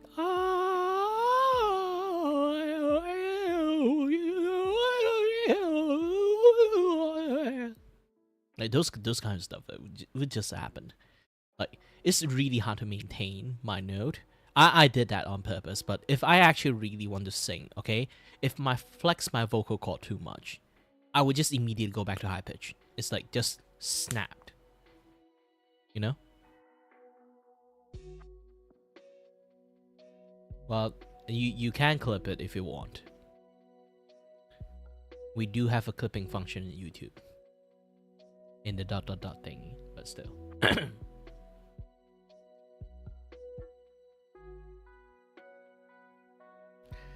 I personally, back in the days, I do try my best to kind of train myself to be able to sing, but you know, gradually, like I like deviate toward outside from the high pitch note.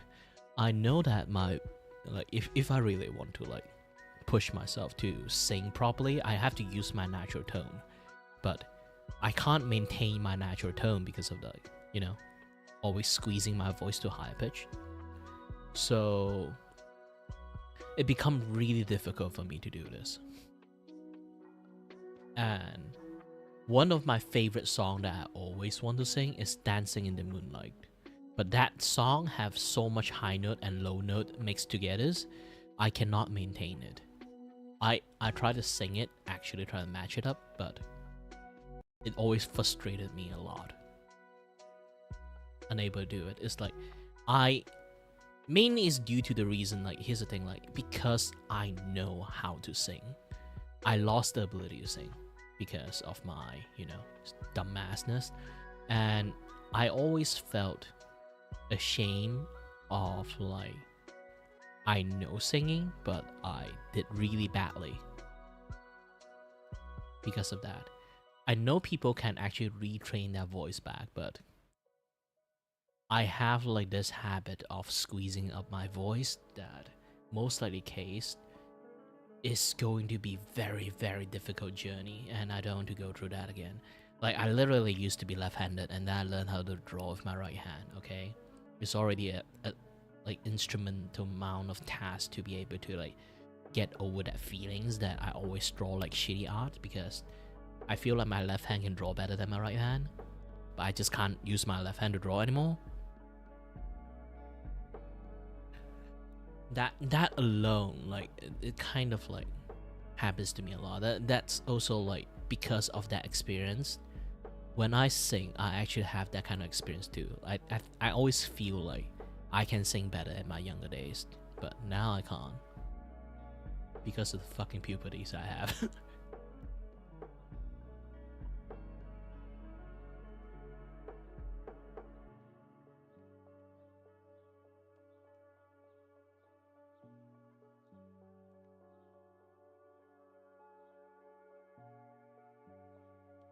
So yeah, that's me with singing. It's not like I don't like singing or I hate singing. It's just I feel bad singing. If I really feeling like, you know, like in the mood, maybe I'll just like do a little bit singing, a little bit of freestyling, but I won't actually go and select a song and sing it. I don't go to karaoke with my friends for reasons.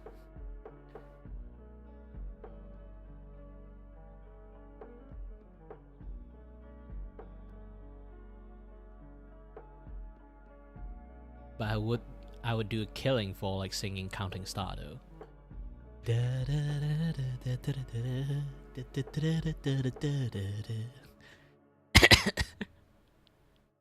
I have the voice for it. It's just that I never really really used it for those kind of stuff, like slow song or like, you know, a really beat up song like dun dun dun dun dun dun dun dun dun dun dun dun dun dun dun dun dun.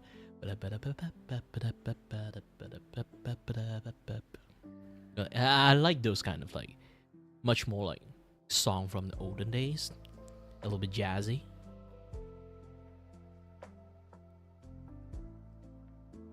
I do like Alistair singing a lot, like in the Hasbin Hotel one.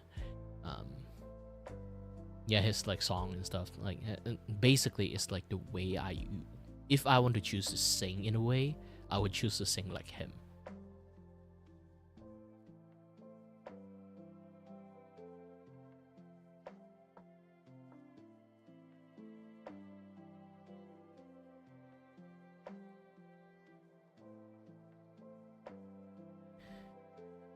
Again, nowadays, even like speaking like in this tone, like I can get tired. Like this is my default voice, and then I'm already getting tired like speaking like this. Even if I kind of like speaking like this too, I also can get tired. Really depends. Really depends, because both is actually like it's my voice. Okay, I'm not really like pretending to sound a little bit like higher pitch or lower pitch at that point. If you kind of like train yourself to like just have like slightly higher pitch for like your entire life, that voice essentially is your default voice at that point, because you just keep using it non-stop. And I just not really used to keeping this voice, you know. A lot of my friends like say like I should just keep using this voice, you know. It's a way more.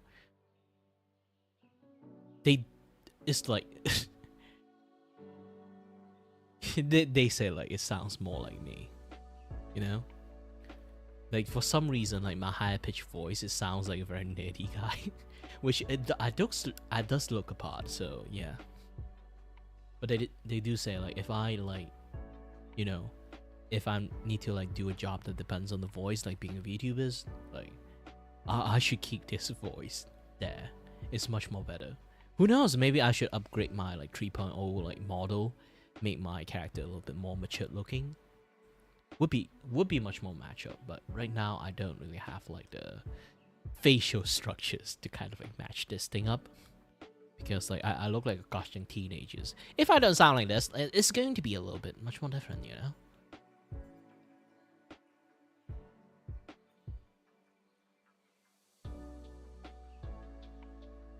Yeah, most likely case, I would just say like it's because of insecurities. And knowing that I kind of screw a lot of things for myself, opportunities for life, and many other things, kind of make me afraid.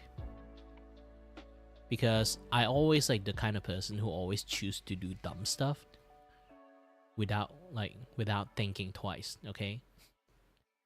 I delete my successful account, I choose not to do a lot of things, I abandon my studies. Technically not really abandon my study, my medical condition make it worse, but I can't, like I say again, I can't really use it as a shield. So definitely more or less it's my fault that I did not power through it. But yes, like ultimately I do understand lots of things that happen to my life right now is mainly due to my impulsive choice.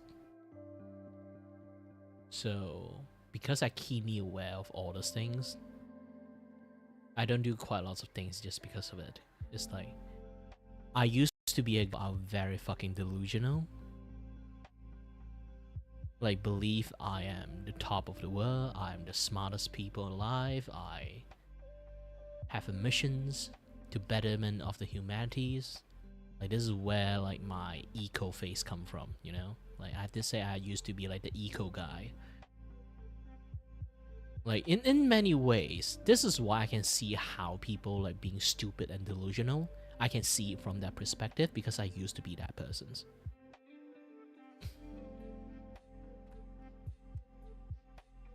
But also because I'm starting to see a lot more things criticizing myself and a lot more many other impulsive decisions I made back in the days. I am very wary of my personal actions. I know if I get carried away, I will either say something hurtful or like do something hurtful to myself. Not self-harm or anything, it's just that the decisions will always like end up not that well.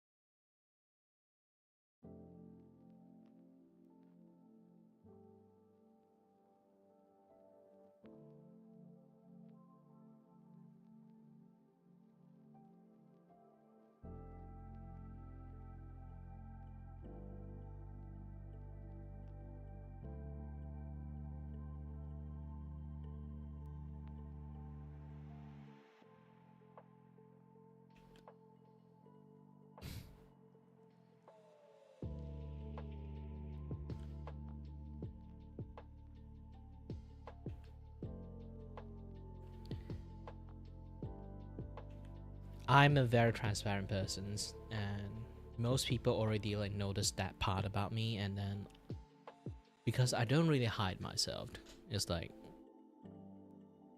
you guys would know like slowly more and more understanding my personal moral and my personal choice somehow always actively like prevent me to do or to have any success. Maybe I'm just dumb. Who knows?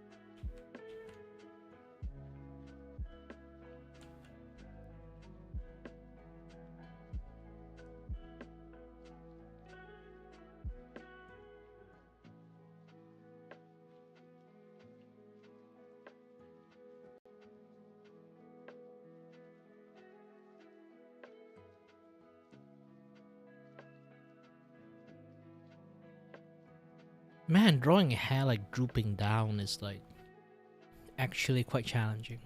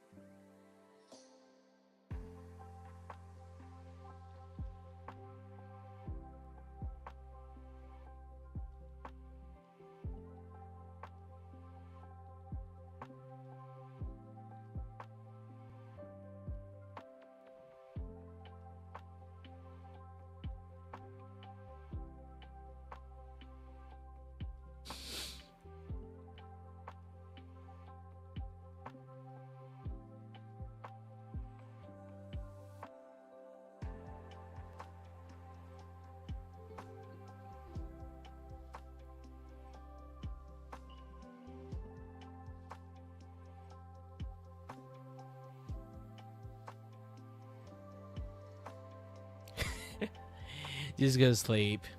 It's late night for you. I still have quite a few things I still have to finish drawing. Clothes is the...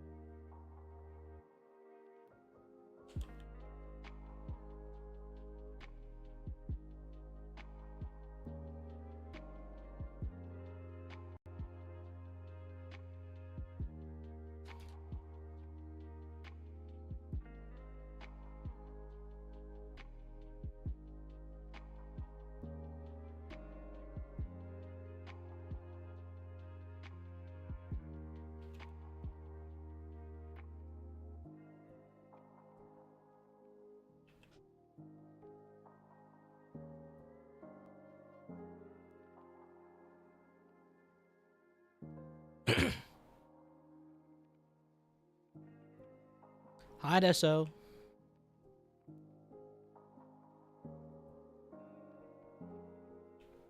Sorry, I'm a little bit dyslexic, so like having like a bunch of words like jump up together is a little bit hard for me to see your full name.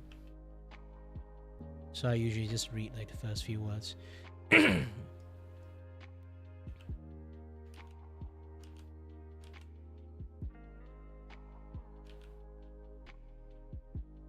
Why, thank you.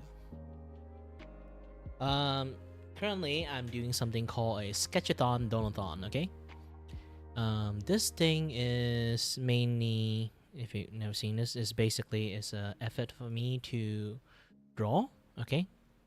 And keep sketching for anyone who is like, maybe like I stream today, and then I will go here, take a look at like which VTubers, okay?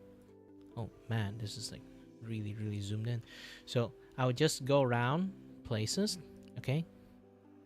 Take a look which VTuber is having a birthday or like having anniversary today, and then I'll just give them a little bit of free sketch as like a gift for their like, you know, for their birthday and like and this and that and stuff. Have a little bit fun, giving back to the community a little bit. But obviously like it's a community kind of like donation effort. It's kind of like you guys help me like pre-purchase a little bit of like the artwork that I do, keep doing it for this like foreseeing month, and you kind of already noticed like I already got like quite a few like donation from this. And if you guys have like any like specific VTuber you guys want to like draw, you guys want me to draw and then like want me to donate to, I do have an option for this in my VGen, which is in the link in my horizontal scene. So you guys can order it, kind of like still in the same time like donate a little bit to me, so I can like draw any VTubers that you guys kind of like want me to draw. But it's still a sketch. Remember, it's called Sketchathon for reasons. So this is all the sketch that I've been like finishing so far. Okay, this one. Like I draw like quite a lot of them. Turn on the background, something like this. Okay. This one is a paid one. Someone paid me to draw this VTuber called Blank.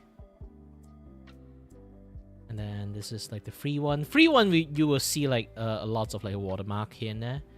Basically, it's like it's like some things my friend told me to do it instead of like just giving people like free sketch everywhere. At least like monetize or like advertise a little bit of my stuff, you know. So I have been drawing free stuff, or like sometimes like so far like there's like 3 paid one. So I've been drawing the free stuff. Already been like 33 to like 34. Yes, 34 like drawing. I draw for free. There's so many people having like birthday and anniversary, so sometimes it's hard to keep track. But you can see like sometimes like if I feel like I want to draw more, I'll like not coloring them. I do it faster.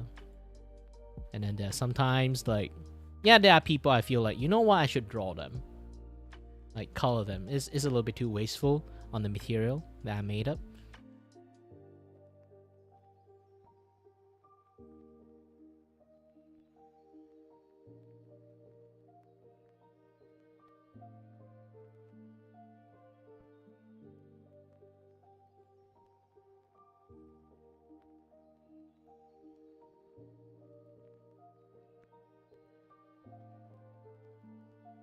Yeah, I drew quite a lot. If you guys want to see like the general like stuff that I've been draw so far, you guys can go to my horizontal drawing scene.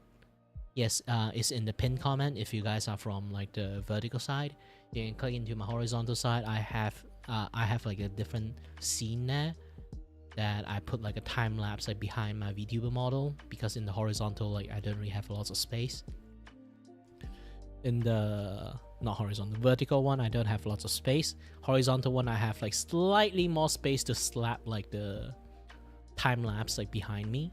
So it's kind of like function like a, you know, like the Subway Surfer. It's like the Subway Surfer of the entire work.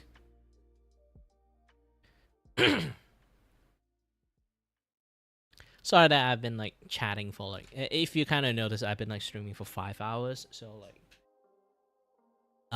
the first 2-3 hours I kind of like talk a little bit too much. So yeah, I spend most of the time like just chatting sometimes too, to warm up a little bit, get some audience, have some fun. You know, I'm a very chatty person too, so that's part of the game.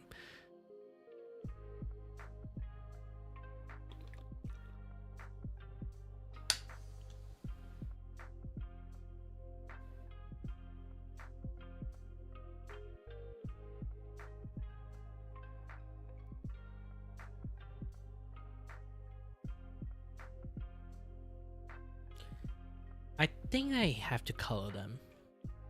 Yeah, this one I drew it quite well, so I should at least like do some flat color.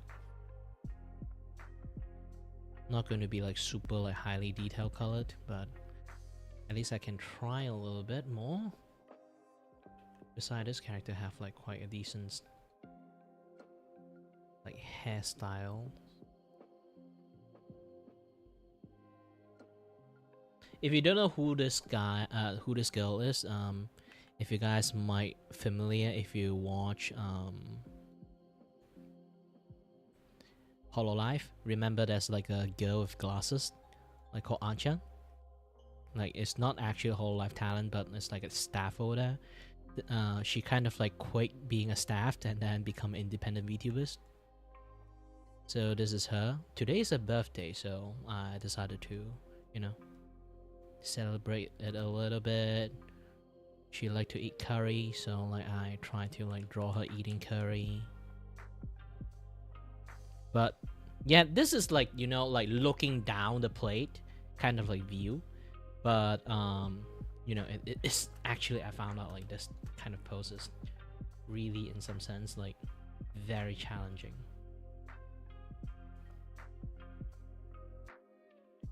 Very, very challenging.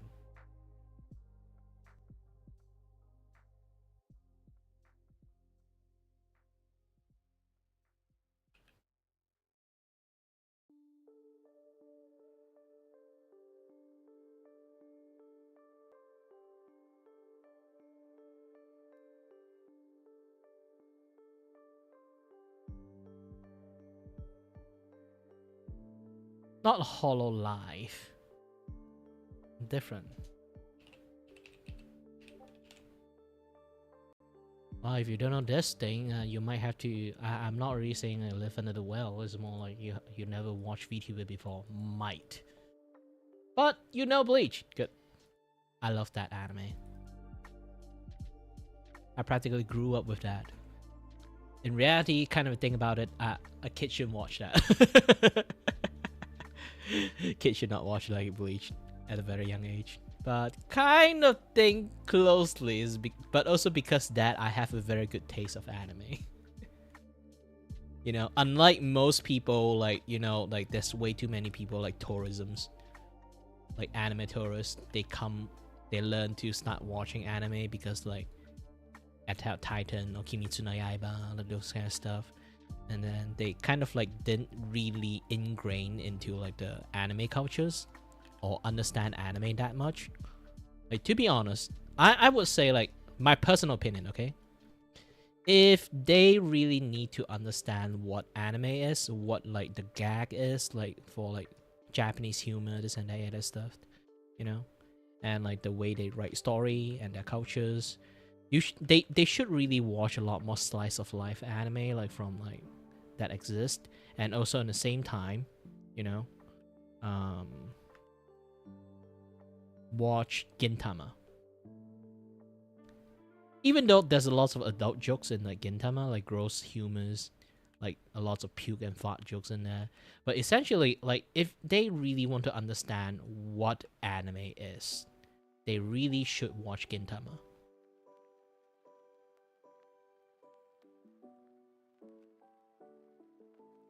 Gintama is essentially is like the pinnacle of Japanese humors, you know.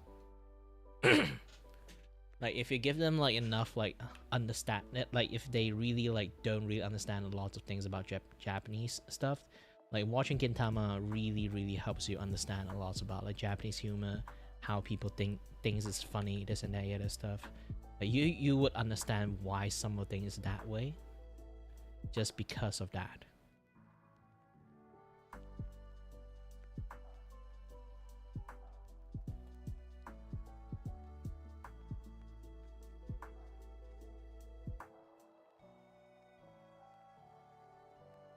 Okay, we should give this a little bit of.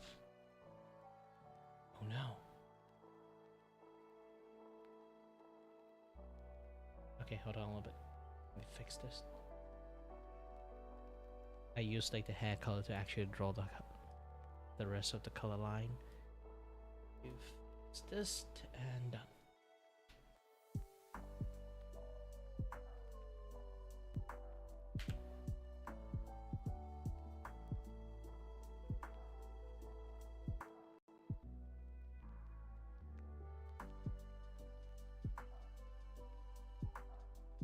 Yeah, skit dance is actually that's the thing. Do you know Family Guy and American Dad is made by the same people? Skit dance is essentially co-written by Gintama author. It basically is like the team that create the team that Gintama actually is almost purely like there's a lot of like episode of Gintama is actually homebrew by the studio that make Gintama. Okay, it's not just the manga artists like created the story.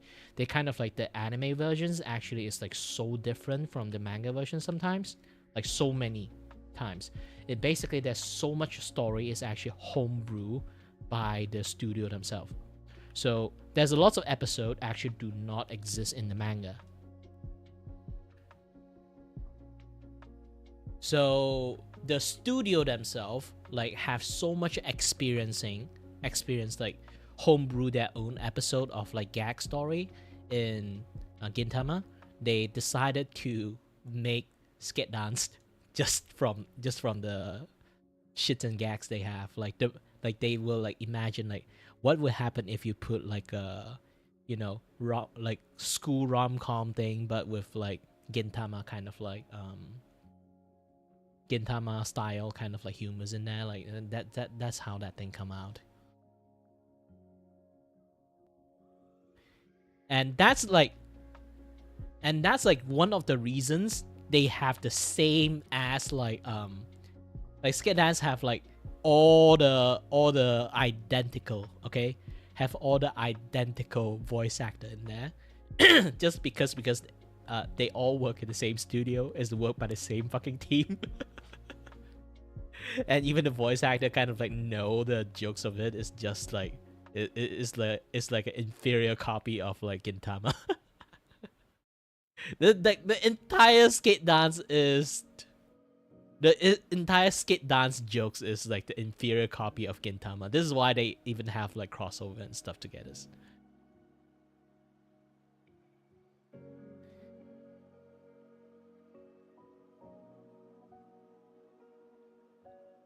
So again, it's like, and like the people who made Gintama like homebrew their story one, like made skate dance.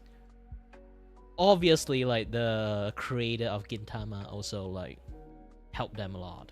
It's like this and that other stuff. This is why the humor is always like so similar. They basically have like that same vibe of like slapstick humor for that particular reasons.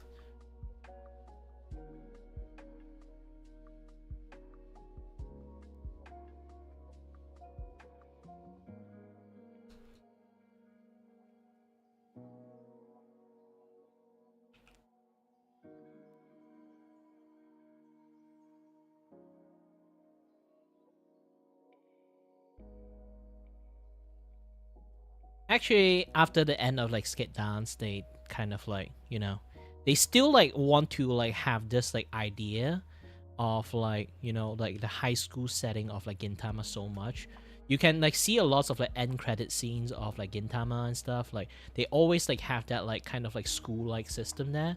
Like they go a little bit GTO sometimes, go a little bit like high school rom-com systems, like for quite a lot of like different like, you know, like the end of episode kind of like skit and things, or even the intermissions, or like at the beginning of like the things.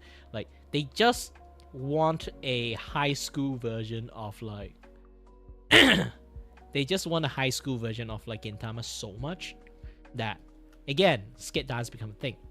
But you know, in lots of people's eyes, skit dance is always the inferior Gintama copy. So at the end, it didn't pan out well. It's kind of like skit dance just like faded behind the scene. Not lots of people actually remember them. Kudos for you to remember them, actually.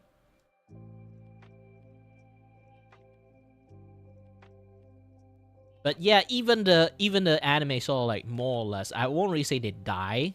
It's more like they kind of like fade back to the background. Like the Gintama, like the Gintama still carry its spirit with like all the not like end credit, like, you know, like the lots of like extra scene, like gag, like all the school stuff they happening there. It's kind of like actually more or less like a paying homage to like skit dance, the things they kind of like made. Well, I talk a lot about like Gintama. You kind of like already know how much I love the anime. Any anime actually like around the time of like before 2010, okay, there's a very specific reason why I say before 2010.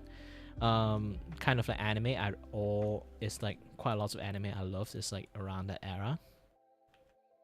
Love Ueki, Gintama, Bleach, so many other like, anime like around that. Seiyuki, Gunblade, is it Gun X Blade? Yes, Gun X Blade, or Blade X Gun. I kind of forgot the, you know, the arrangement.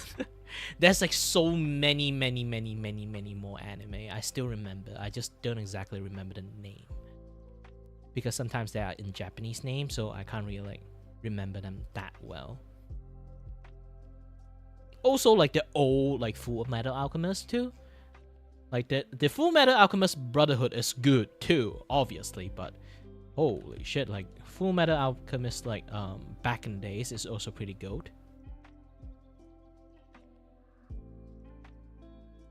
And one of the main reason I will talk about like why I say anything before 2010 is because 2010, the end of 2010, is the day that SAO can come out. It's not like I have a hate boner for SAO. It's more like,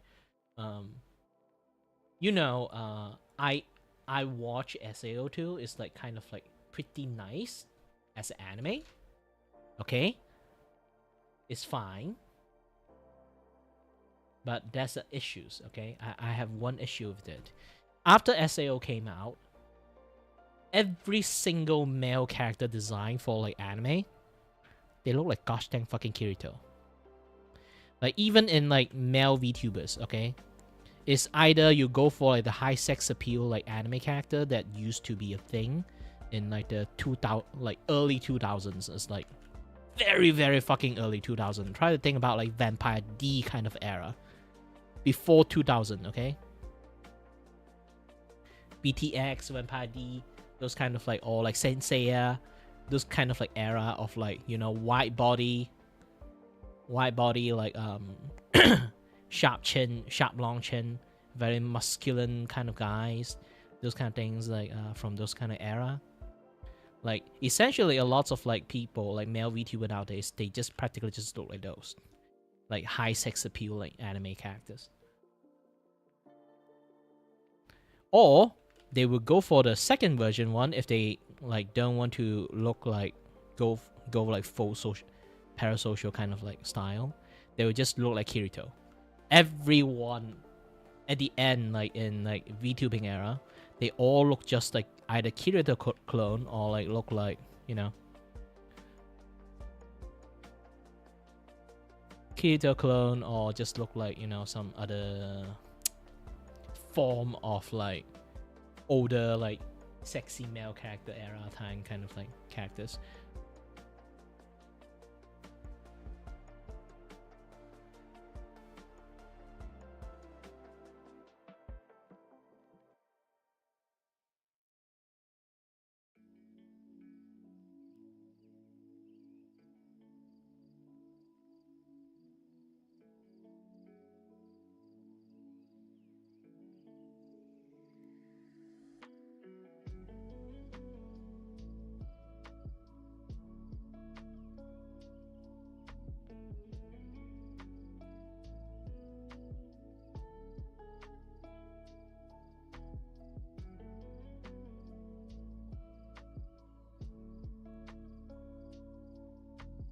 You can't really erase a lot of part about that.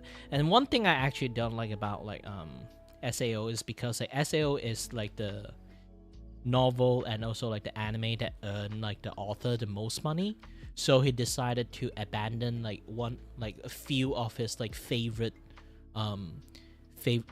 like not favorite series. It's like he made like so many other like story and series before, like SAO, that's still ongoing around the time, like before like SAO become like super famous. Okay. One of them is Axover. If you remember the name, yes, Axover used to be is created by the author of SAO.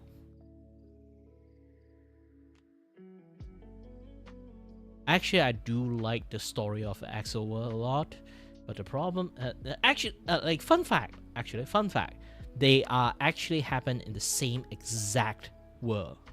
They share the same world.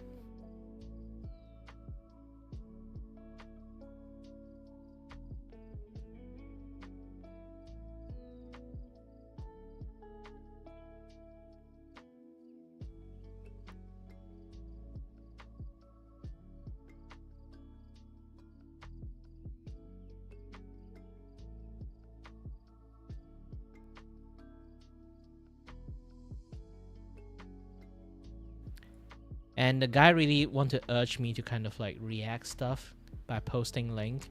It's not that I don't want to like it's basically it's like you're posting link.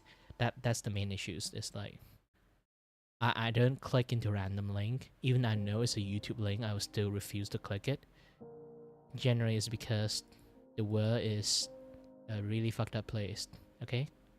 I won't randomly click into link just because of that. Either way, alright there, so have a nice dinner. Is it dinner time? I'm not really sure. Everyone have like different things going on there. But either way, have fun. Oh no, don't have fun with food, okay? If you have fun with food, you're playing with food. Just enjoy food, okay?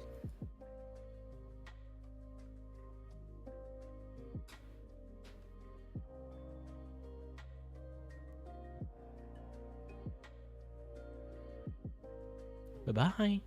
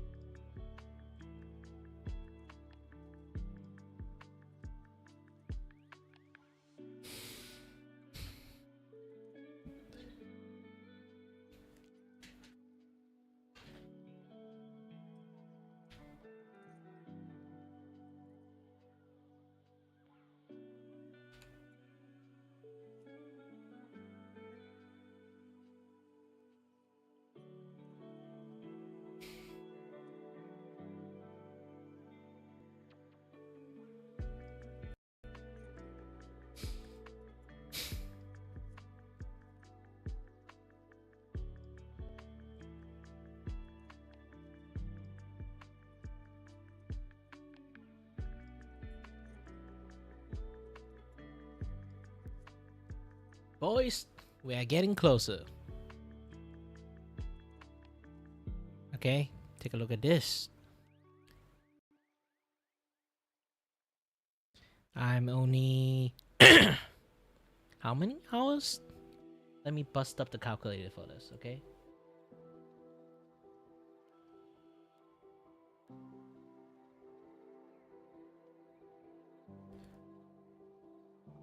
$3,000 minus 1866. Okay, I still got 1,000 hour worth of like watch hour left. You guys need to pick up the slack, you know, run a few friends together to watch my streams or like my VOD or anything, just to increase my watch hour a little bit more.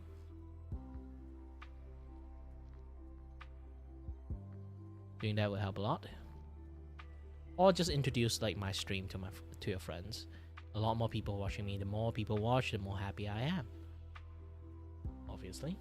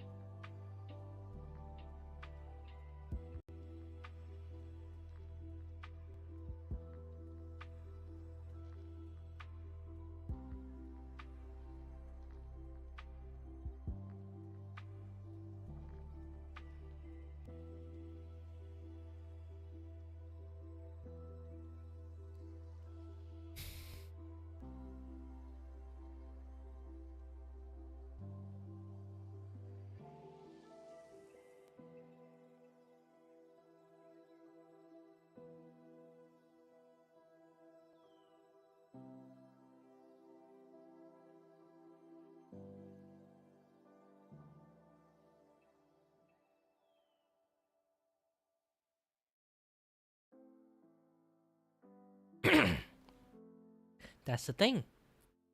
This is why I've been, you know, trying to do some react, watching stream, this and that, other stuff. It might not be like the best kind of like stuff to go on with, but I do starting to like doing lots of clip of my, you know, like watch togethers, like video, like we just did on like the voice critical one, and one like with the another Mujin video. I did more of those stuff, like, so like you guys can kind of like watch me even like in off hour too, which is a nicer touch to it. The problem is like my long form video format is not really like suitable for too many people. It's just that if you guys want to watch it, you guys can watch it, but sometimes some things is like 4 hour longs. There's sometimes like 2 hour longs, because you know I yap a lot, those kind of things.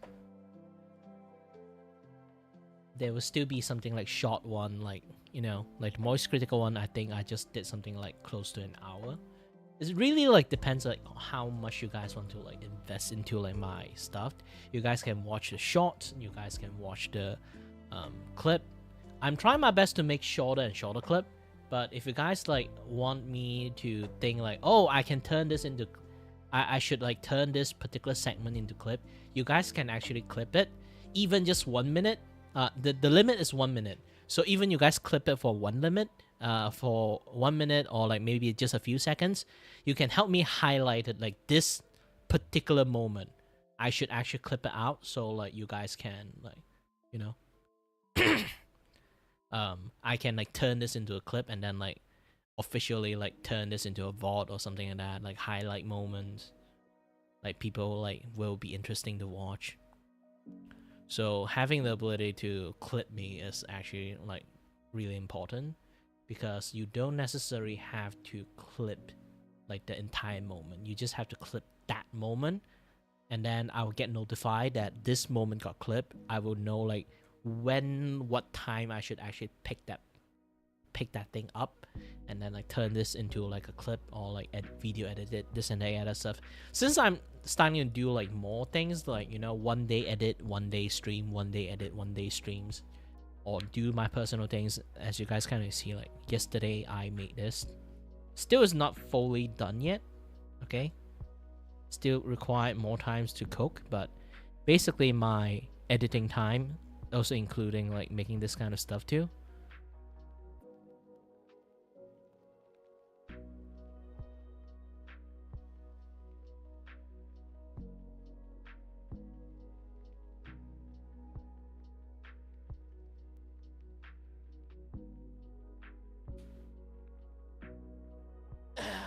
Hold on a little bit, let me stretch a little bit. So it's a good thing that you guys like did some clip for me, and then it's not exactly going to be like 1-to-1 clip, but it's more or less a thing that kind of like, you know, help me make a mark so I can like, you know where to kind of like take a closer look when I do editing.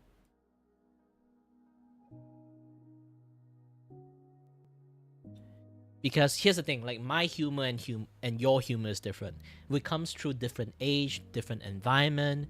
I see funny stuff, you might not find funny. I think like this is like my best moment, you might not think this is my best moment. That's supposed to be my best moment. Like that way, it's like much more easier for me to know where to actually do like more like editing on the clip and stuff. Because different people have different opinion. Creator, like, here's the thing, like this might be like a very like big controversial stuff, because like you have to have money to do this. You have to hire someone to do this when making clip, because you need to let that person's do that clip based on their preference.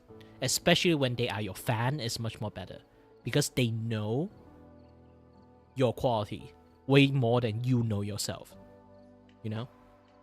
Because like how to make a comedy seems natural. Some people are natural at doing that, but there are lots of like good stuff that come out as a content is like by the nature of that person's, not because he spent time sitting there, observe how other people does it, and then they create a skit out of it, find like the right timing to do it. Sometimes it does work, sometimes, most of the time it doesn't work. It's just the nature of being yourself is the most important things. But when I'm being myself, I really lack the self-awareness to know what part of my stream or what part of what I do is the highlight for my audience. The more you see, the more you will get it. The way I kind of like explain this. And speaking about night owl, you should go to sleep. It's very late night for you. I know I don't really have a lot of audience at this point, but I'll just power through my work and stuff.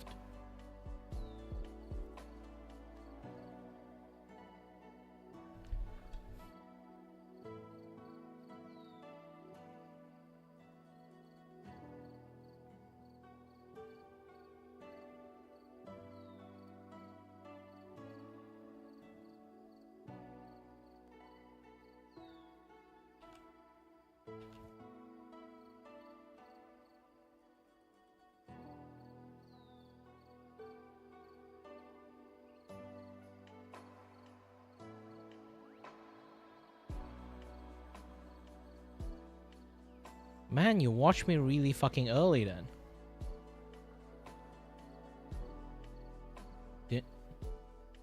I hate to say this, like, don't you have a life? If you don't, my condolence.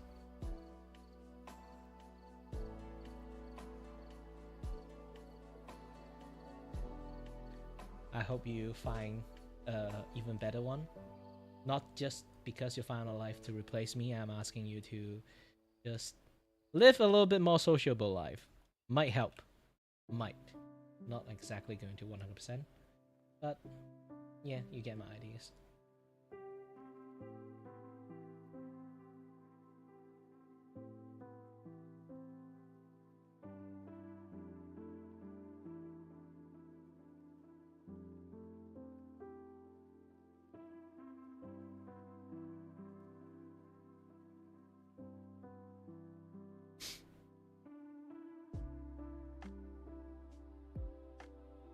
Hmm.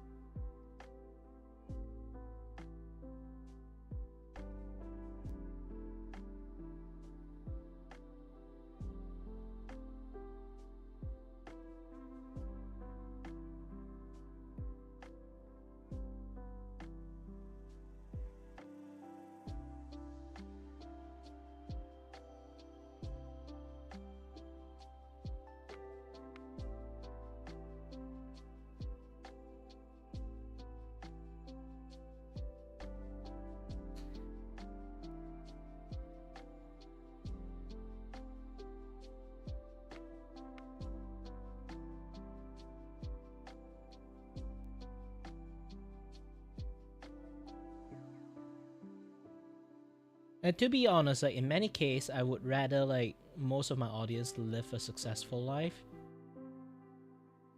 rather than you know, like waste most of the time to watch me and stuff. But yeah,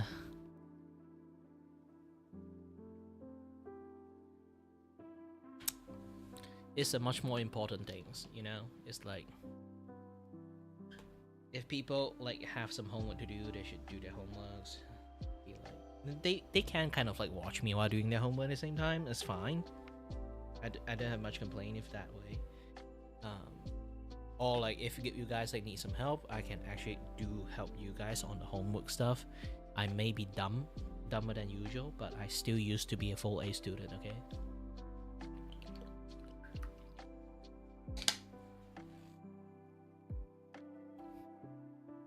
Maybe not math. Used to be good at math, just not anymore, sadly.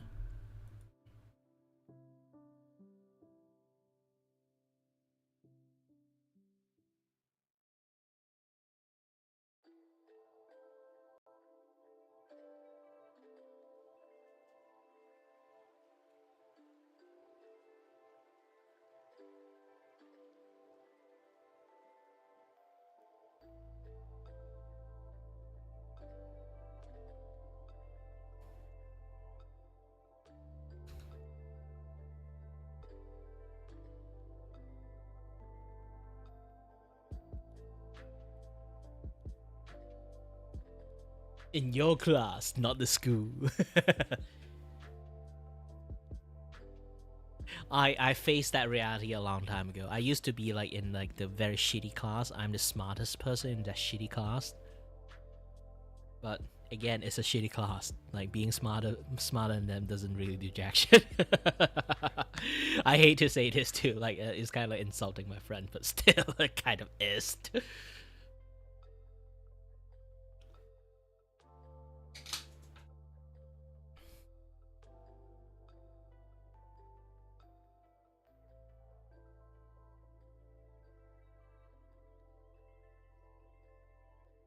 If you say like you are in the elite class and then like you have a, and then you are the top student there, then yeah.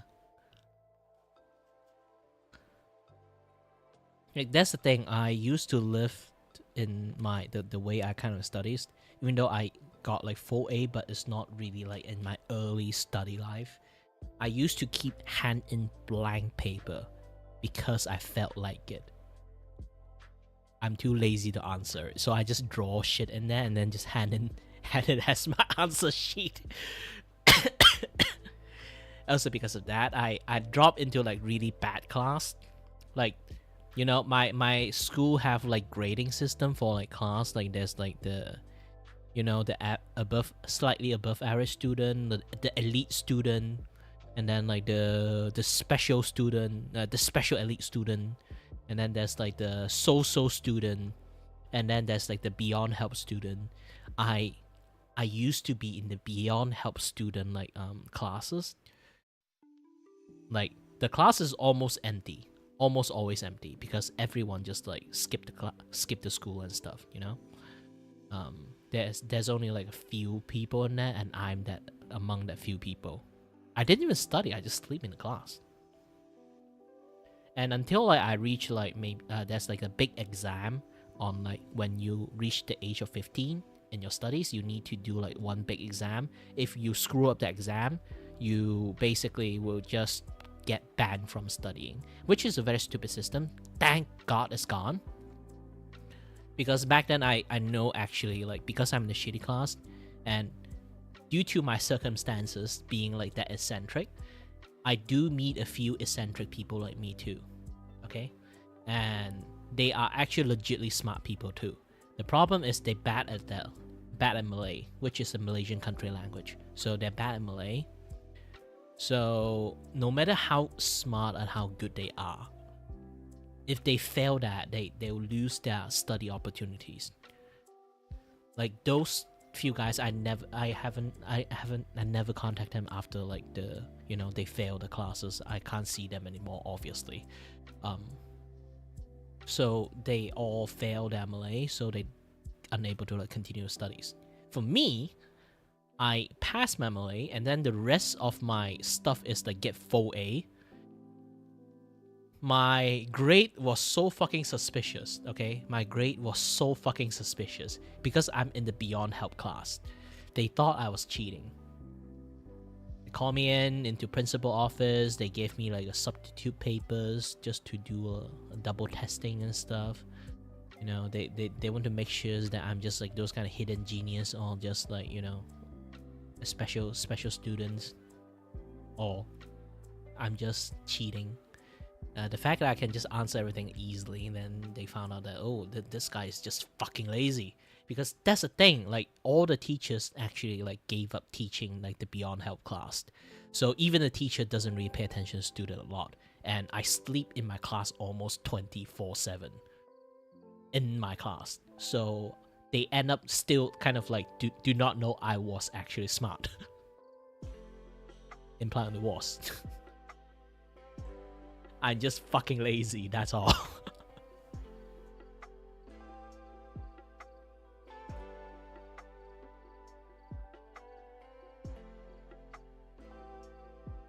So when they reach that point, they'll be like, you know what, we just admit you to like the, you know, above average like class. So I land into the IT account class, like special subject. Like that's like the normal subject we call the art stream class. Is like you study business or study art. And then there's like the special class is like study accounting, study additional math, like those kinds of class. And then there's like the special elite class that is called science stream. You instead of study general science, you will be study physics, chemistry, and like biology, those kind of things. So like we separate it that way. So I'm in the accounting class, but originally I was supposed to be be in the science stream class, but still again I'm too sus. My school is a little bit racist too, so yeah, sus. So I kind of like, you know, got put into accounting class. It's still a good class, but I'm too fucking like I'm too like fucking lazy. I can choose two different type of accounting class. One is an accounting with additional math as a subject, and another accounting class is like accounting but with computer as a subject. So I choose like the computers and the accounting classes, so I can play the computers. So I can just play with the computers. I always bring like a flash drive with lots of games in it. While they're teaching like computer classes, I just plug in the game and stealthily like have headphone in one of my ears, because like you kind of like facing them like sideways, so they don't really see your right side of the face. Obviously is facing behind the class. Your left side is facing in front of class. So I put my headphone on the right side of my ears and then play games that way. So yeah.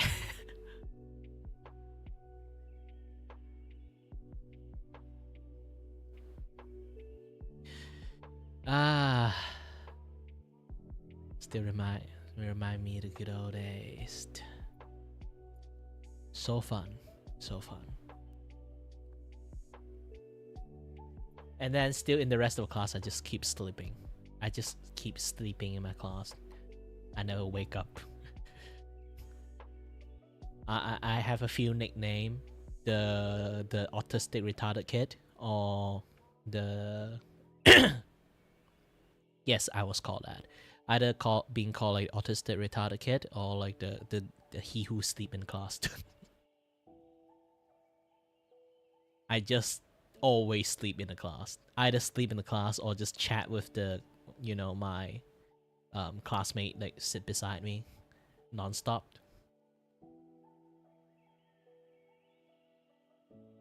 Technically, I didn't even talk that much around the time, but in my memory, I talk a lot.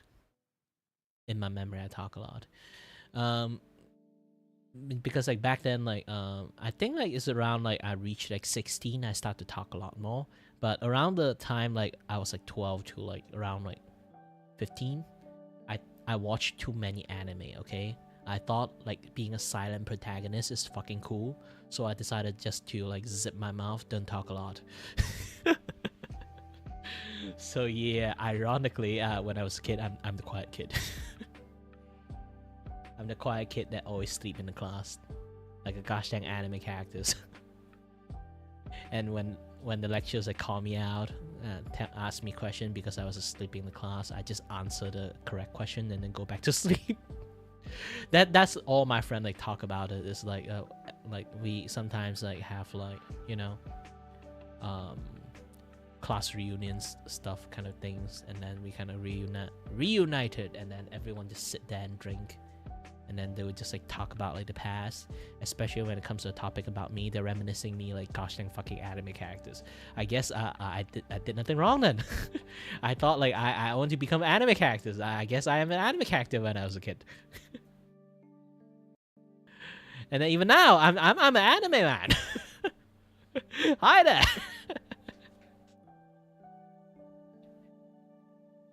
I haven't disappointed myself, I guess.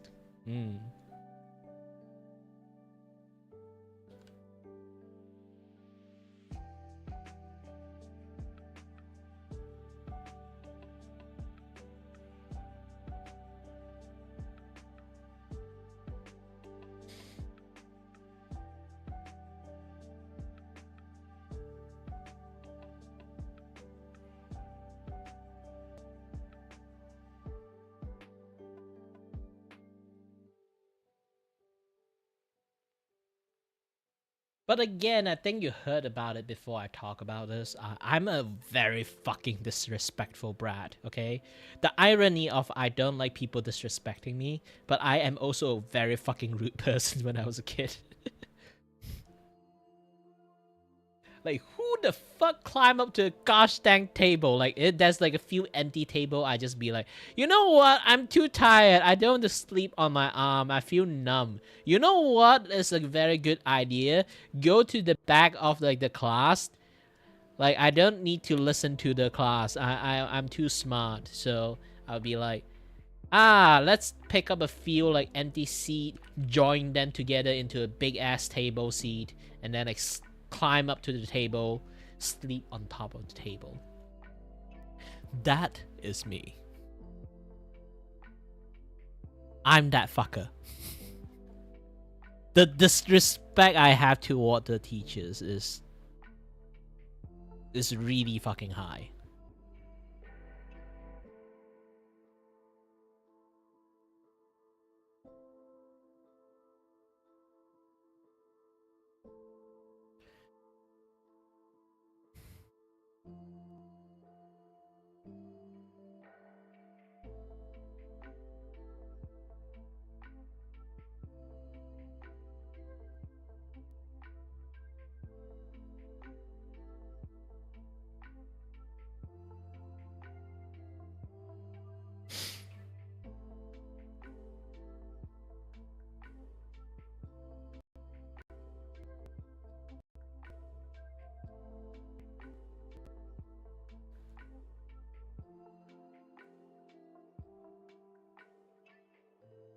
To be honest, I really felt sorry for the poor sob that have to deal with me when I was a kid.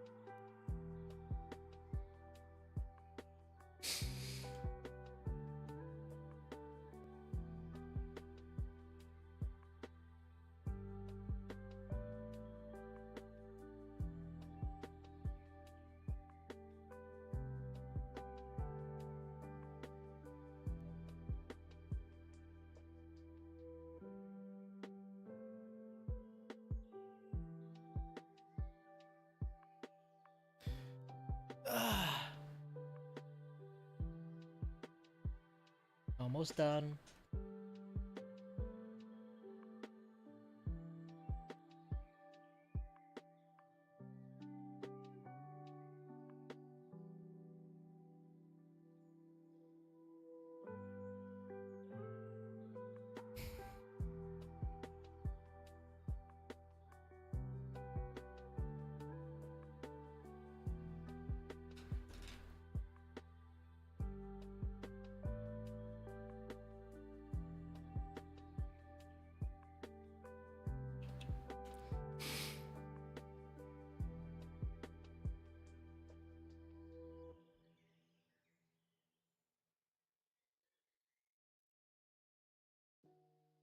Oops.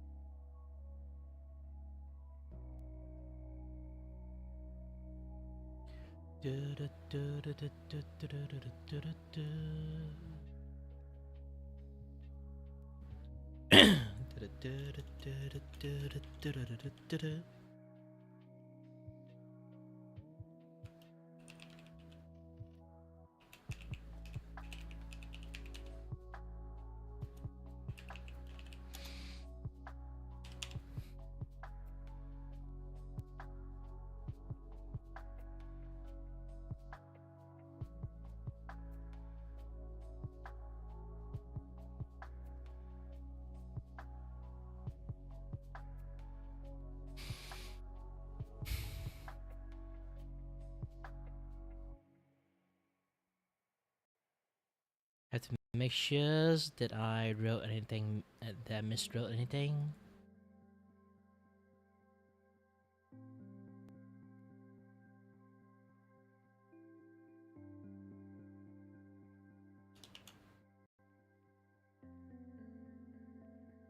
Okay. Boo.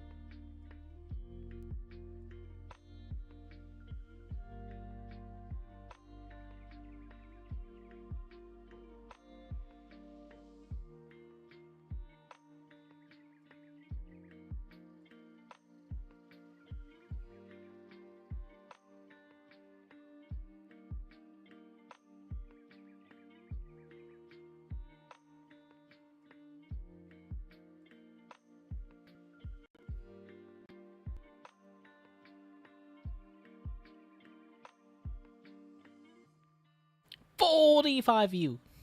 No people watch it. It's a fucking cursed.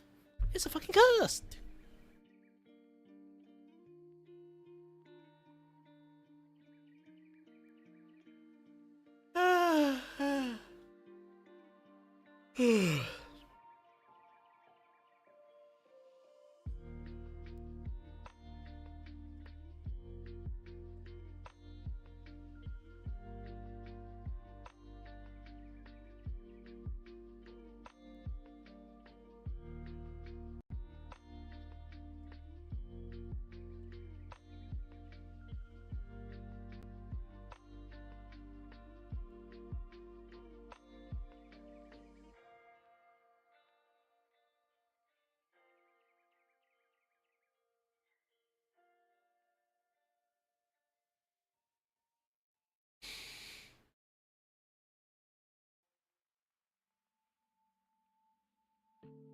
Ooh, I'm so tired.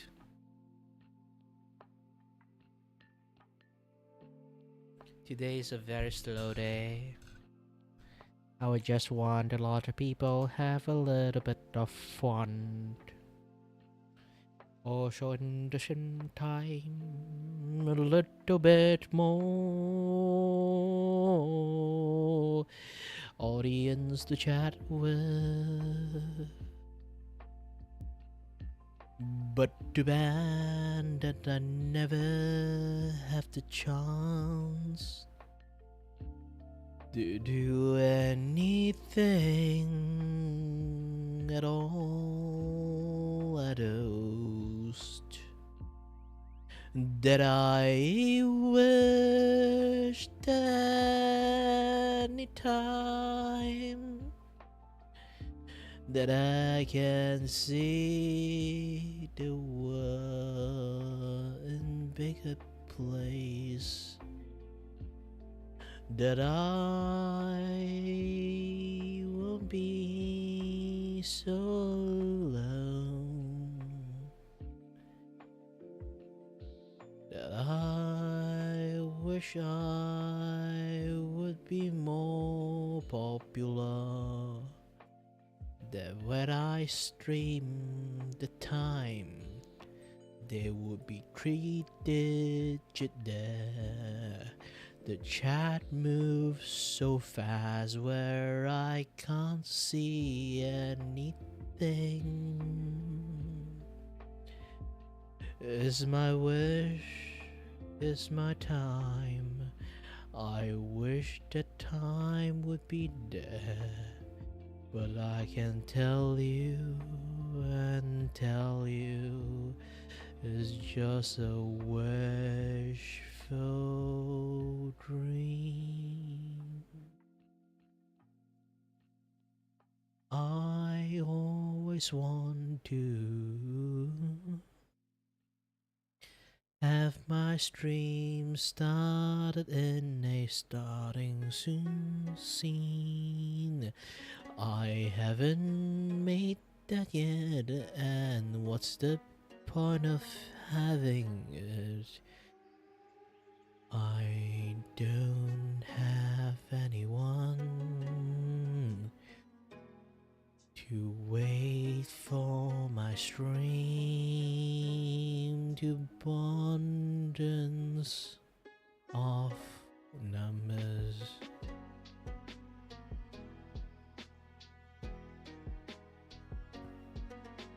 I'm a greedy man. I'm a very, very greedy man. One audience is not enough. I need 2. 2 audiences is not enough. I need 10. 10 audience is not enough. I need 500. 500 is not enough. And I'll choose 1,000,000. Greed is my weakness. I feeling alone. I guess my life is now due to my karma. Waiting almost alone, sitting here singing a sad song about loneliness.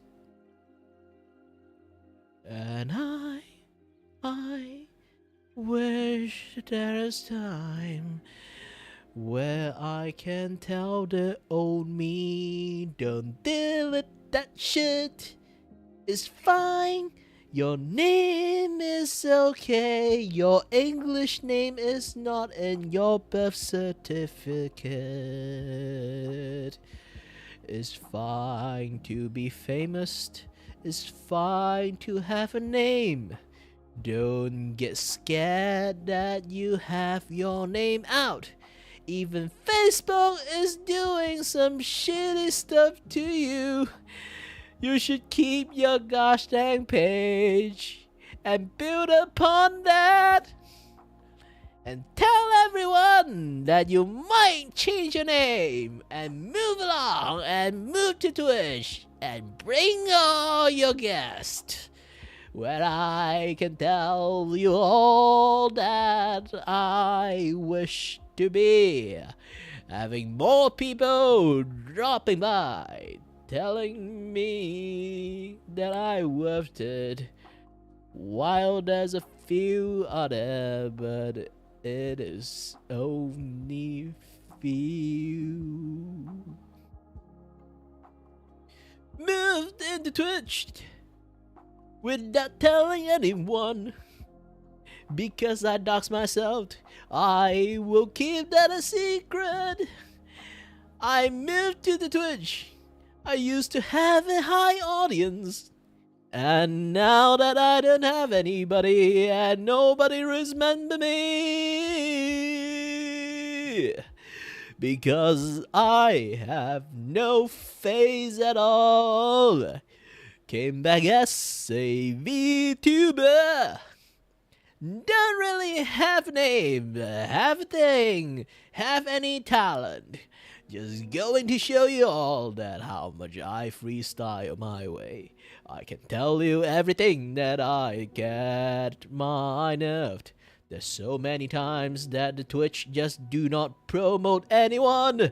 I can tell you how much that I wish that sometimes I would say that I wished a lot that I didn't delete my Facebook and all. And I don't have to do that when I'm not really scared, because I have my name and I stream with like a high audience. Having 2,000 and having 3,000, and next time you know you have 20,000 views, and that many people and looking at you doing dumb shit, you kind of get embarrassing and a little bit afraid of your life. You have your fucking address on your Facebook, fucking friend list on your Facebook, fucking family list on your Facebook. Getting famous in there is not a very good thing. You delete your page, it sounds very justified. But now you think about it, you would learn one thing, that you are a fucking idiot. You should at least let them know that you are moving to Twitch, because they only help anybody already been established there. You are essentially a nobody. Nobody would cares about you because you are going there as a new face, coming in with a different name, a different ID, a different face. Come to tell them you're overnight, and come and say, we play some games. Took me 3 years. Took me more than 3 years. Looking closely back then, I'm slowly growing out.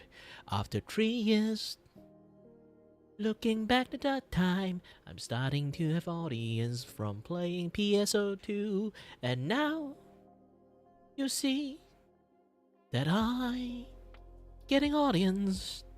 Having a little bit of 20 people, sometimes 40 people, for a Twitch streamers coming from nowhere. It actually is something really big for me. A lot of people chat with me how to play any class. I will teach them how to be a very good PSO2 players, not NGS. Ooh. What's that? Ooh. Oh no. Why everyone is not coming out from their home? Why everyone is coughing so deadly? Oh shit, some very bad illness come out, and everyone is starting to lock themselves inside their home. And hey, do you know where all these things coming from? Apparently some things that happen in the China place, and then everyone starting to hate lots of Asian people long as you remotely look like one. You will Yeah, remote. Long as you look a little bit like one, you get shit on. And your boy is actually, sadly, is a Chinese. But I'm not those Chinese, I'm a Malaysian Chinese. I speak in a very different language, not even Chinese understand. It's really actually sometimes a little bit funny about that. But still, the irony! Everybody, immediately target me. And all my chat in there is really heinous, telling me to go eat my dog shit and go back to China. And everything and all the insult is coming inside there. So ugly that I do not know how to deal with it. Back then, shoot mode in Twitch doesn't really exist. I'm already have to deal with so many bullshit in the school because they have no idea how to do any online class. So stressful. So stressful. I have no idea how to deal with everything. All I can tell you one thing. That is actually irony. I went on hiatus and used my 3D knowledge and made my VTuber model. Spend a little bit time, create Mark 1, Mark 2, Mark 3, Mark 4, and Mark 5. They all failed because I have no idea how Live 2D works, and then I decided to have a epitome on the art. I decided to draw my hair in a lumpy way, so you can see now it's spiky and very colorful. And with that as a knowledge, I managed to make my VTuber model, and now I restarting and came back as a VTubers, restarting again. While I already have some audience, but I changed my name and everything and do a big rebrand without telling anyone again. I'm doing bullshit again, and now I have nobody's here to watch me again.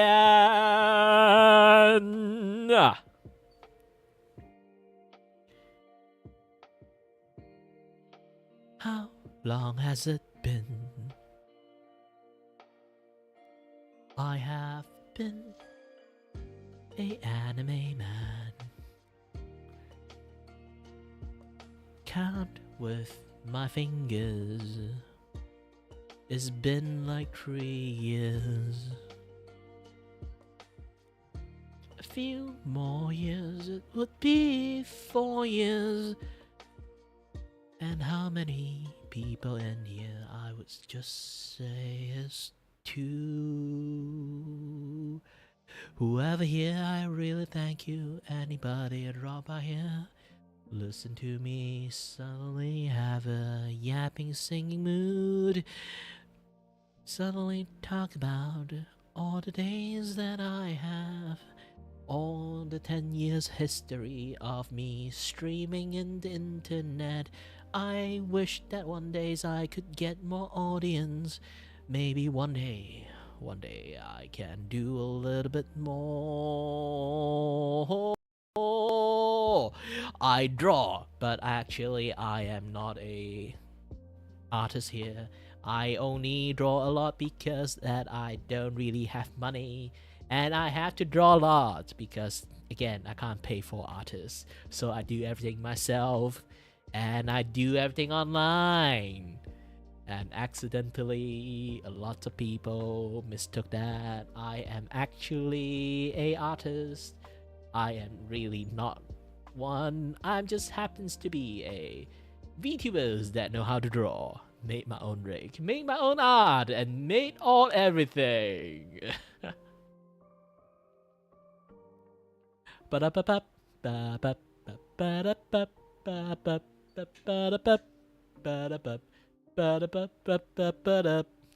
here to tell that what kind of content I want to do is generally just sitting here and have fun chatting with you guys, playing some games. Who knows what games that I can play with everyone. I used to do a lot of community game, and as the fucko decided to mess up with the entire thing, I feel so dangerous sometimes. weird guys can happen in the internet. So I'm not actually doing a lot in the internet community things, because last time I have a really dangerous situations almost got me banned. So no more community stuff, sadly. I would wish sometimes I can be a little bit more trusting. I have so many kids watching me in my streams. I do not know I should actually interact with anyone. I'm a 30 years old man. I should not have in the first place. So I figured out that I'd be like, I guess I'll just be alone. Yeah, that's the most of the things that I can tell you what, because I will always almost be alone. Every friend of mine is in overseas, and not a single one really is in the sea zone. Because this thing, I'm a very Western man in Malaysia. I talk a lot of English and sometimes a little bit thinking different. When it comes to a lot of Malaysians, they are quite keep it to themselves when I'm being very vulgar and not really gently. I might be a little bit offensive when the thing I said, especially this is a Muslim country, sometimes I can't say such stuff. But for me, I don't give a shit because I'm Malaysian Chinese.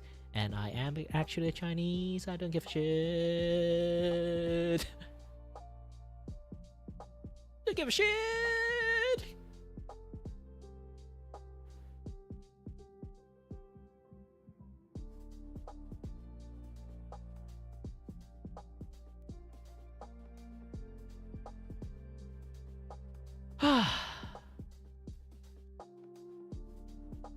I don't know why I suddenly got singing mood. Now it's gone. Maybe it's because I just realized that it's kind of like 5 and then I'm actually really hungry. Good Kings, you should go to sleep. It's late night for you. By the way, I will be going to eat. I'm not going to end the stream. It's more like just going to give it a pause because like Mute Midori did like commission me to draw something. I should finish that drawing. I'll be back. At least to finish that drawing. Today I'll be like just drawing 2 drawing, I guess. Anyway, thank you very much for watching, and as always, guys, I'll be back soon.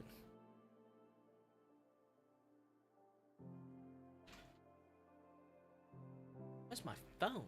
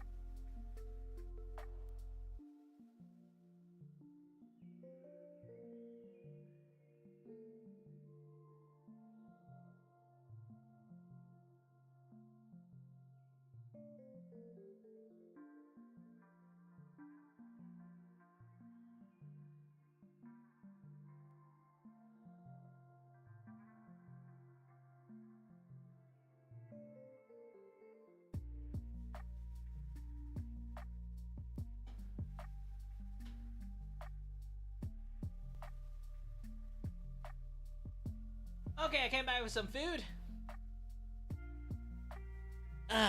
Nasi lemak.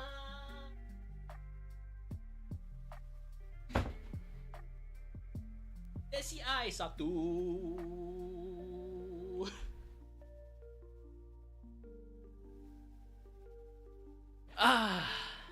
If you guys didn't know about the song, like it's really fucking hilarious.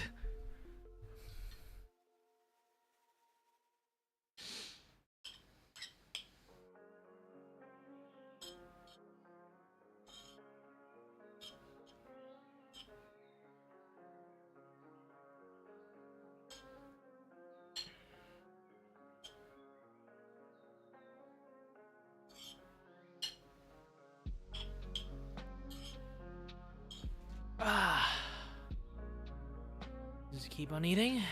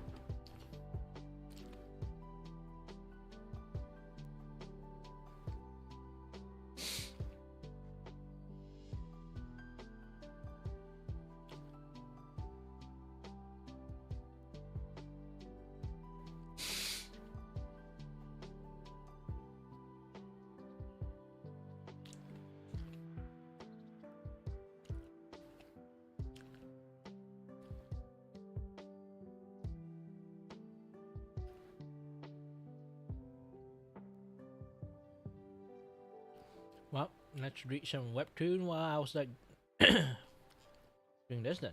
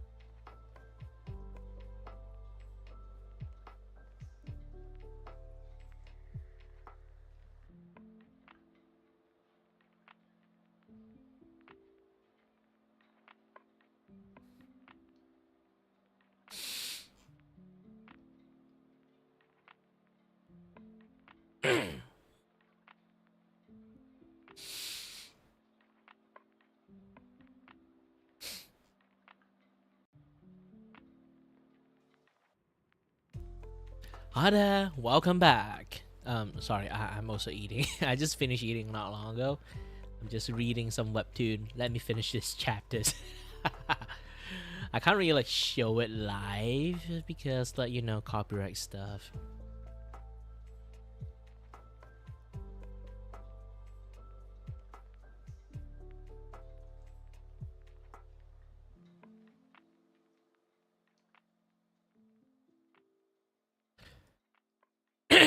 I will at least have to finish like one more drawing, so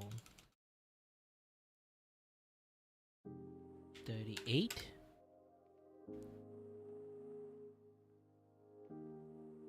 Going to take some time for me to recoup back the energy I have.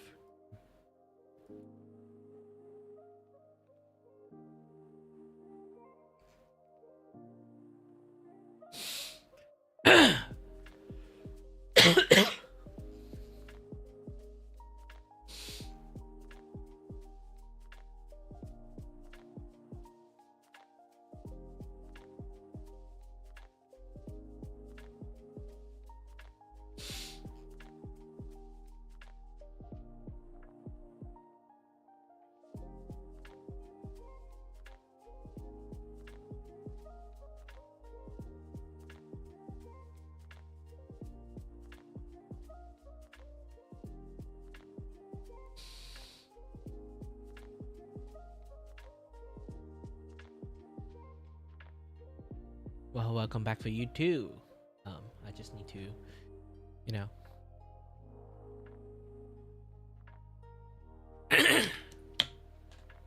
Man, like I eat some spicy stuff and then I'm like throat is like chock full of like saliva and then like not saliva, you know, like you eat spicy stuff you get you have to clear throat a lot just because of that.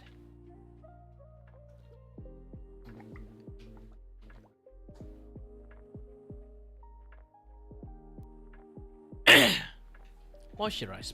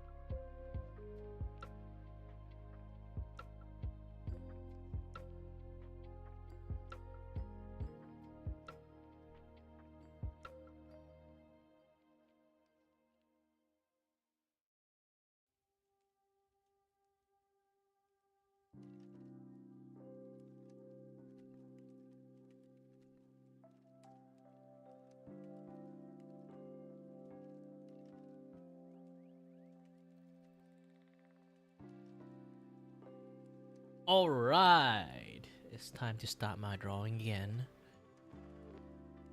Sorry for bothering. Sorry for the break that I took. Not exactly sorry, but still, I should say sorry for this. Who knows? Who knows? Some people might get annoyed that I just don't do jack shit, you know?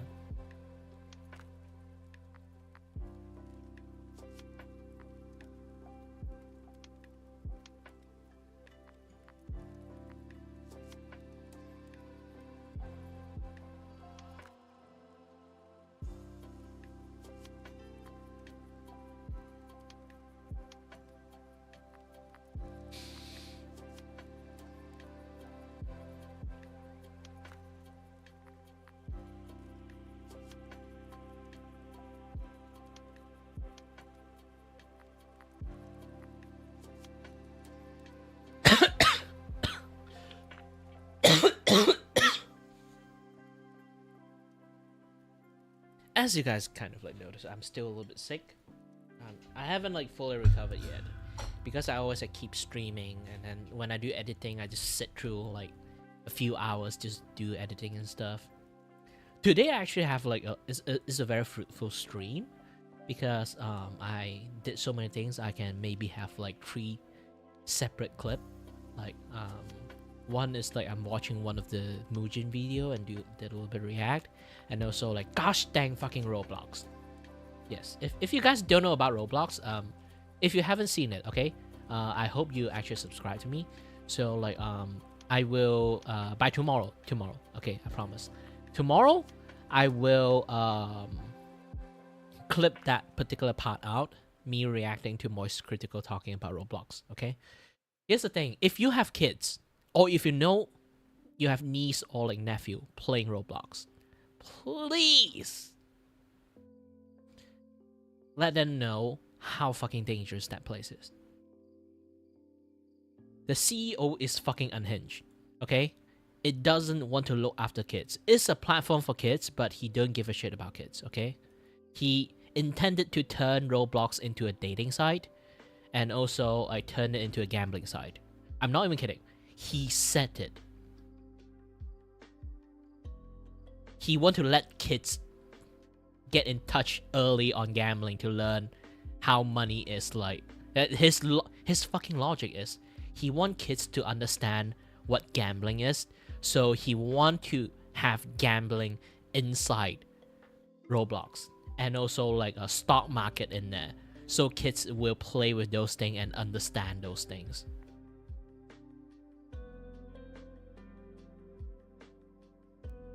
If you think about, if you hear about this and then your immediate reaction is that is fucked up. Yes. Yes, it is. Yes, it is.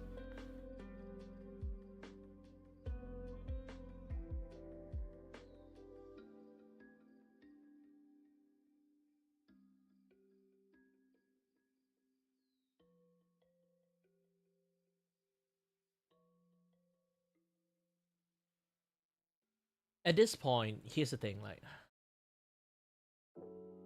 if anyone somehow know any relationship with the fucking CEO of Roblox, okay? Us, like try to dig some dirt out from him, okay? That guy is fucking suspicious. Like, at least, like, call, like if anyone know anything about the Roblox CEO, okay? Have some dirt on him. Just let FBI know something about him. That guy is fucking suspicious.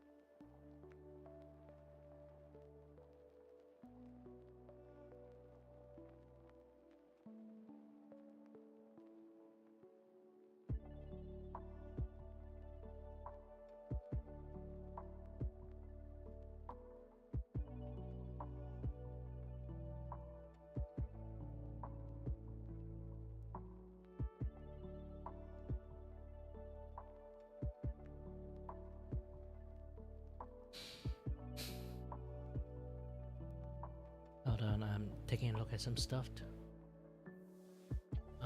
Should be able to help me a little bit.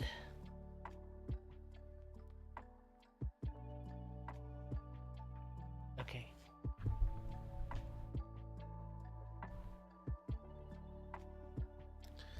Let's take a look into his.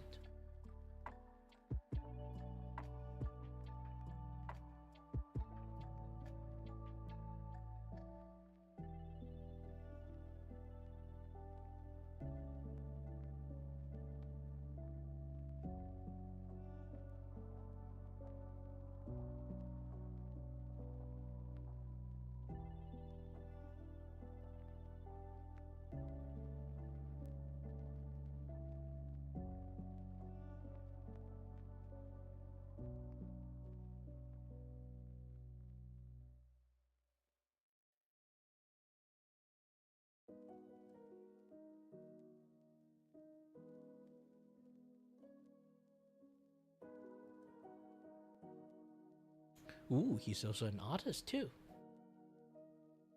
Alright, alright, alright.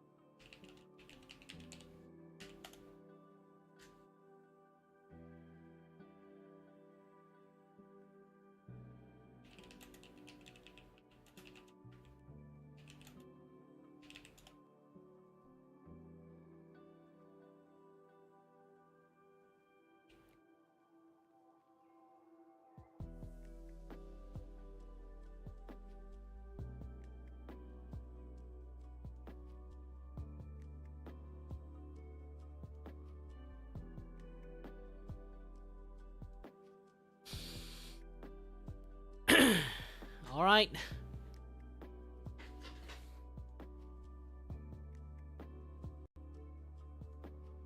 Oh, it's late night. I really want to take a break. I guess it's be just like doing drawing and then be calling this a day. Either way, thank you very much for watching, guys. And as always, stay healthy, stay safe. Until next time, stay tuned on the next stream. Alright then, bye bye.